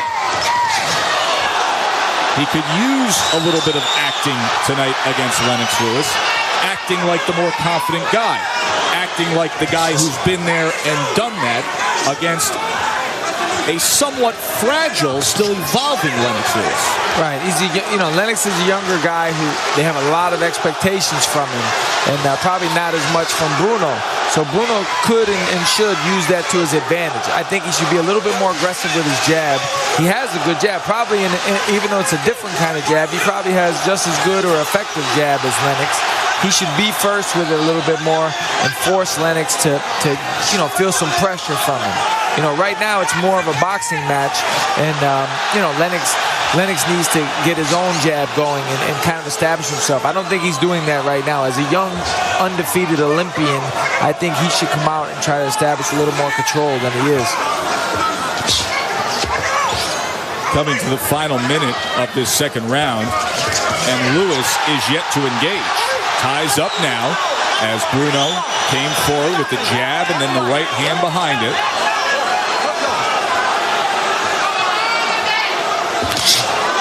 Sweeping left hand off the mark from Bruno. Bruno should get a little bit lower. He's kind of standing straight up, and that's not good for him. I think he should get a little lower and pump that jab into the belly, into the chest, because Lennox basically backs up. He doesn't really counterpunch very well, not yet. And Bruno could definitely make that adjustment and be successful, I believe. Lewis gets away from the right hand, and now on the clinch, it was Bruno who started hitting to the back of the head. Lennox joined in, and then finally referee Mickey Van separates them. And those punches are no joke. Getting hit back of the head is a dangerous thing. The referee really needs to take control of that, because that's not good at all. That's a bad happening in the ring, especially when they're coming from big men like this.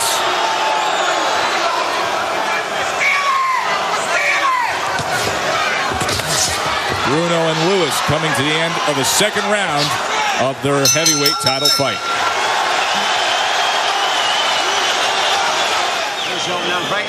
The corner of Frank Bruno dealing with what looks to be just a small cut above the left eye that opened up in the final moments of the fifth round. Okay, let's have a look at it. Okay, and Frank, don't fuck about him. Don't lose heart. Gain heart like Keith. Meanwhile, Lennox Lewis, they are still searching for the answers. The 28-year-old titleist needs to get busy with that jab, John. Well, it's a tough spot to be in. A young guy that everybody's expecting to win the fight. I believe he's a 4-1 favorite, and to get in there and have things not go according to plan, that could break a young guy that's inexperienced. So it'll be interesting to see how he reacts to it right now. Mickey Van brings him back to the corner to wipe away what is an excessive amount of grease on his face being applied after that fifth round. Lennox Lewis, 4-1 favorite, you say is expected to win. Well, a lot of people are expecting him to win. There are reports that a deal to fight Tommy Morrison is all but done. Lewis just has to win this fight tonight. And then there are other reports saying that the framework for eventual unification bout with Riddick Bowe could happen next fall. Of course, Bowe still has business to take place with the rematch against Evander Holyfield next month out in Vegas, and then a mandatory challenge that works down the road against Michael Moore for Riddick Bowe. But there's one thing that every fighter should know. Most of them do know. You can never, no matter who it is, you cannot look past the man that's in front of you at that moment. That's just a terrible, terrible mistake if that's what he's doing. Well, let me tell you something. If he's looking past Frank Bruno, he may not be looking past the next 6 rounds.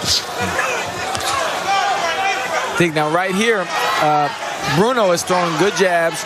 He should sit down on the right hand, meaning when he's getting ready to throw the right hand, he should squat about 2 or 3 inches to get maximum power and also avoid throwing it over Lennox's head, which he's done several times. If he could get a little dip and throw the right hand more compact and straighter, I think he could catch Lennox right on the button. He caught him good in that second round with the 1-2 combination. It was a right hand to the side of the head. Lennox Lewis stumbled back.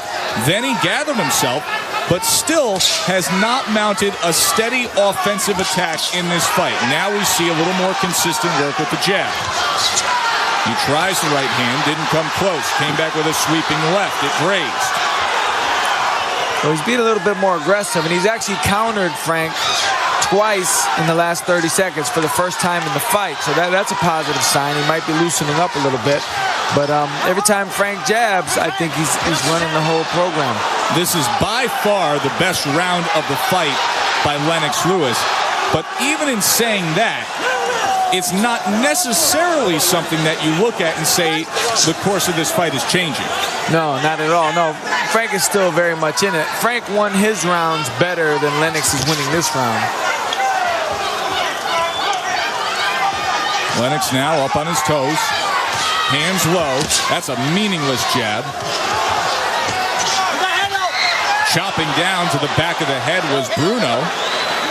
Seen plenty of that tonight. Now there's still enough time where Frank could mount a late assault and even this round up at least. See if he puts it forth. Halfway through this heavyweight title fight. Playing with your hands, okay? That problem. When you step off on that right foot, throw that right hand, left hook coming this guy. All right? Well, they want the right hand, left hook. They should be happy just the fact that the jab has arrived, John. It's about time. I mean, and he's effective. He's showing the jab that people knew he had. Bruno, up until this point, had the better jab, which I think was a surprise to many. So the sixth round, the best round of the fight so far for what has been a lethargic heavyweight title is Lennox Lewis. Bruno right back to the jab, as does Lewis. Tries the right hand. See, I'd like to see Bruno again, like I said earlier, let him throw the jab straighter, sit down on it and throw it straighter. He's already shown he can wobble Lennox. So it's possible that he could do it, but he's not going to do it if he doesn't throw it properly. Good work with the jab there. Okay, nice uppercut by Bruno. Look at this, just playing with him. And a left hand comes out of nowhere from Lennox Lewis, and Bruno does not look good at all. And now it's Lennox Lewis who jumps on Frank Bruno. He's got to put his hands up. Lennox Lewis lining up right hands, and now the ref comes in. Now what's he going to get him for? The stiff arm of the left hand? Yes. He warns him about that left hand, but Frank Bruno does not look good at all. Eats a big uppercut from Lewis. Right hand comes in. Bruno is barely standing up. That is it. That is it. What a turnaround for Lennox Lewis. He looked horrible through 6 rounds.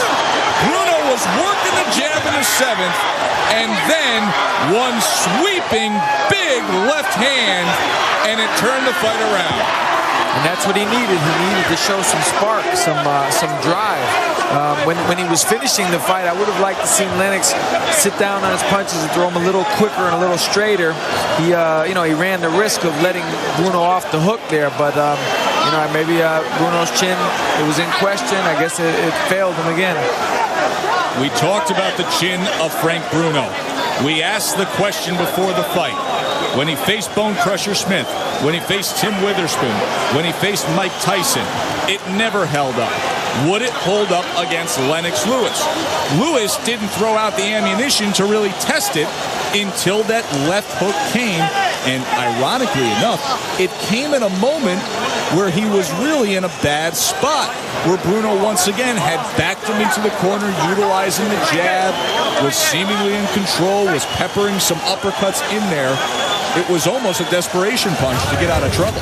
Right, well, it just goes to show you, in boxing, especially in the heavyweight division, one punch changes the whole thing. And you can see here, Frank is almost like comfortable. He's having a little bit of fun in a way. Like right there, he's toying with him in a sense. And then the big shot comes. And there it is. Now Lennox takes over. This is, you could watch this highlight and say, wow, Lennox looked great, but this was probably the only sequence in the whole fight that he looked good. Which speaks volumes when you talk about the future of Lennox Lewis. Now Lewis turned and became the aggressor. You could see him cupping with that left hand to set up the uppercut, cupping behind the head. And then the referee came in for a moment to break.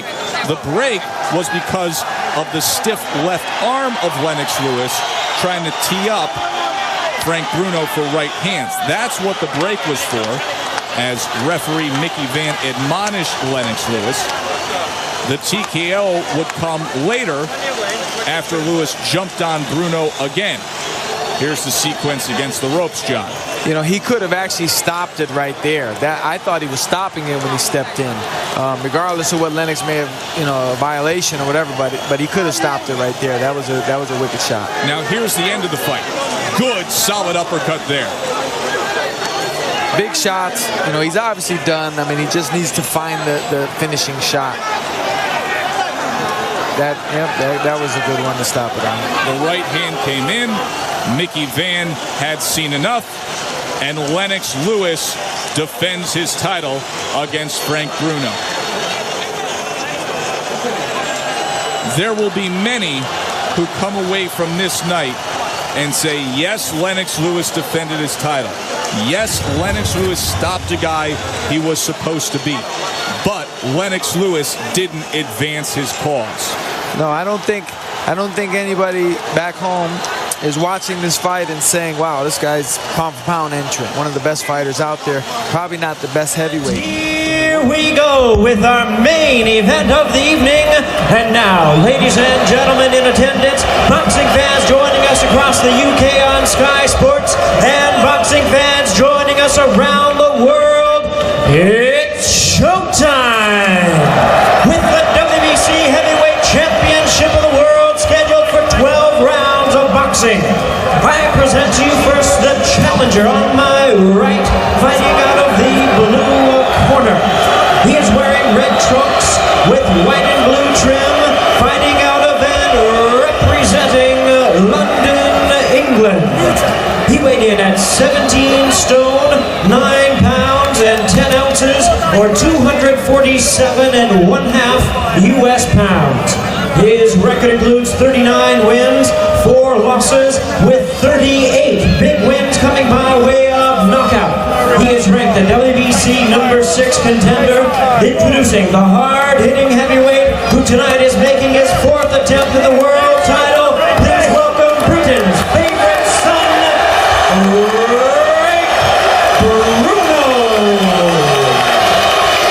A rousing reception from the big Wembley crowd for Bruno. They're all behind him. And his opponent across the ring is the defending world champion, ready to fight out of the red corner on my left, wearing black trunks with red trim, fighting out of Chicago, Illinois in the United States. His weight 16 stone, 10 3/4 pounds, or 234 3/4 US pounds. With a record of 26 wins and 5 losses, he has 18 wins coming by way of knockout. Tonight he is making the 2nd defense of his title. Introducing the WBC Heavyweight Champion of the World, the Atomic Bull, Oliver McCall. Once again, here's our referee in charge now to give instructions, Tony Perez.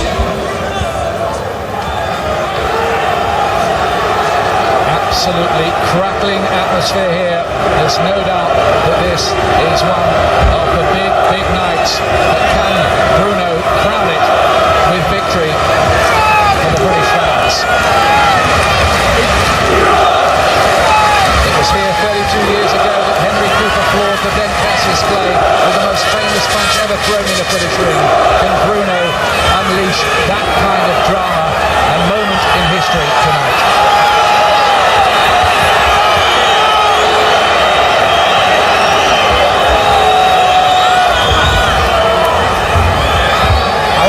Give you the instruction in the dressing room. I remind again, give me a good clean fight and I will not bother neither one of you. 2 things you should remember: obey my commands, and most important, protect yourself at all times. Shake hands. Good luck to both of you. And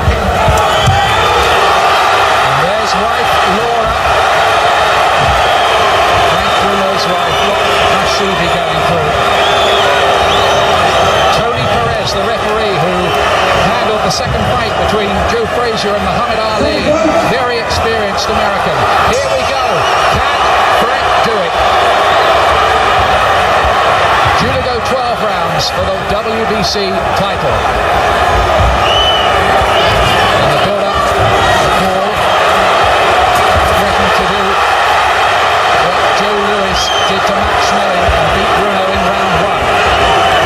Bruno already getting to work behind that very good left jab that he has.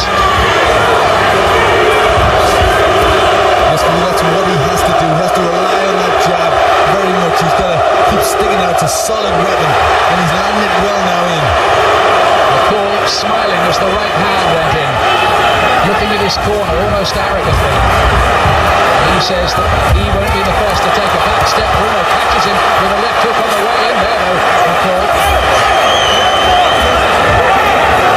Bruno is so passionate, so committed. This is my time, he says.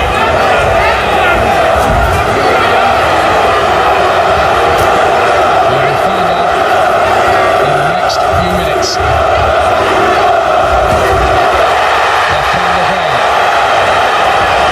This guy really is Mr. Durable. McCall has sparred 300 rounds with Tyson and says he's never been down.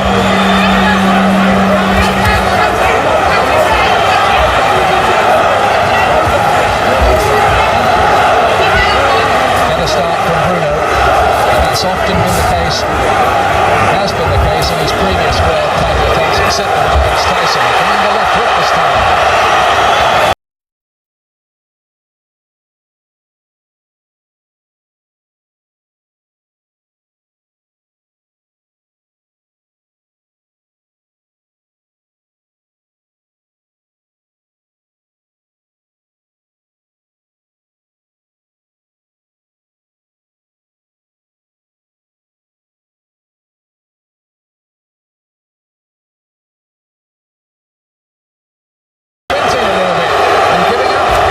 Signs of distress there, McCall. This is a good opening round for Bruno.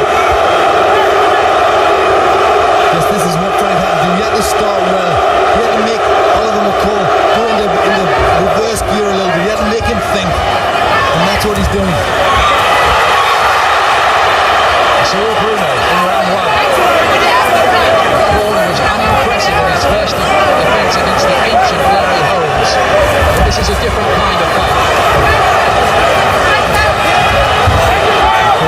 To unleash that dangerous right hand against the one that dispatched Lennox Lewis.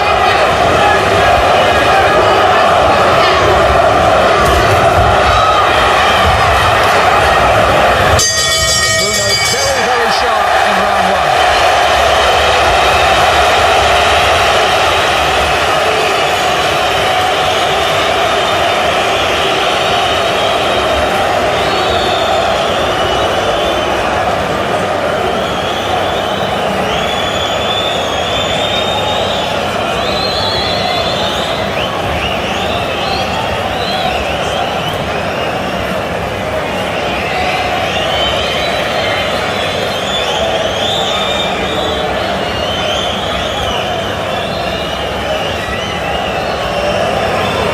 This is Ian Dark and Glenn McCrory ringside for you at Wembley Stadium.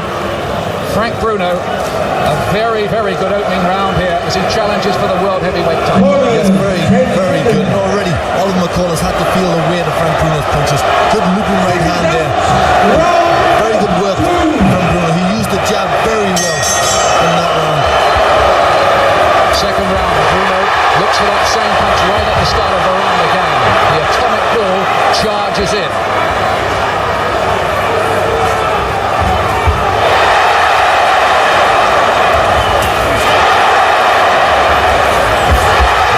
Getting the gloves up. Bruno has a confident look about him, but of course we do worry because we've seen him fall apart in 3 other challenges. I'm not sure if I know. There seems to be a little bit of swelling on McCall's left eye. Maybe off the big right hand from Frank.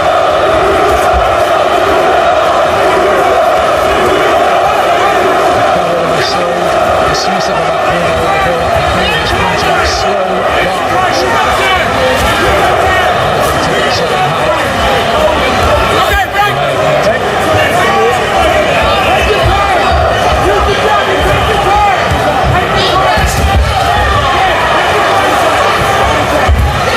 Yes, there is a mouse right underneath McCall's left eye. So Frank's punches are getting through.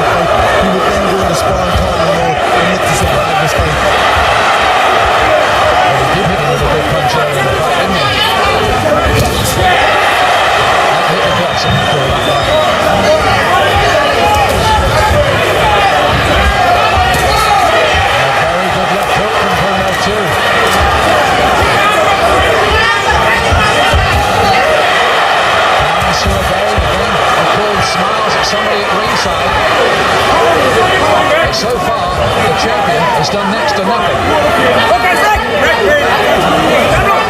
He's very quiet, not landing with the jab at all, not getting any of his punches off, and it's all coming from Bruno. Might be that McCall does land with his right hand. How Frank responds to that.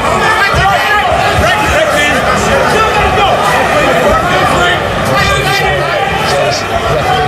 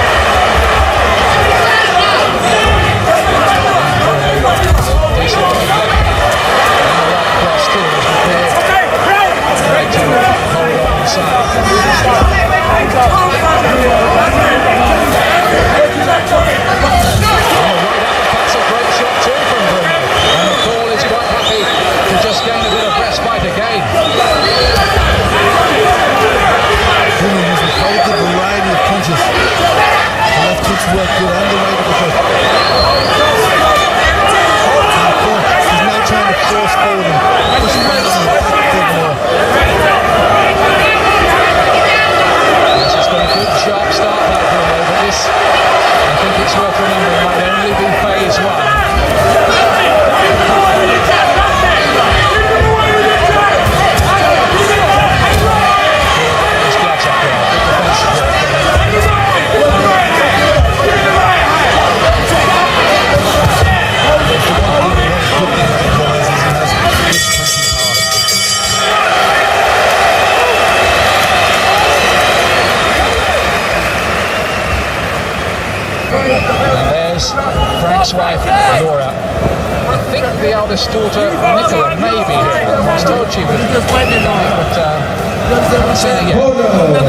'Cause case of the eye damage there on McCall. He's had to ship some heavy punches and will be taking their toll.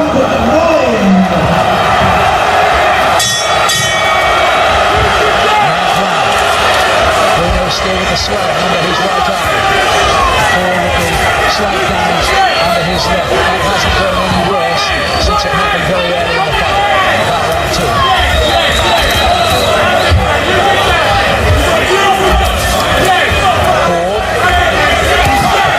Success rate in terms of percentages. Look at that, Bruno's landed 97 to McCall's 70. And that is the key thing, I think. Mostly they've been better quality. Now McCall, I just get the feeling he's trying to step it up now, Glenn. Yes, I think really panic stations must be starting to come in a little bit. Into the 9th round now, and he's a long way behind. He's got to really do something a bit special.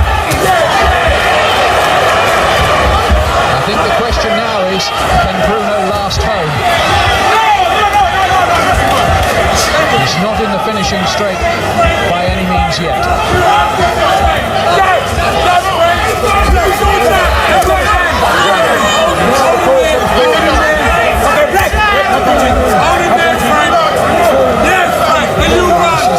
Experience there, Bruno, getting a few little extra seconds rest. That's a good right hand over the top of McCall's guard. And then the tape coming a bit loose this time on Bruno's left one.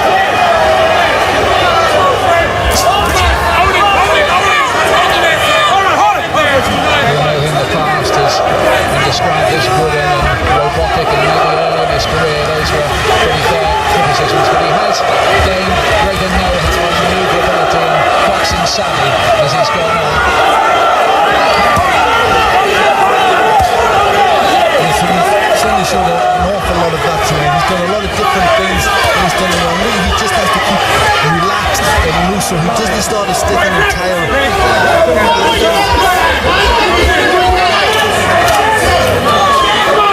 John Morris, the secretary of the British Boxing World Control, saying this morning Bruno deserves a world title for everything he's done for British boxing. But if it was a popularity contest, he'd have won it years ago. Right hand was a good shot again from Bruno.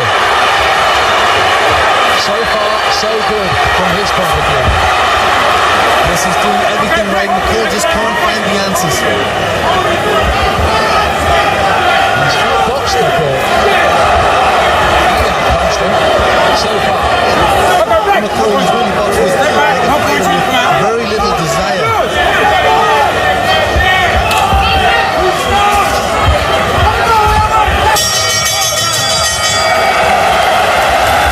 Bruno's round again. I gave McCall that round. Yes, I think he did enough. He was pushing on. He hurt Bruno a couple of times there, and it's hard now for Bruno. He's got to be careful. He's done some good work. He's taken his opponent up. He's used his jab. He's obviously starting to get tired. He's got to keep this work. He's 3 minutes away from McCall from being the heavyweight champion of the world.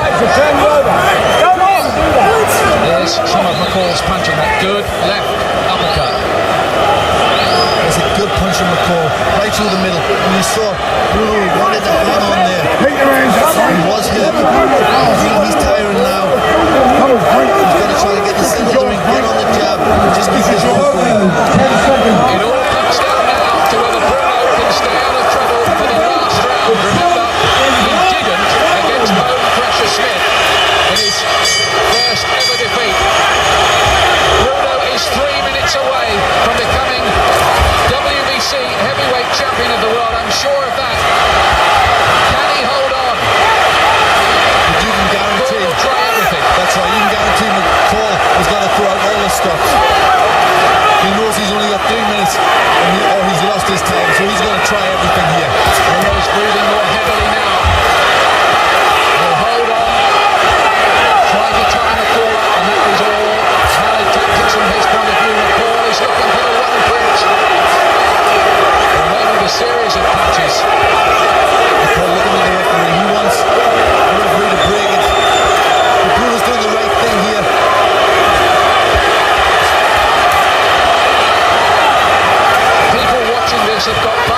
fires in their stomach. It's almost nerve-wracking here. Been at ringside for just about every fight Frank Bruno has ever had. We never thought we'd see him become a world heavyweight champion, but he seems so close now that he can touch it.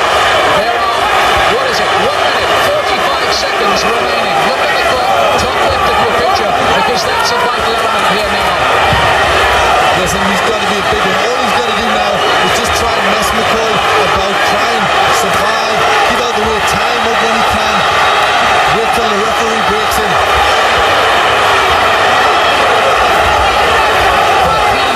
Bruno tonight, right before he's come forward, he's been clever enough, and he won't have been early in his career, to tie him up and buy himself some time and hold the assault. And that's what he's doing now again, just messing the ball around. Every second for Bruno is gold dust now. And there he is, he's 60 seconds away from being heavyweight champion of the world. Simmons did it, Lennox Lewis did it, Herbie Hyde on the WBO version for Britain. Is Frank Bruno going to join that very, very short list? He has, 40 seconds to survive. And McCall found an opening. It's very late now. The right uppercut lands from McCall. Blood coming from Bruno's mouth. He's breathing heavily. McCall closes in. The one surely is his last throw at the dice. Bruno is picking him up with the jab.